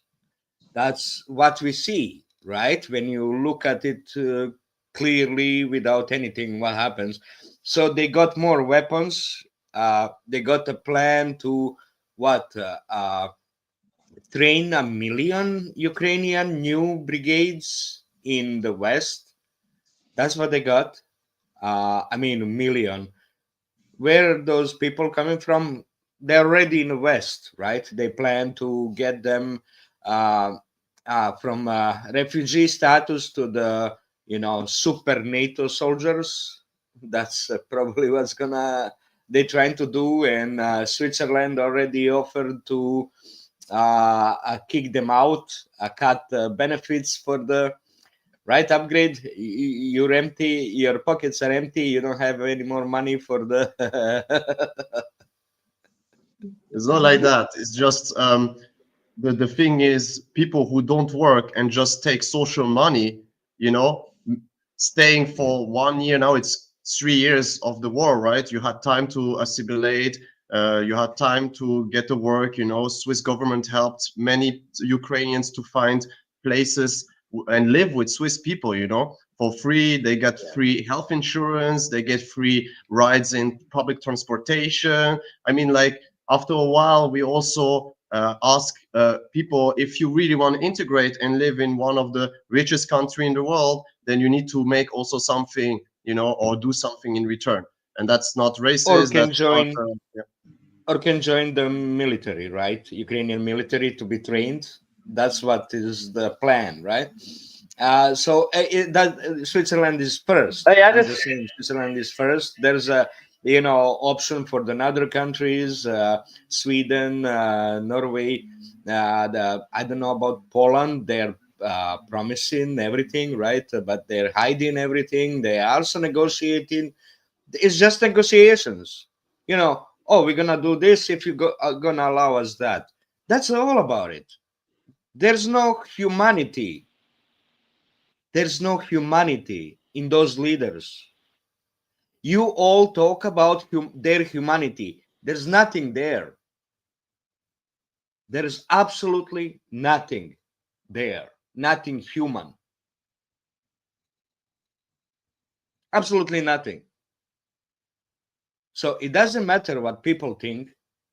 It's what these nasty leaders, our leaders, that we believe in them, that's what they do.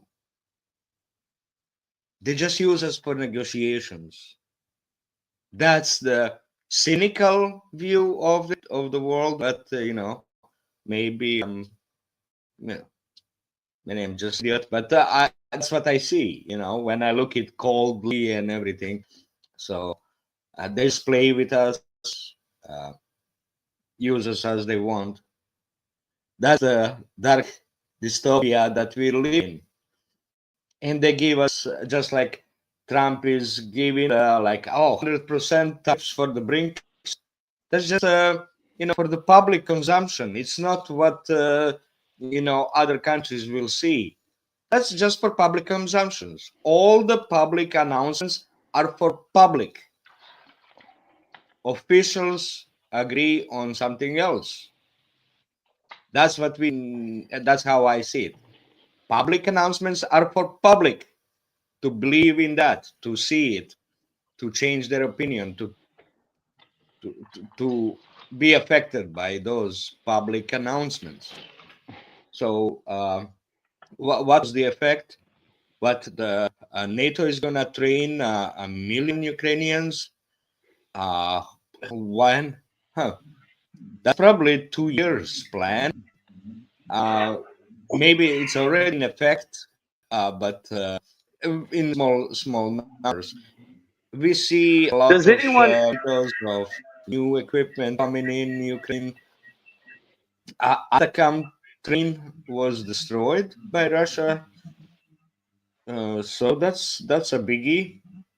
after those initial few salvos by the Atakam Storm Shadows, what? Nothing else? Like for 5 days, nothing is happening now.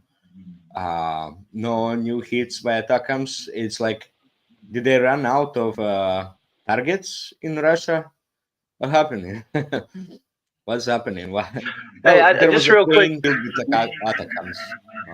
Okay. What does it? You Was wanna there? go on? Was there? But you got to mute yourself, or? Oh. No, I just wanted to ask: was there any reasons given for why Sersky got relieved? I mean, besides him being relieved, I just haven't seen like much written about it. I'm just curious.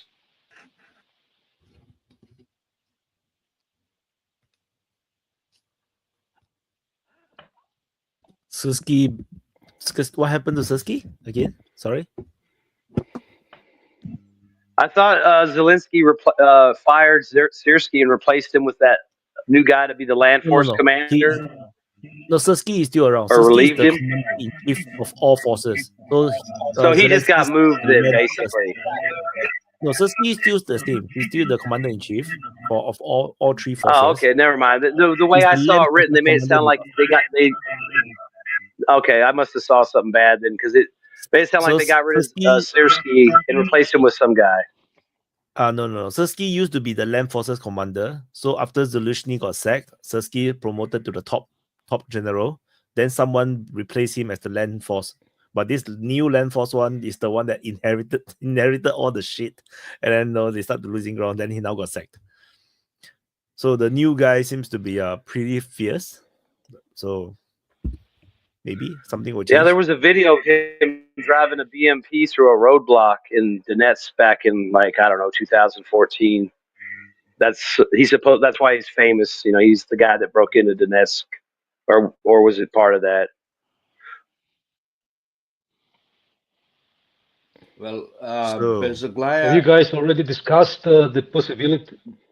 Have you already discussed the possibility of Ukraine getting nukes? There were some rumors the last week. They probably, that's why they didn't lower the age to 18, only to 21, because they didn't get it. I think that's the case. But Bezuglaya, that famous complainer in Ukraine, a minister or something, a girl, Bezuglaya, I don't know. She always sends the message from, I believe, from Umerov to the commanders or to Zelensky, when she complains that that the Brivsky was taken from the operational command to the commander of the land forces. Another good commander was also taken off the front line and given another function. So they say all the good commanders are not on the front anymore. Now they're in Kiev. So what are we gonna have? Are we giving up? That's what she complaining. That guy was obviously good commander of an army, and now he's commander of land forces. That's not gonna be effective. But I think he's important for the training. He's gonna be affecting the Western training of Ukrainian troops. So he's gonna do planning. That's what it seems like he's gonna be used for, because the Western training is not that good for Ukrainians, so they have to affect it and change it. That's kind of what I get a hint from other, analysts from the area. Who wanna go next? Well, the topic about the nukes, I threw it just in, and I find it quite interesting that they're even talking about it. Obviously, I don't think it's very serious, but still, the possibility, if it would happen, it's just talk. Yeah, we gotta sure, talk about something. Yeah, sure, but let's just think it through. What would really happen? because the Russians obviously would not know if they have smuggled some nukes already in. It would accelerate the war dramatically, in my opinion. I think there was some plans to have a dirty bomb, like early on in the war. I think that they like, I don't know how close they were. I don't know if the U.S. gave them authorization, but I'm pretty sure that the Ukrainians had plans to take nuclear reactor stuff out of one of their reactors and then just use conventional explosive to throw the radioactive material. I think that was a possibility. So I think if you give it to the Ukrainians, they'll use it. I mean, I'm not sure because that's why you have the IAEA coming into the picture. You see, the Russians, deliberately want the IAEA to get involved, and makes it really hard. No, they won't get the PR victory. So all the nuclear power plants are monitored by the IAEA, I think, in Ukraine right now. So, Roger. I don't think that the Ukrainians could use nukes anyway, because having codes and having delivery system, whatever, they would have to rely on NATO systems. And well, this would dramatically escalate the war. Also include most probably NATO then. But also, if they get just a few nukes, they will. If it would not escalate to a global war, it would just end with Ukraine being completely destroyed because they have no second, answering capability after the Russians really demolish everything. They just have one or two nukes, and it would be suicidal for them. So it is even worse to have them if it's just few for the Ukrainians than to have none, because the Russians would, even if they just know that the Ukrainians have them and are not using them, the Russians would be forced to try to take them out. To do everything possible to take them out. So it's just a death wish to try to get them, in my opinion. What do you think, Gary? Yeah, I just came back to make a quick comment about what Yuro said about Bezugla. He doesn't understand the situation.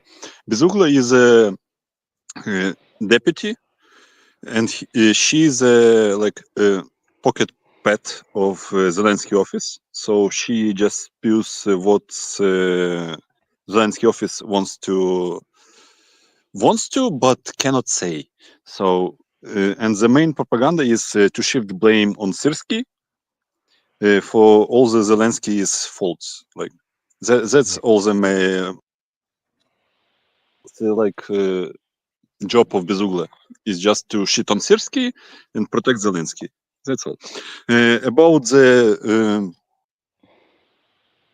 documented evidence, because there was one member of GRU of Ukraine that was disgruntled, and he sent all the documents about that program to SBU of Russia. That's why or not SBU, what's it called? SVR. FSB, yeah. FSB, he sent all the documents to Russians, and that's why they were talking about dirty bomb all the time, because the project was on in the Kropivnitsky and Dnipro based on the previous space projects, because there was space project there, and that dirty bomb project was very real. And the last point about nuclear weapons that I wanted to add, that I don't believe that it will be transferred, but in any case, let's remember the discussion about we will not send F-16s, we will not send that, we will not send that, blah, blah, blah. And after some time, maybe we will send it, maybe, and we come to the point that, we will send everything. Just a talking point. Yeah, okay. That's all. So Gary, can you talk about this Oreshnik? Do you hear what was the effect on the ground? We have conflicting information. How much do you have? What, about Oreshnik? On the ground, yeah. What was the effect on the ground in Yuzmash? No one knows. No one knows. because it was completely like surrounded by SBU, and no one knows what was on the ground. But from what we know, that it was without the explosive part, so it was just kinetic energy. So I just want to comment on the Virgin talk about the nuclear weapons to Ukraine. So if let's say Ukraine have a few nuclear weapons, or if they manage to even launch one or something, I think the Russians will not retaliate with nuclear weapons. That's what I think, because it don't make sense. It's overkill. So what might most likely will happen is that they'll start to kill off all the leaders in Ukraine. So that's most likely. So they will use the Oreshnik, they can use whatever cruise missile, maybe the Kinzhal, whatnot. They will start to kill off all the leaders, every parliamentary leaders, Zelensky, whatnot. They just kill them off, because once you have no more leaders, it's very hard to, to run any operations in Ukraine. Then the entire system will start to collapse. So because once the Ukrainian state will start to use nuclear weapons, then this state cannot survive, cannot exist anymore. The entire hierarchy have to go. Then you go into an anarchy, failed state, and then the Russians will just take over. I think that but they believe it's gonna. Once Russia use a nuclear weapon, they become the bad guy. So no, they cannot use nuclear weapon, because it would just be innocent people dying. Can I just say that I completely disagree that Russians will ever target the political command of Ukraine, because they are Zelensky is really good for Russia. Zelensky is really good for Russia. He doesn't want to negotiate. He's stubborn, and he wants to escalate. He wants to go till the end. Who will win in the end? Russia will win in the end. Yeah, there is no possible scenario that Ukraine will win, and Zelensky will just go till the last point, and he will try to crawl, to hold the power till the last point until the country is destroyed. Russia is perfectly fine with that. They will not ever eliminate Zelensky. He goes to Kupiansk, to the front. Why there is no strikes? Everyone knows where he goes. No. I totally agree with you. The thing is, once nuclear weapon is used, it's different. So before any nuclear they will never be used. There is no reason to Zelensky. They will never be used because people will not give the grenade to the monkey. It's hard to say, no? There's videos they do it. They have the window until Trump, because it can only happen until Trump comes to power, because Trump will never give that. Biden doesn't give a fuck. Yeah, but I mean, you're right, Bagari, because really, I think everybody here would agree that it's between the election and inauguration. That's this dicey time. And the way they kind of amped it up in the last couple of weeks, and then you throw in Syria, and I'm sure there's other shit I'm missing, but that's the thing. We're all counting on that Biden or whoever's running Biden ain't that crazy. You know what I mean? That's it's like we're all, because one side's they're the adults, and then there's our side, and it's like they're trying to create a mess for Trump. Maybe they're being petty because they're losing all their revenue streams because they're getting put out of power.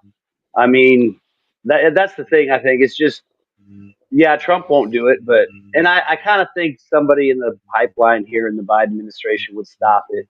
But I think that's the only real threat, is that they're stupid enough to think they can do it and get away with it. And if you look at the Tomahawks, that's a nuclear capable cruise missile.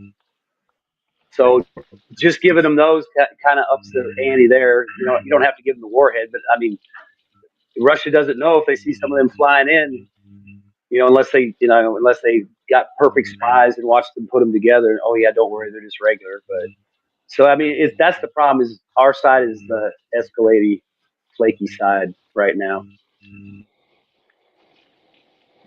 I've watched once I saw the Biden smile when asked, why did you send this? You are outgoing president. You're sending, increasing the situation, and he turns around and smiles at a question, because I smile like that when I know that situation is completely opposite from the assumption in the question.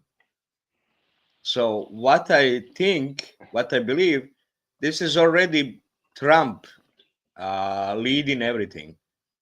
He took over, basically, agreed with Biden, and Biden is doing it. Yeah, but this is what I'm basing that smile.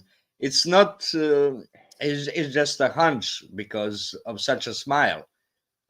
Trump is already presenting, the Biden as giving everything, escalating, and he's gonna come in and present the peace and bring the peace. Right? It's a savior. All right. It's a perfect. I don't think that's how the scenario. US system works, man. Yes, Biden because is not particularly but it's not Obama and Biden. It's Biden and Trump. If it's Obama, I believe. Obama say, "Hey, bro, help me this favor." Yeah. Have you seen smiling? Have you seen Biden smiling with Trump? So he didn't seem quite, angry about Trump.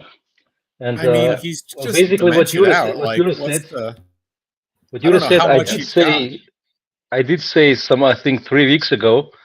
It's quite possible, or 2 weeks ago, that the Americans have done that in agreement, in kind of good cop, bad cop fashion, So Biden is doing it and taking the blame, and Trump will come in as the hero, saving the world, So it's quite possible, giving Trump more negotiation leverage, It is, in fact, giving Trump more leverage, just Which to is take that United away States from the usually Ukrainians. negotiate, right?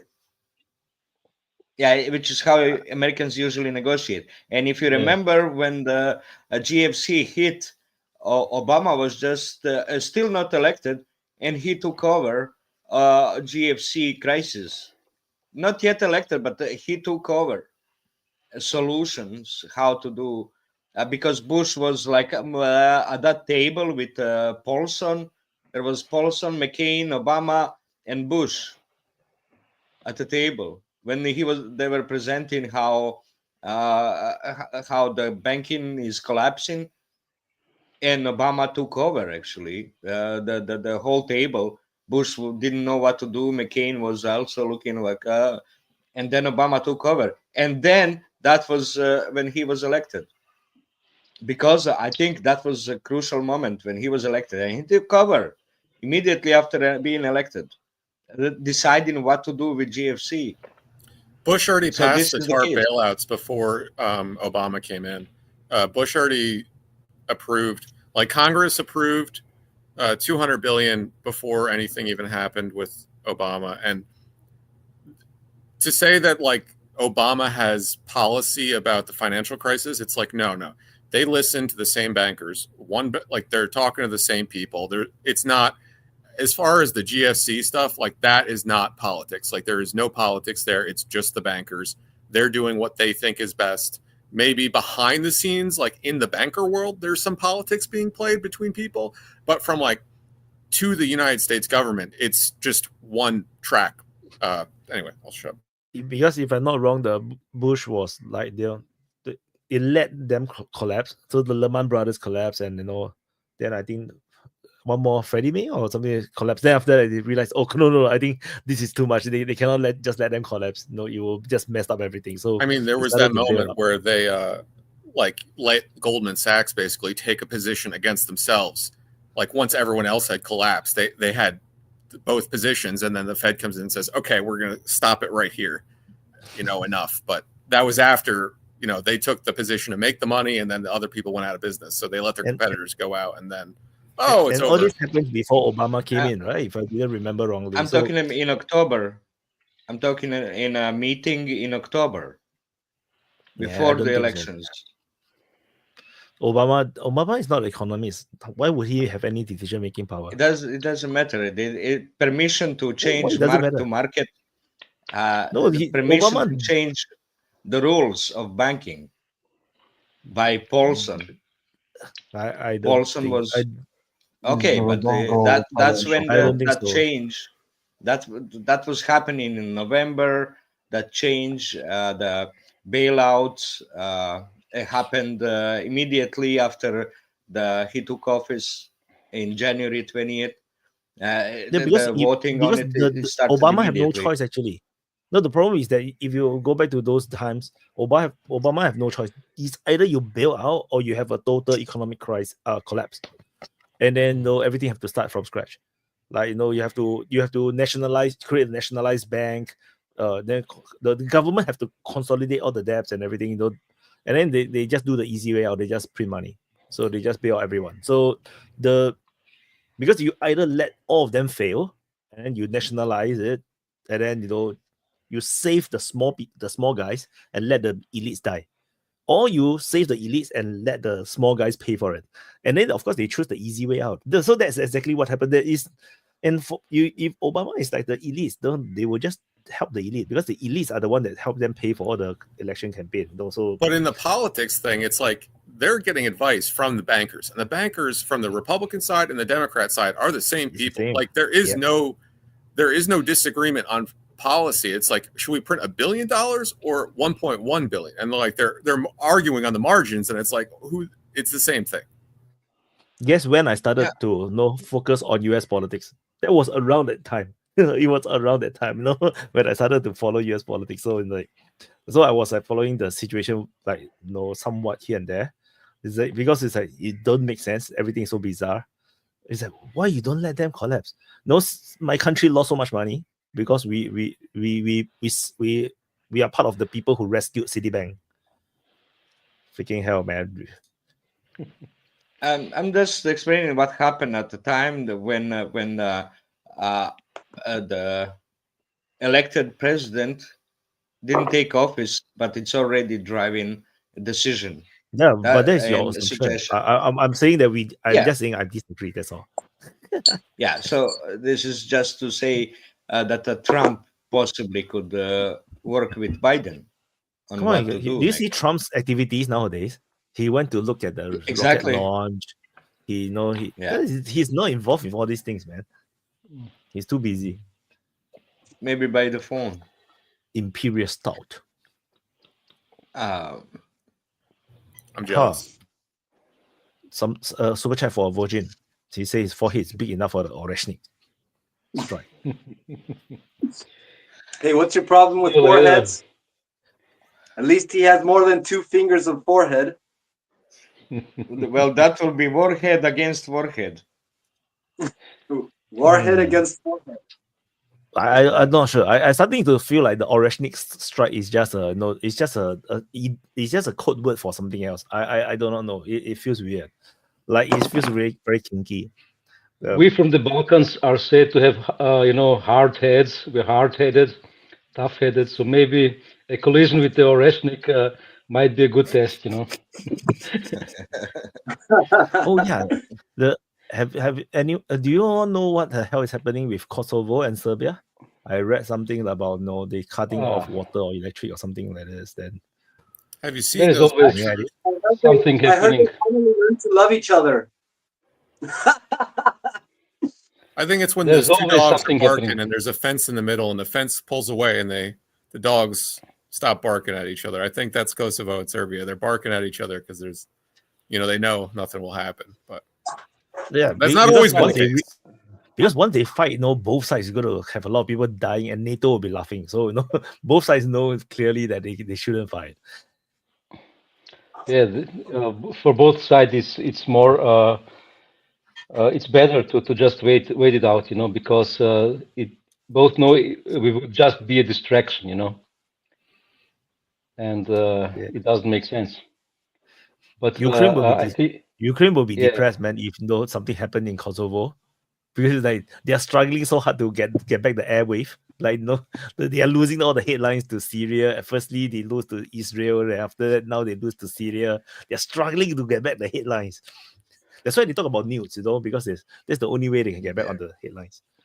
And Have we you turn talked around about- and there's no Ukraine. Where is Ukraine? Yeah, it's gone. Have you talked Ready, about how right? the Syrian war restarted just the day after the ceasefire in What do you Lebanon? think? What do you think? We discussed a bit of it, of course. What do you Yeah, think? it's strange. It's But strange. It seems like following a script, you know. there's a rumor that 47th Syrian Brigade was bought off. Command of it was bought off, and that's why Aleppo. That's where they were situated in Aleppo, and that's why the soldiers ran away, because the command was bought off. And how that they killed a main military attaché from Irania to Syria. I mean, how is that they were able to kill him there? That's a first thing it seems like they did. That's how it started. It seems like the Iranian brigadier general that was cooperating, right? The attaché to Syria, he was killed. So we're gonna have to ask the Iranian Putin what he thinks about it. Maybe we need him to take control over the situation. So what's the deal? The Turkish have their interests in it, and they're backing the rebels, and Iraq is helping Syria defend. No, Russia's Iran, coming Iraq in, is not in the war yet. but they've talked and said hello. Then they just okay. talk, yeah. Supportive words. Not yet. And well, the Kurds Iraq are hanging is out doing their own thing. Emotional Iraq is support. letting Iranian forces to go across and help Syria. So it's not just talk. They're letting the Iranian. So that was Iraq is backed letting militias. Iran? Yes, allowing Okay. Iran to go cross over their forces that used to fight against ISIL. Now they allowed to cross over again. Does Iraq have an army these days? They don't. Yes. It's they not still have army. necessarily Iraqi army, but They are all American American equipments. Yeah. I want to read this post on the DPA forum, which is funny. On the Syrian Civil War room. The situation is totally surreal. USA's proxy, SDF, are fighting against rebel formations which are supplied by USA's allies. At the same time, USA itself bombs the same one they fought alongside against ISIS in Iraq. It's like everything is Americans. Americans are fighting himself. They're playing chess with themselves. Yeah, it's like, No, stop hitting me. Stop hitting No, it's me. not. They don't care. They don't care. Just as you said, there is no humanity. They don't care whom they force. It's just what's important is to get a war going again. That's what's important.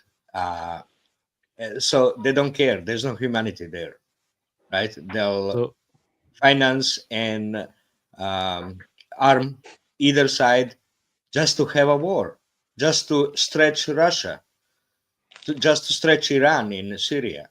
That's what they want. They want Iranian missiles to be exhausted in Syria instead of against Israel. I'd like to point out that the level of control that U.S. has over its proxies is really dubious. Like they see something, it might be useful, they throw money at it, because in the end they're grifting out of throwing money at those problems. So usually these groups that they support financially, logistically, whatever, they're kind of like they don't have a direct chain of command. Sometimes they do, but sometimes there's just practicality to them. They're like a convenience, a spontaneous convenience, because that's kind of like what the British and the Americans and the Israelis do a lot, is they just pit factions against each other to see, to spread chaos.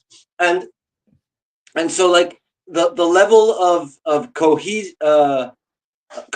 and control that are amongst the U.S. forces in a particular conflict can perfectly be chaotic and inconsistent. Something interesting that was pointed out by Alexander Mercouris, he was talking about a statement from Narishkin, and in a side note, he added an interesting historical fact that Narishkin was like the Narishkin last name is part of the Tsar lineage, and that his grandparent was like the mother of Peter the Great or something. Well, there was a family relation with Peter the Great. So it was interesting to see that sort of continuity in the Russian elite from the Tsarist era to the Soviet, because he was an intelligence agent during the Soviet era, and now he's the head of the how is it called, the foreign intelligence SB no Council no of the Security. the foreign intelligence, Yeah. I can't remember the name of it, but SVR. Thank you. Yeah, and he was saying that yeah, like the strategy of the West is to represent themselves as the civilization and order, and in order to achieve that, they need that there be chaos, you know, to be better in comparison. They need chaos erupting around the world, so that it's apparent to everyone that the only way of maintaining order and stability is by joining them. And he pointed out an interesting sort of perspective on Russian foreign policy, was that they're forced, like, beyond their own, I'm paraphrasing, but beyond their own sort of interests or ideology, they're forced to occupy the opposite side, which is to gain influence through material support, you know, to gain influence through stabilizing that chaos. And so that's kind of that's like the only option they have left as a foreign policy strategy, to try to stabilize and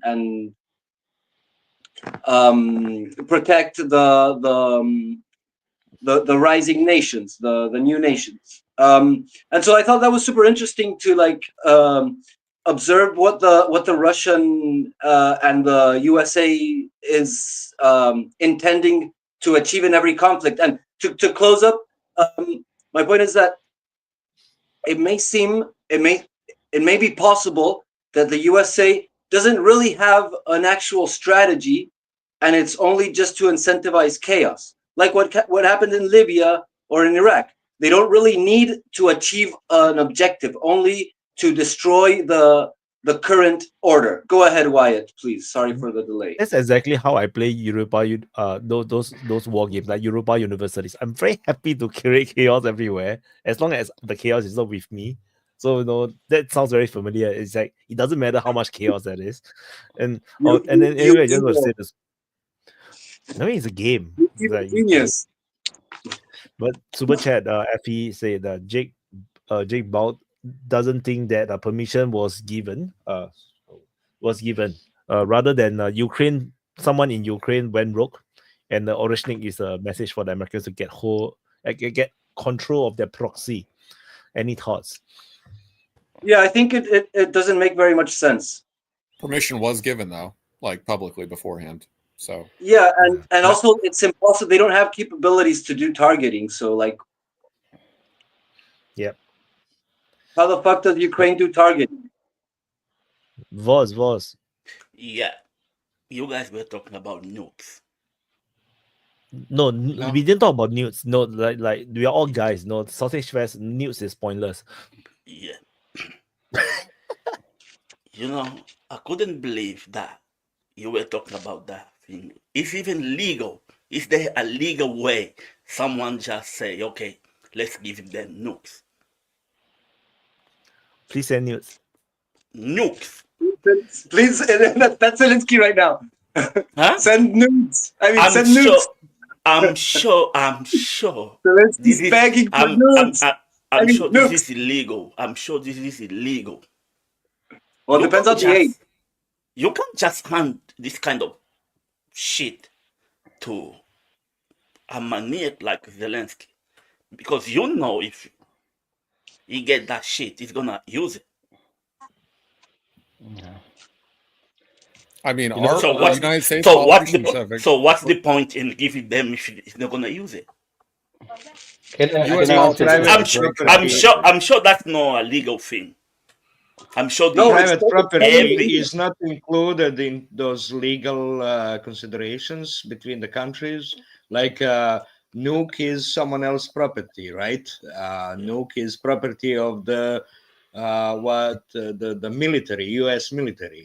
So if military gives it to Ukraine to someone else, is there a legal consideration to it? Yeah, No, I don't think there's a legal. Non-Proliferation Act. The Non-Proliferation Act. Come on, guys. Well, you know, contracts are there to be ignored and bent and whatever if it's needed, or just you know, declaring to not take it into account anymore, just like the ABM treaty that America jumped out. But I think it's not a legal issue. I think it's more a practical issue. Ukraine, in fact, has both the capability and the expertise to create their own nukes. They have nuclear power plants. They can breed plutonium, and even if they cannot breed plutonium, they have uranium. Yeah. Then just a question regarding a platform for delivery. You know, how to deliver a uranium bomb is, as far as I remember, quite large in comparison to plutonium. But they have the expertise. They have a lot of experts who did this stuff in the Soviet Union. They were part of the Soviet Union, so they could create it themselves. I think it's not an issue, a legal issue. It's a strategic issue, and I think just like we discussed before, they cannot create enough nukes to have really enough to threaten Russia, because once they send 2 or 3 nukes into Russia, they will just be annihilated. They will stop existing, and they have no means to avoid that. So they will not do that. And if they have nukes and do not even use them, Russia is obliged, in my opinion, just out of strategic thinking, to go on with force. You know, to go in with force, with really escalating, with general mobilization, getting 3 million people or 5 million people into Ukraine to just clean up. You know. So I think they will not do that. It could be a declaration of war, like Yeah. because of the immediate threat. And then you start to really see VDVs, parachuting into the middle of Ukraine and totally like do a real offensive, rather than this war. slow grind. Yeah, It goes into total war. Quick war. I also believe that. Shit. And where is upgrade? Sorry. I also Upgrade, believe if that there's a massive threat of blaming the Americans. You know, I think that part of Putin stated directly that the only that they would know absolutely, they would absolutely know if there was any nuclear development in Ukraine. He said that absolutely confidently. Maybe it's just propaganda, but he sounded pretty confident, and I wouldn't doubt him at all, actually, considering the level of intertwinedness that both of those nations have been. They would absolutely have ways of. Imagine Russia knew when United States invented nukes, so I seriously doubt that they wouldn't know if Ukraine developed nukes. Just saying. But also that if it were the case, and nukes were actually fired, that would be a direct cash. I believe, because of the influence that the Americans have, and that's part of the Russian nuclear doctrine, that because of the support that Ukraine receives from America, Russia would automatically designate the United States as the culprit of that attack and would respond in kind, which would be a massive disaster. So I'm pretty sure that United States itself would restrain Ukraine from getting nukes by that account. So that's kind of my point on. I believe the Ukrainian leadership play is against Americans, not against the Russians. What I mean is by throwing a nuclear weapon on Russia, they hope NATO to get involved fully. That's what what I think their But play it's a matter is. of time. So if It's they a matter don't of- get, yeah, so if they don't get nuclear weapon, they're gonna do false flag and cause a nuclear detonation or radiation in their own They may not nuclear even fire at Russia. facilities. They might fire Yeah. at Poland. So Yeah, that would be the best strategy. But all those things are super traceable. Like it would be really hard to Yeah, but hide. it's high expert, the and direction of the any attack. report can be hidden. Because Any because report. Oh yeah, if but you look from at the it, states, Yeah, so like the it question doesn't matter. fundamentally is the states gonna respond by putting his ass on fire? You know, and that's the point that like they No, can it will make a not. false flag, but it has to be the states that's in That's on it. their because last if not- hope. That's Ukrainians' last hope. And because United States is not going to allow them to do that unless United States want to have it as an excuse. Yeah, to exactly, be fully involved. exactly. But now we know that now Republicans' project's been Middle East, not Ukraine, and now Republicans are in full control, right? With because new elections. if you look at from a so it's Ukrainian not going to position, be right? allowed. Because if you look from a Ukrainian positions, they got duped into this war by the West, and then the West does not support them to the end. Of course, then they will turn against the West at some point. It's like a matter of time kind of thing. Apple. Oh yeah, so I just wanted to talk about. I don't think Ukraine has the capability to build nuclear weapons. Yes, it did.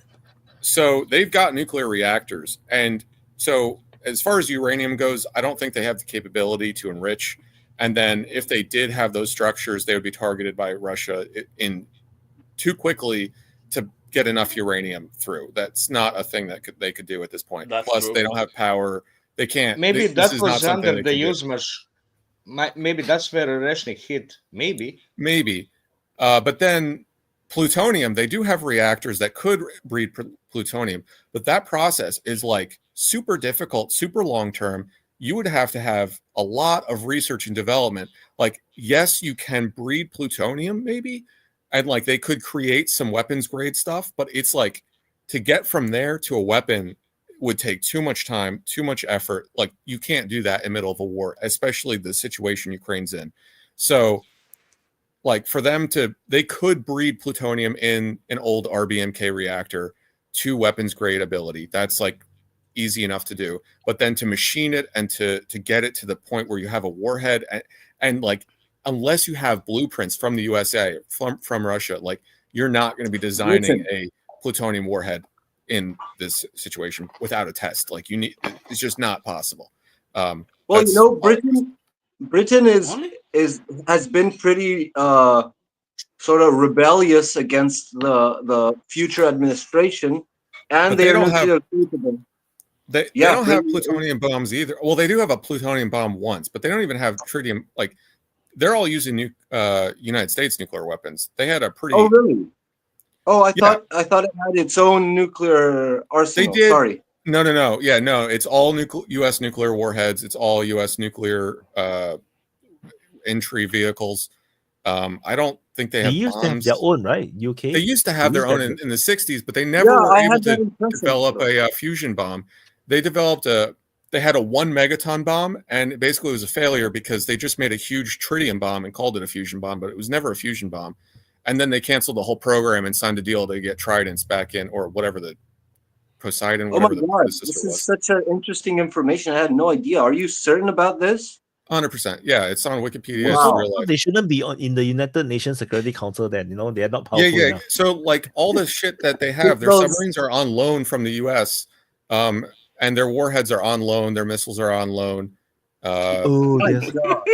Yeah, What a- Chihuahua. Oh my God, What a United Kingdom is a chihuahua. Chihuahua. My God. So they, I think they have the ability to launch on their own, but I'm not. I don't know. Basically, NATO, only 2 countries in NATO have nuclear weapons: France and United States. Yeah. Fucking hell. Okay, so France does have its indigenous nuclear arsenal, right? Yeah. Okay. Luckily, because And my Britain hope is might have right now. bombs. Like they might have airdrop bombs that are nuclear capable from the 60s. I don't know. And then there's a whole different debate of maintaining the bombs from that time frame. Like you have to do, like this is a whole thing with our arsenal. They're doing a lot of research to see if the bombs even will still go off. Like they don't know. And so if you built a bomb in the 60s, like unless you're doing the research to find out it'll go off now, that's not guaranteed. So let's just assume that Britain doesn't have anything because they don't have missiles of their own. So they might have bombs. Guess where they can test it? Guess where they can Ukraine. Hey, let's try. I'm not sure if this bomb from 50, 60 years ago. Let's try it. The world's gone Oh my crazy. God, why you are an evil genius. Stop giving ideas to the Brits. After that, it's like it's Russia's fault. Russia used nuclear weapon. You know, it takes one to know one. I have to leave, guys. Let me just give you just a few sentences more from my side. I do believe that the Ukrainians have the expertise, maybe not blueprints, but they have guys who have worked on that stuff because they have been 1/3 of the Soviet Union or 1/4 of the Soviet Union, basically, and they have worked everywhere. So it's not secrets to them, and they have the material. And even if not the real, nuclear bomb and with an ICBM and everything, they could build a dirty bomb easily because they have the material in the nuclear power plants and everything. And ending before saying goodbye, I want to answer Wyatt. I don't think the Americans are doing it in a chaotic way, creating chaos. It's very targeted. If you look Kazakhstan, Georgia, Syria, it's everywhere where they can hurt the Russian interests. They're doing it very targeted. So it's not really chaos. Okay, nice talking to you guys. I have to leave. Have fun. Forgot one thing. You forgot one thing. Yeah, go on. Slav Ukraine. Yeah, sure. Slava Syria. Thank you, Vogan. Good to see you. Actually, I also wanted to do closing soon. Do you guys want to continue on this conversation, or shall we do closing? Yeah, I'm good to close as well. I have to go soon. So okay, then Gabriel, you want to start with the closing first? So since you sure, need to go first. yeah, by all means.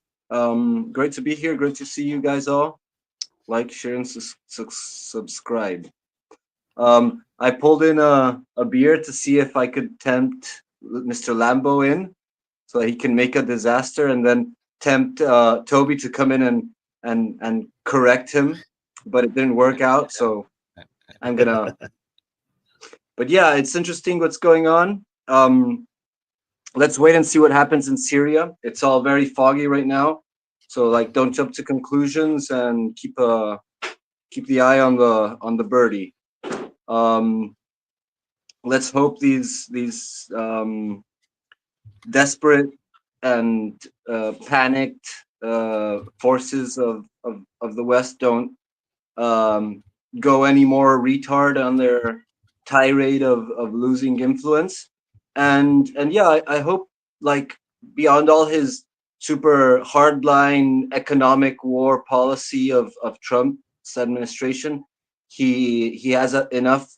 I hope it's a negotiating strategy, because it would be really bad for them if it isn't. Like, I hope he's just pulling a really hard bid, so that when he comes in, he can like sort of level down the negotiations and get some.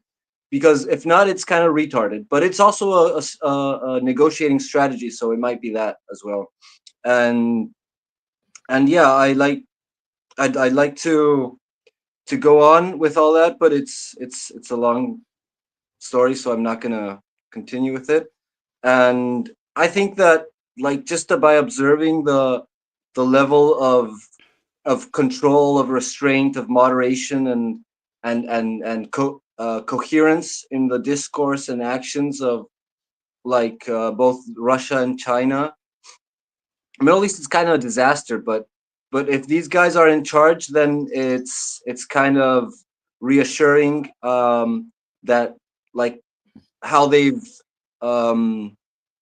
unfolded their strategy. So I think even though it's really chaotic and disastrous and kind of black pilling in many senses, there's still some hope, and it's kind of reassuring to see how there's a sustainable equilibrium throughout this chaos and this crisis. So don't lose hope, and yeah, remember to keep up the good fight. Thank you. That was it. See you all. Thank you, Gabriel. Thank you, Gabriel. Thank you, Winter Jesus April. Christ.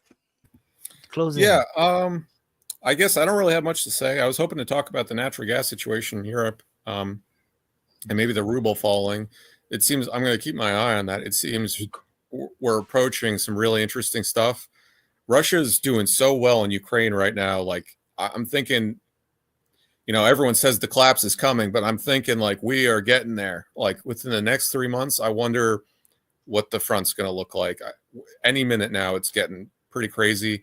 And then to see the Middle East still doing stuff, I don't know what to make of that. It's not a good look, but closing. I don't think Ukraine has nuclear weapons. I think they have the plans for a dirty bomb. I think they had the plans to deliver it. I think that's gone now. That's not going to happen. Well, fingers crossed it doesn't happen. And what else do I have to say? I don't know. Slav Ukraine. Yeah, war's over, I think, for Ukraine. I really think it's over and not going well. And hopefully the US chills the fuck out. That's my real hope with the Trump administration, but I don't have confidence in that. Okay, that's it. I totally forgot about the rubles thing, you know. It's like we could have talked about it rather than not talking about what I didn't come early enough. globalism and don't know what nonsense black hole shit that we like to get, And Trump's get our tariff first on BRICS, that's a big announcement. I don't know if it'll happen, but yeah, but they prefer to talk about democracy, you know. Whenever you say democracy, I think of how you talk about how every country in Asia has its own style of government. You've got like dictatorships, kings, like yeah. And I'm like, oh yeah, democracy, and it's like all those countries. Okay. Yeah. Maybe next week. Let's see if the rubles continue to stay this bad. This deflated. And look, and oil prices too. Like that affects them. I don't know what. It's interesting. Anyway, that's it. Closing. Okay. See you guys. Thank you, Apple. Voz. Closing. Yeah, you guys were talking about what's democracy. Democracy is when an orange man win an election and everyone who are fucking globalist starting acting like fucking crazy, The moment Donald Trump was declared the winner of the United States election, everyone in EU and UK, they were like, what the fuck are we gonna do now?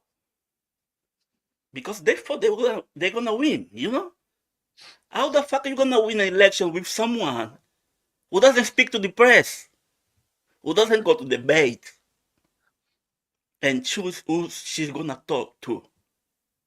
What the fuck they expecting? Like Santa's gonna come here and say, okay, let's give this woman the power. Everyone knew she was gonna lose. She just didn't lose. She got fucking beaten up like a bitch. So about language. Yeah. And other thing, you were talking about globalism. I was born in a country that was a communist country. But I grew up in two countries that were Democrat countries. And trust me, globalism is what the West do to African countries. Trust me. If you see what France still doing in Africa, that's what globalism is. Anyway, that's my closing, and Slav Ukraine. You Hiroliam Slava. Okay, now Koping, you look super cold. Do you want to talk? Yeah, it's winter. Can you guys hear me? This headpiece tends to have a shitty mic. Yeah, your mic is badly shivering. bad. It's all right. Wait, hold on. Your mic is feeling really cold. Let's see. Do you guys hear me better now? Oh, way better now. This one better? All right. Okay. I can't hear you guys very well. I came really late on the stream. I was on a train with a really crappy internet connection, so I didn't really manage to pick up everything. But so I have 3 points I want to be hitting on that pertains to this stream. And I know it's closing, but you can interrupt me if I deviate too much. The 3 points I want to get at is first, there are 2 different sets of rules of war. Second, very briefly hitting on the ceasefire between Israel and Hezbollah, and that leads over to 3, Syria, and that when Muslims are fighting Muslims, they are no longer humans. And I will get into that explanation really soon. Oh, and I haven't been smoking for hours. I need to catch up a little bit, sorry. Okay, number 1, the 2 different sets of rules of war. You have the idealized rules of war, and then you have the actual rules of war. And I think the best example I can come up with is the one we discussed a month ago or so, when Yahya Sinwar was dispatched. So in the idealized rules of war, you should not take civilian hostages. Him being the mastermind ordered that explicitly. Now, in the actual rules of war, if you have taken civilian hostages, you better damn well use them and keep them alive. A conventional wisdom within actual rule of war is that you do not keep your senior commander in the front lines or anything. You keep them as far away from enemy fire as possible. Yahya Sinwar is dead because he left the tunnels and he did not keep the hostages. Whether you think it's like the morality of it all, heroism, or whatever you want to call it, it doesn't matter. He broke the 2 sets of war. Now, this leads me a little bit over to briefly with Israel and Hezbollah and how, and then later how the idealized rules of war can be dispensed with when it comes to the Syrian civil war. Now, when it comes to the ceasefire between Israel and, I agree with Wyatt, it's a kind of a fake civil war because it's not really a fake ceasefire, sorry. Because the Israelis are still hitting. They're kind of more like reloading several guns while they're shooting to keep shooting Hezbollah in the kneecap to make sure they stay down. But to say that they did so because they were compelled to, I think they took the opportunity for a breather, because we should be reminded that Hezbollah stated clearly when they joined in so-called solidarity with Hamas that there would be no negotiation of a ceasefire with Israel unless Israel had also a ceasefire with Hamas. Now they had clearly moved away from that objective, which is definitively a marginal defeat. Though I'm not so sure I would call that a victory for Israel, because, yeah, sure, they may have been able to coerce Hezbollah into changing their conditions, but they have certainly not defeated Hamas. The military infrastructure, well, I mean, much of it is devastated. But as far as I can tell, the assumed amount of Hamas combatants that were available compared to what they themselves say they have taken out suggests that they have still a very long way to go. So, yeah, it's a kind of, I think the Israelis are basically just using this as a breather meanwhile, but they're very keen on getting back into it. I think one misunderstanding I see here is that they had just moved a few kilometers into the border, which kind of omits all the other things they've done, like taking out Fuad Shukr, Hassan Nasrallah, his successor, etc., etc. It's not a territorial war. Just like with Ukraine, it's not so territorial. You can still have the grinding and defeating and attriting the enemy in other ways. And so with Hezbollah having yielded, I think we can say that there has been a marginal success for Israel when it comes to Hezbollah, but because Hamas is still a thing, not so much. So with that being said, what was the final point? Ah, yes, this is the biggest point in my opinion. I've been thinking about it for a while, and it kind of bothers me. And that is when Muslims are killing each other, they're no longer considered human. And there's bountiful examples of that. So when you take the Syrian civil war, you had over 600,000 people getting killed, murdered, but that wasn't really worthwhile talking about unless you had millions of Syrians coming over to Europe, or unless you had Russia and Wagner involved, or unless there were jihadis who were being armed by the United States or trained by, let's say, Norwegian instructors, which were also there. Point is, it is not news if it is just Muslims killing Muslims. The only news that is actually worthwhile is if it involves the non-Muslims. To just really emphasize that point, we have Yemen. You have a bunch of like pedophile revering goat fornicators who reinstated slavery, and they're somehow kind of portrayed as being fighting against oppression. But it's not the oppression against the Muslims that they are fighting. No, it's the weapons that the Muslims they are fighting are getting. Likewise, we don't hear about Yemen. The 300,000, that's a talking point getting brought up once in a while, just to have a stat of dead people. But, these are not people, keep in mind. When it's Muslims killing Muslims, they are not even worthy of that attention unless it's a talking point. Like the Red Sea, they're shooting on some ships there, right? Well, that's because it's non-Muslim, so it's worthy of attention. You can take Burkina. This is why Burkina Faso, it happened a few months ago, where 500 people were killed in one day. I'm sorry, I meant Muslims. 500 Muslims were killed by jihadis in one day.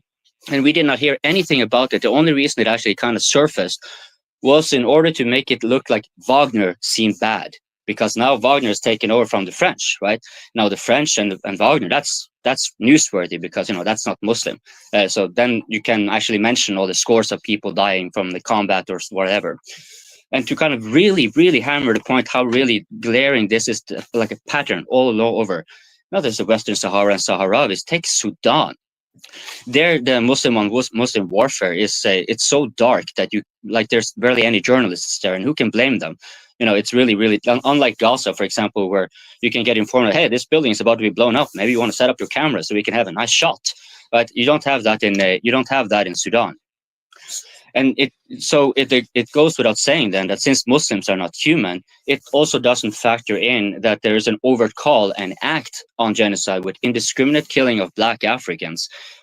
Before in the Darfur #1, there was a limitation of which Black African tribe. But in this case, this round, there's no limitation, no discrimination whatsoever. Which now, just to kind of get back to the point I really wanted to get at when it comes to Syria, and the open mic had kind of exemplified it. When the Muslims are fighting each other, and they don't even have agency. It's always the United States or Russia or Iran or someone else is pulling the strings here, right? But these people loathe each other for after 10 years of civil war and a lot of fractionalism.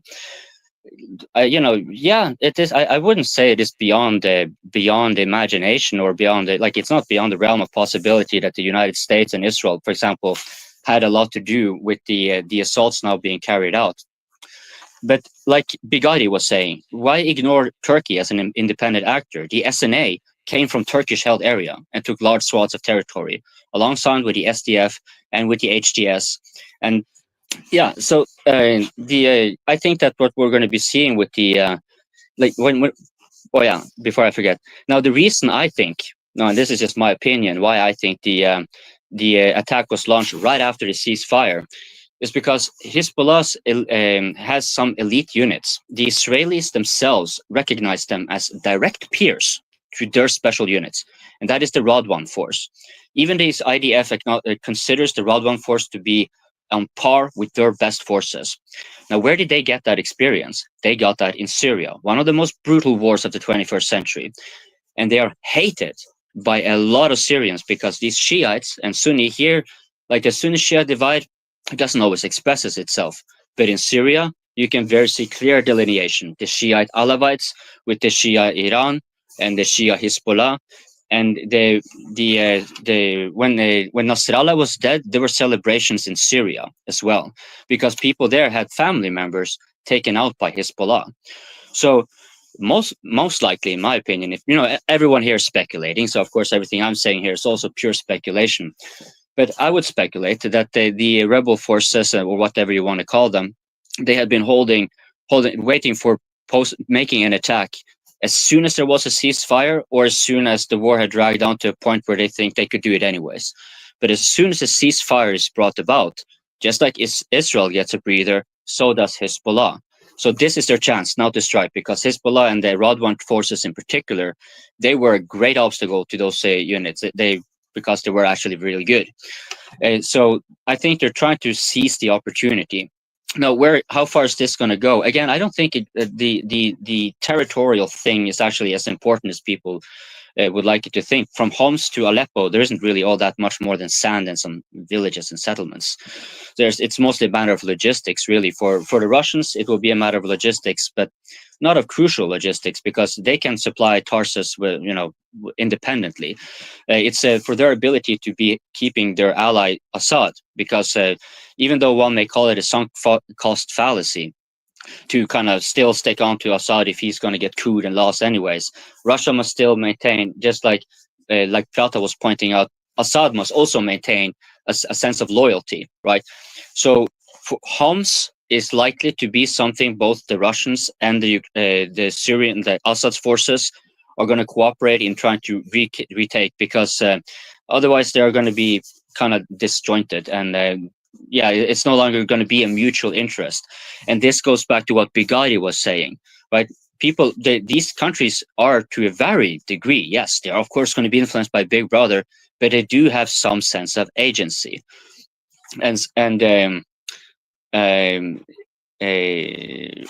I just lost my train of thoughts on that, but I think my point was made. Yeah, Europe, please respond.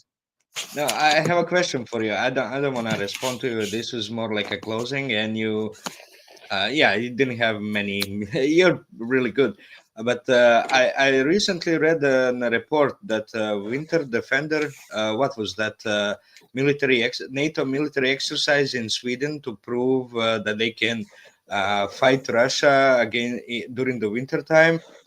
There was like supposed to be 15,000 NATO troops winterizing themselves, testing the capabilities of the hard winter of people. And what happened, because they were just supposed to go camping, basically.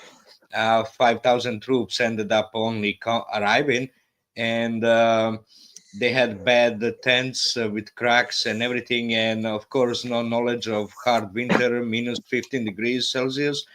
But there's a report that there was 54 guys got frostbites on their dicks. Do you know how's that possible? How's that possible? Like because extreme weather over there. So I'm just want to test if that's really true about.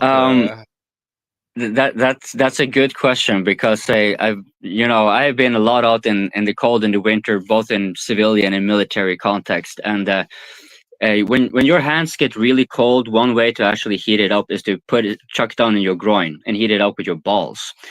So if you have frozen off your dicks, then either you have frozen off everything else, or maybe there were female troops there and they were doing a bukkake gangbang and kept their stick out for too long. I don't know. It's like your guess is as good as mine on that one. So I probably just got the stream demonetized. Sorry for that one. I'm suspicious about that report, so like I know that's I would be suspicious too. So that's why I'm asking if there's some practice, like how to pee and not to get wet, in an extreme cold. I mean, if you pee normally in a cold, is that dangerous? Possibly because you get wet, you don't feel that much, and your dick get wet and you cold. Is that? Well, that I am actually. I mean, the thing is that when you get into like really, really cold, and that's like when you're far north and you're far away from the coast, you can throw a kettle of boiling water into the air, and it will land as snow. This is a kind of, I think it was Veritasium or whatever channel. He kind of made an example to show how like if you start off hotter, it's still going to get cold at the same time, because it is the thermal difference that actually matters here. Yeah. And so, maybe you have been holding yourself for a long time, and then you kind of stand there and you kind of don't, because you're kind of starting to get desensitized all over. You may not actually notice that you missed a little bit. Like they don't really miss the toilet bowl. You kind of was in a hurry and you peed a little bit in your pants, again, this is what the open mic is for, like serious speculation, like on important things. So, I think pretty much what I could fit in my head to summarize. There was a lot. I wish I could come on earlier, but so it's at least nice to be coming back for the closing at the very least. I guess I should do my shtick. It's been a long time, right? We haven't seen you for a long time. Mm. We haven't seen you for a long time. It's been a lot of traveling, so I haven't been having time to really like anything really, work and travel. So it's not like everything has been kind of Although I'm basically just been catching up on DPA mostly. That's like one of my main content sources that I prioritize, and then everything else comes after. Yeah, Thank you. people, don't you like it when you have a bunch of random dudes coming on and speculating wildly and with unabashedly displaying their knowledge and ignorance and their flawed syllogism sprinkled with a little bit of brilliance here and there, coming together to shine the light on this open mic. Well, you should lick this stream. Yes, that like button. We've been talking about, getting a little bit dirty. You should take that thumb and go, mwah. Yes, make sure that like button is lit. And if you haven't subscribed yet, of course you should do so with the bell ringing. Because you need a safe word. If you don't have a safe word, the code word, that's the bell blaring. That's the one you need when you're subscribed.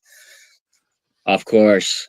What kind of a coping closer would I be if I did not give the most heartwarming, heartfelt gratitude to those of you who have financially supported Wyatt and made what he enabled tenable through donations on Patreon and Ko-fi Locals and Boosty, as well as the super chats, which have been, yes, all these, lovely people. You are like real people. Yeah, the rest of you are fake people, but you give at least the views, so you're kind of better than all the others who have yet to come over the open mic.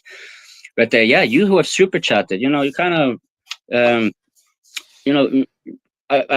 me and Vaughn in particular, we tend to be really wanting new people to come on, and many of you are regulars of the open mic, just not on the open mic. You're on it on the live chats, and then once in a while, you join the conversation by giving Wyatt some money.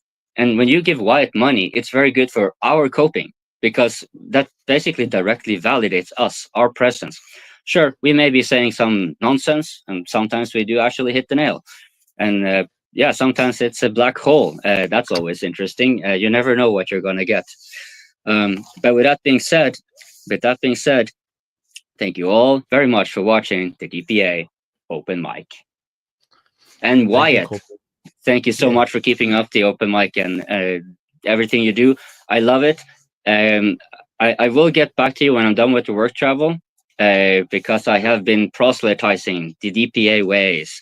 I've been trying to spread the customs and your ways.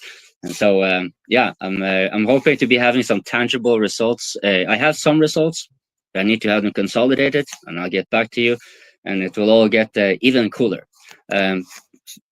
Apart from that, congratulations for finally reaching 6,000. I mean, that took fucking forever. From 5,000 to 6,000 subscribers, that took what? 2 years? Shit. That's enervating, very depressing. But we're getting somewhere. We're not giving up. Coping out. Thank you, NGS, for the super chat. Watch your dicks. Yeah, there's those black holes like democracy, politics, what else? Yeah, economy, and but one black hole that there's usual we don't have. Luckily, we don't use it. So religion, God, what's God in that? That's that we don't have this here. So about Ukraine, well, we see that there's no ATACMS and Storm Shadows attacks anymore into Russia. Is that Oreshnik effect or what it is? Not sure, but there's also, it seems like train with ATACMS were destroyed. So it seems like some, the de-escalation now. And the possible offensive routes, are they in a Kharkiv region, as Wyatt is suggesting, or Zaporizhia? It's two opposite sides, right? Zaporizhia seems like opening Gulaipol, Orekhovo, yeah, Velika Novoselka. Yeah, those that's very important, I believe, logistical route to the Donbas. So that will be cut off now. But I think it's they will try both sides and see which one is more effective, and they'll go on, right? But Zaporizhia is falling anyway. They don't have enough troops. Ukrainians don't have enough troops to cover their breakouts and stop it. they deciding to stop only Pokrovsk. It seems like that's where they're accumulating the defenses. The rest of it is collapsing slowly. And yeah, so it seems like this is coming to more desperate times. Yeah, the January 20th, it seems like it's gonna be savior is coming, because now it's getting worse and worse. Like what? It's darkest before the dawn, right? So, but hopefully it's gonna switch. Something is gonna happen, and it's gonna switch. But Syria is the way to stretch Russia more, right? To stretch it more and more. Gruzia, Tbilisi, Maidan is going normally. Progress is there. They started demonstrations are much worse this evening. I don't know. I didn't read if they crushed the demonstrators like last night. Did they disperse them? But it seems like there's more organized, more Molotov cocktails now used. So it's getting worse in Tbilisi. It's kind of, yeah, it's getting worse. So hopefully it's all gonna end by the Trump becomes president. Hopefully it's gonna be changing. We happen for the change. Better beers too, right, Gabriel? Thank you all. The dude, Gabriel. Thank you. This is a Gabriel. weird closing. The more we close, the more people there is. Yeah, but we love you, Ayat. That's why we come back. I had a big phone call, so I needed to leave for that one. I just wake up. Don't blame me, guys. Come on, Ayat. Let's continue. We are 4 now, so it's very good. We don't need to do closing. Because later I think to take a nap. Later I need to go get to my new place. Yeah, but do your nap. We're going to continue to talk. It's no problem. Cannot. Because I need to record the Syrian War SIRAP. So yeah. Good luck with that, man. Good luck with that. Yeah. So we had Archimedes that was fucking angry at me last week because I was promoting my good. I'm just kidding. See you guys. Have a great one. I was just fucking with you.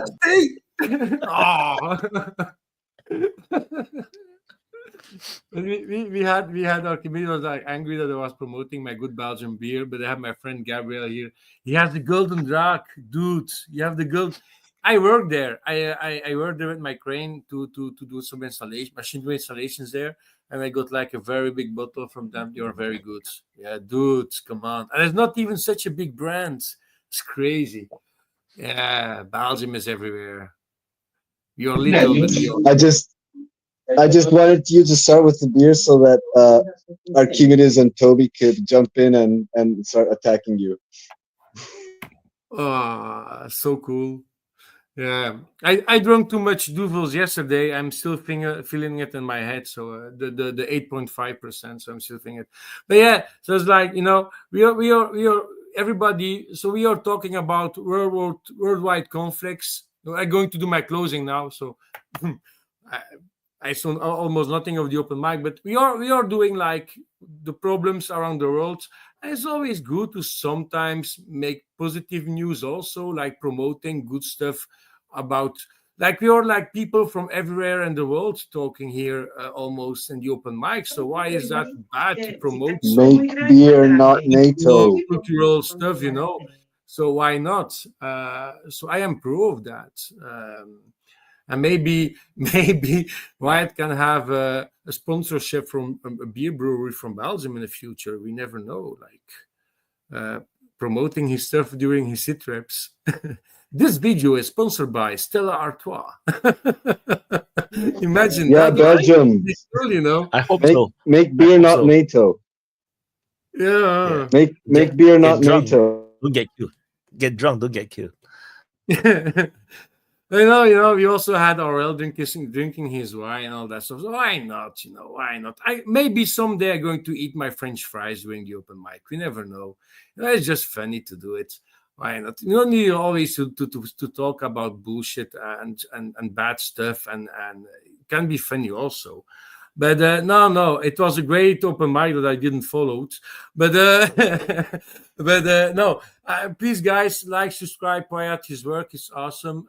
I just hope that the world is going to go less fucked in the future, because that Syria stuff is also started to be concerning. It's going down everywhere. Let's hope if Trump is going to become president in 2020 January, some things are going to change positively.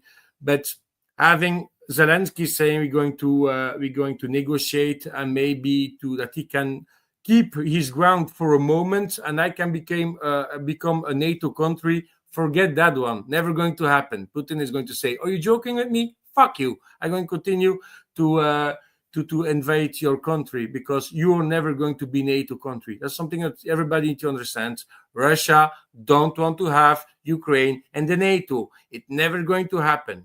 He already let 7 countries come to in the NATO in the past. It was 7 too much for him. And 8, Ukraine, forget it. Never going to happen. So yeah, the warfare is going there very bad. Syria, I try to not following it, because it's going to be too much for me, for myself. So I just focus on Ukraine, and maybe also on the American politics.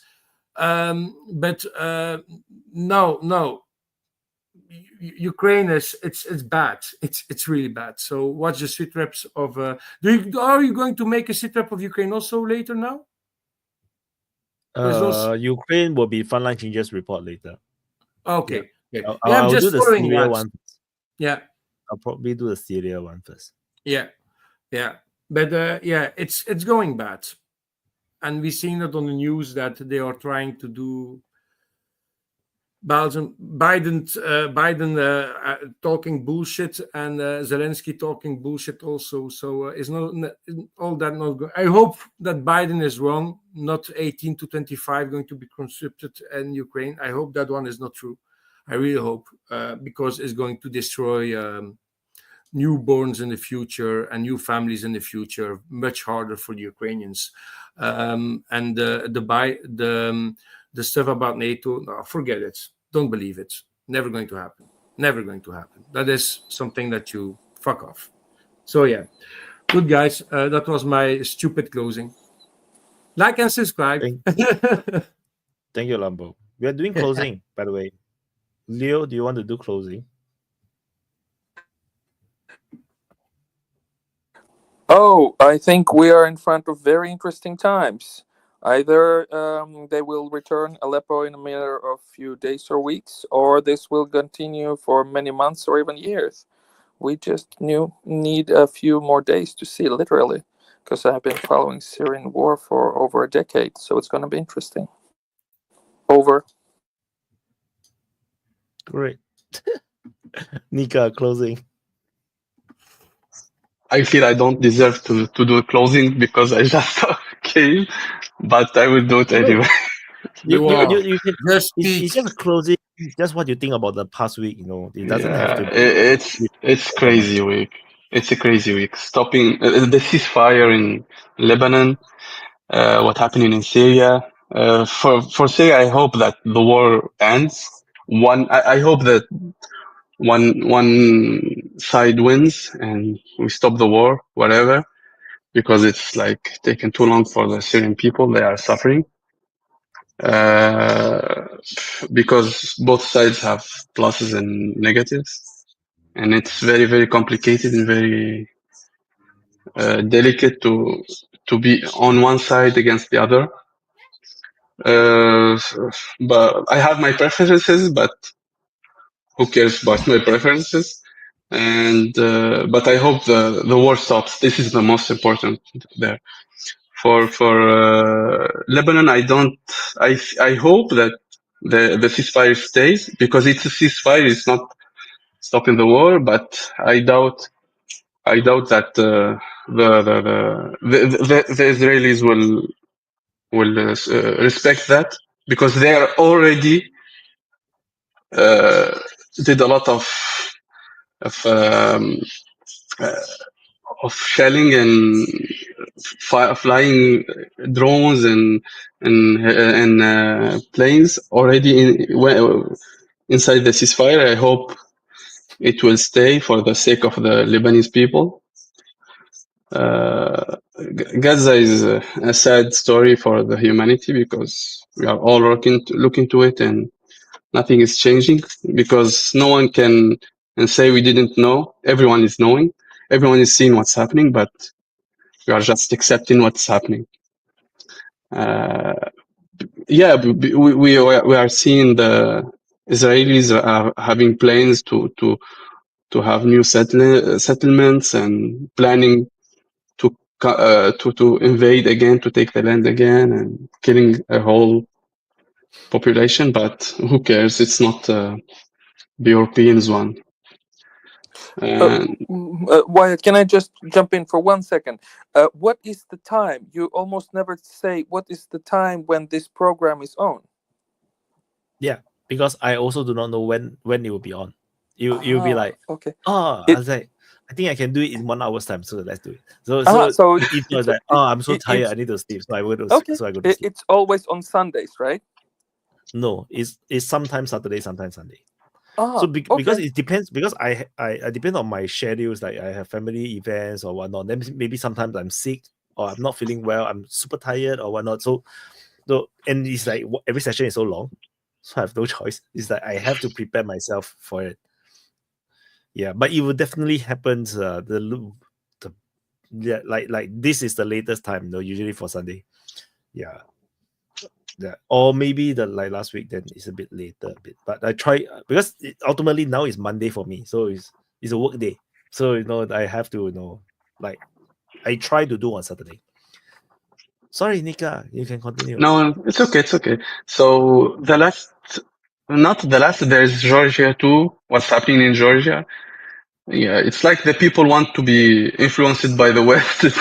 They want the West to influence them to drag them to war like Ukraine. I don't know what's happening to people there. I think a lot of stupid people. There is a lot of stupid people everywhere.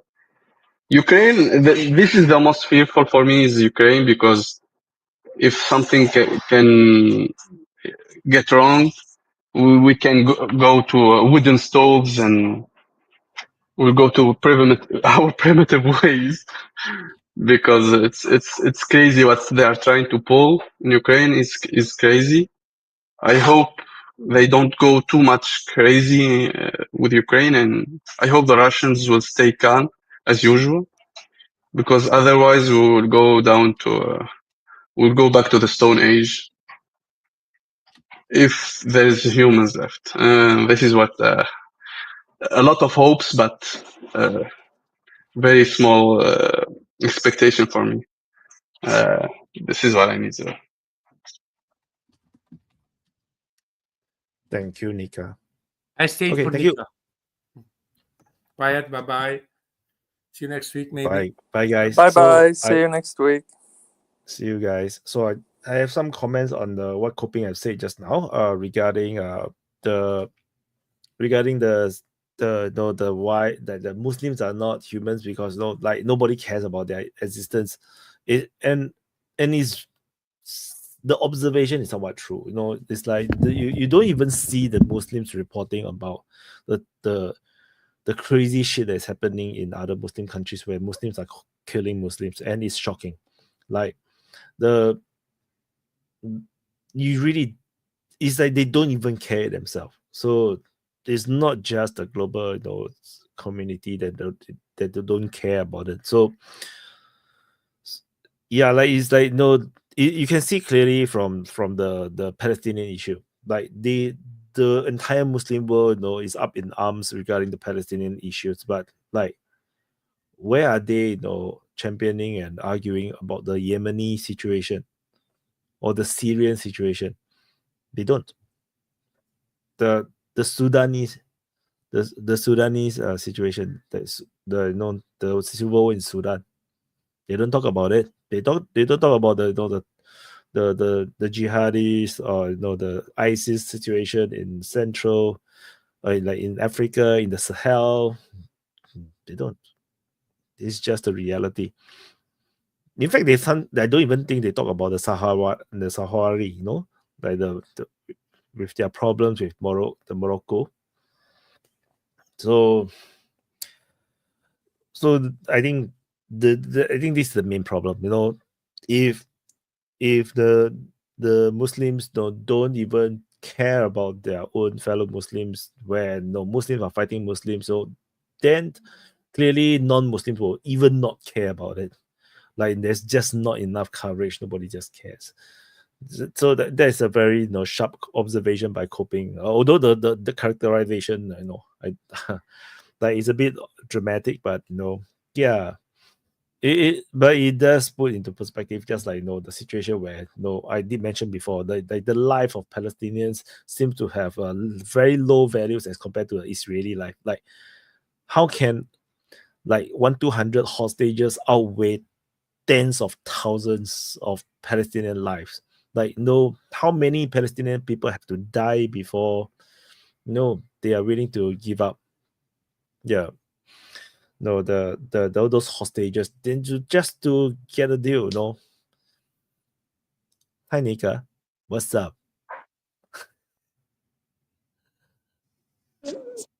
Hello, do you hear me? Yeah. Why are you back? Do you hear me? Yes, I hear you. Okay, sorry. I just needed to push back against that. I went back, but sorry, but I need just to push back against that because that's true, but not true. First of all, we don't have we don't have free countries. We cannot express ourselves. The people cannot express itself. This is first of all. Second of all, you guys cannot see the local news. I see the local news. Those topics are all the local news, all the major news channels. People are very, very hurt about those topics, but we cannot express ourselves. We cannot push against those governments as the European or the American. This is why it appears that the people don't care. No, people care a lot. For example, I talk about my country. In Tunisia, when the war in Libya happened, all the refugees got welcomed inside the Tunisian homes. The people are welcoming refugees, helping them. We send help, but we cannot influence the government as the European or the West because we don't have we are not democratic. Governments are imposed on us by the West too, because the West supporting those governments. So the West is meddling with even if we want to change the governments are backed by the West too. This is our issue too, because we see that. But aside from that, aside from people cannot see what we see, our news, our stuff, but you need to see those conflicts as we see it. We see those conflicts as civil wars, as two people from the same nation, from the same country are fighting each other, have disagreement. But the Israeli war is like an invader trying to eradicate the population. Because in Syria, they don't try to eradicate each other's. They try to win the political seal. They try to it's very different level of conflict. Even if we see a lot of horrors, but it's not on the level, we try to eradicate the population. You see the Israelis, for example, they try to cut food, cut electricity, kill as much civilians as possible with every way. But you don't see that. You see horrors. I don't say we don't see horrors. We see horrors in Syria, and everyone is aware of that. But it's not on the same level. We don't see it on the same level. You understand? It's like what happened in the Donbass, for example. Ukrainian and Ukrainian are fighting. Did we see the West get the hell of that? No, the West didn't care too, because there are two Ukrainians fighting each other. But when Russia came, it was a big deal. So it's kind of the same thing. That's why I wanted to say people care a lot. For a lot of people don't watch the news because they are too much depressed about the wars or the killing. But you need to see the local news to understand if we cover it or not, if people are moved about it or not. That's why I want to say sorry about the coming back. No problem. No, I'm just saying that from my observation, like even from my region, I mean, I'm living in a Muslim region. No, Yeah, yeah, and there is no but outcry. I needed the problem is to show there's no the other outcry. version. There's no outcry. It's like maybe they report in their news, in their version, the Malay news or Indonesian news. Maybe they talk about it, but there will never be outcry, even though there's way more people dying. So that's my complaint. No, like they don't protest about it. Like no, they don't protest. They didn't go to the Yeah, street but to as I say that said, there is we need no peace in there Sudan. is no There's no actual peace in Syria. there is no Yeah, they don't. actual power to the people. We cannot be But free that is not true ourselves. in my region. My region is democratic, so so it's like Malaysia is the democratic country. Indonesia is the democratic country.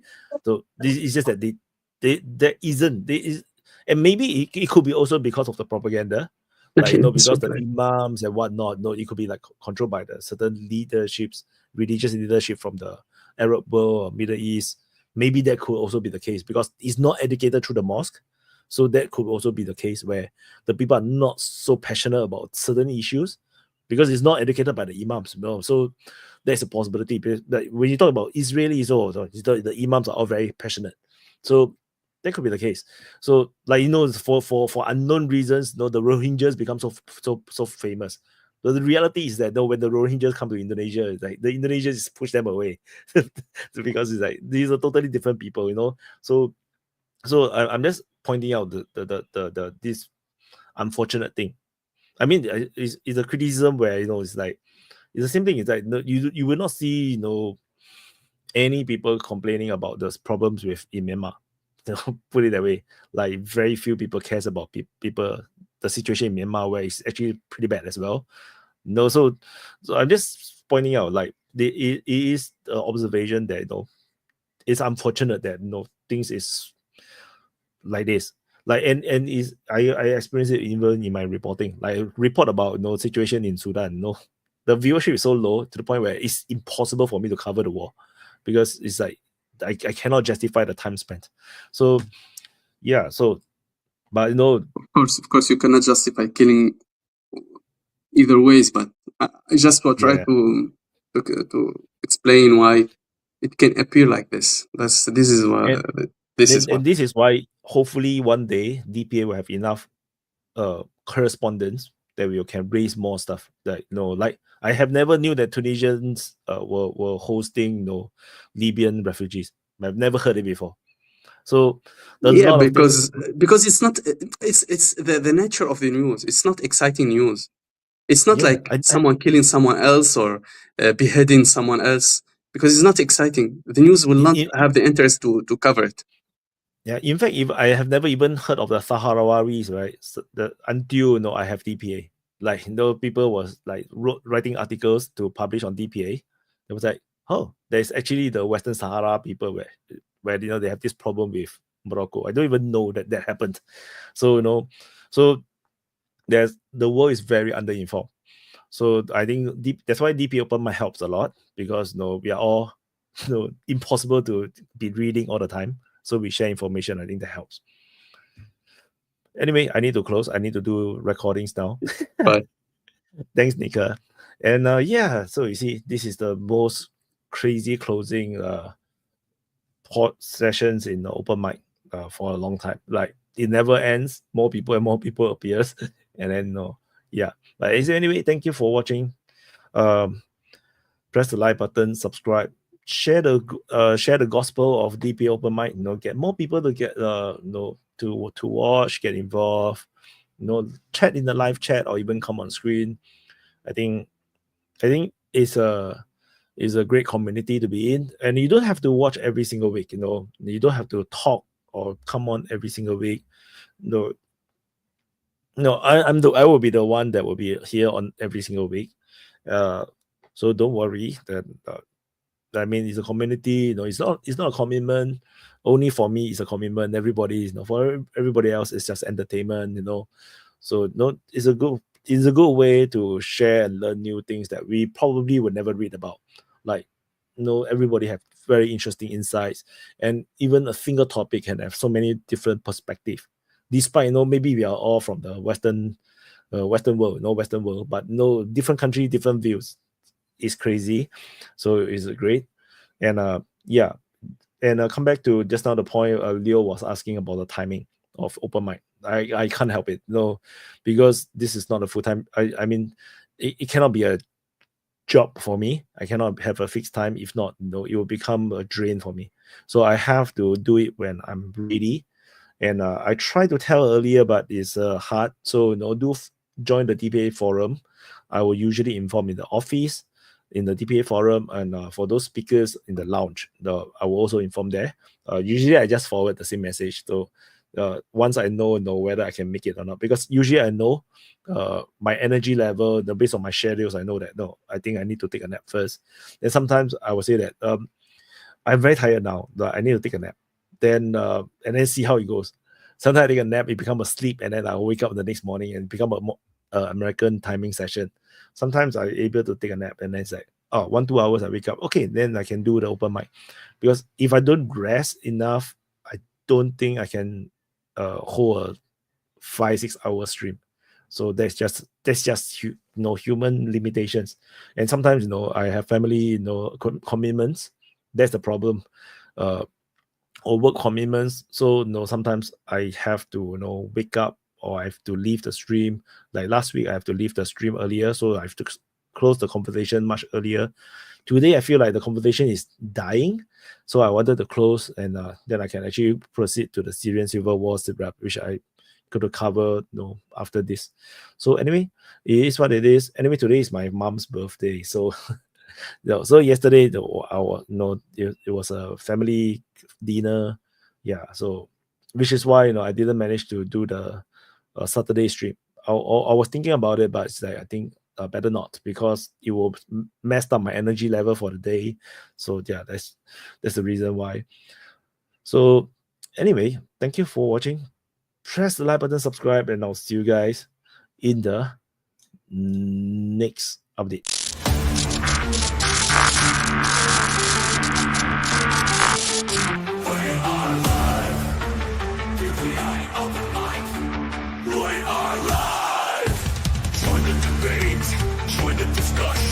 Share your voice, share your opinion, swallow your ego, expand your mind. DPA Open Mic, free speech zone. DPA Open Mic, we are live. DPA Open Mic, we are live. Don't hold back, 'cause here we go. Let's go, let's go. We are live. Let's go, we are live. DPA Open Mic, we are live. We are live. We are live. From every corner of a spinning globe, gathered voices, the stories they grow. Ideas like rivers they ebb and they flow. In the meeting of minds we grow. Together we stand, like lovers yet alive.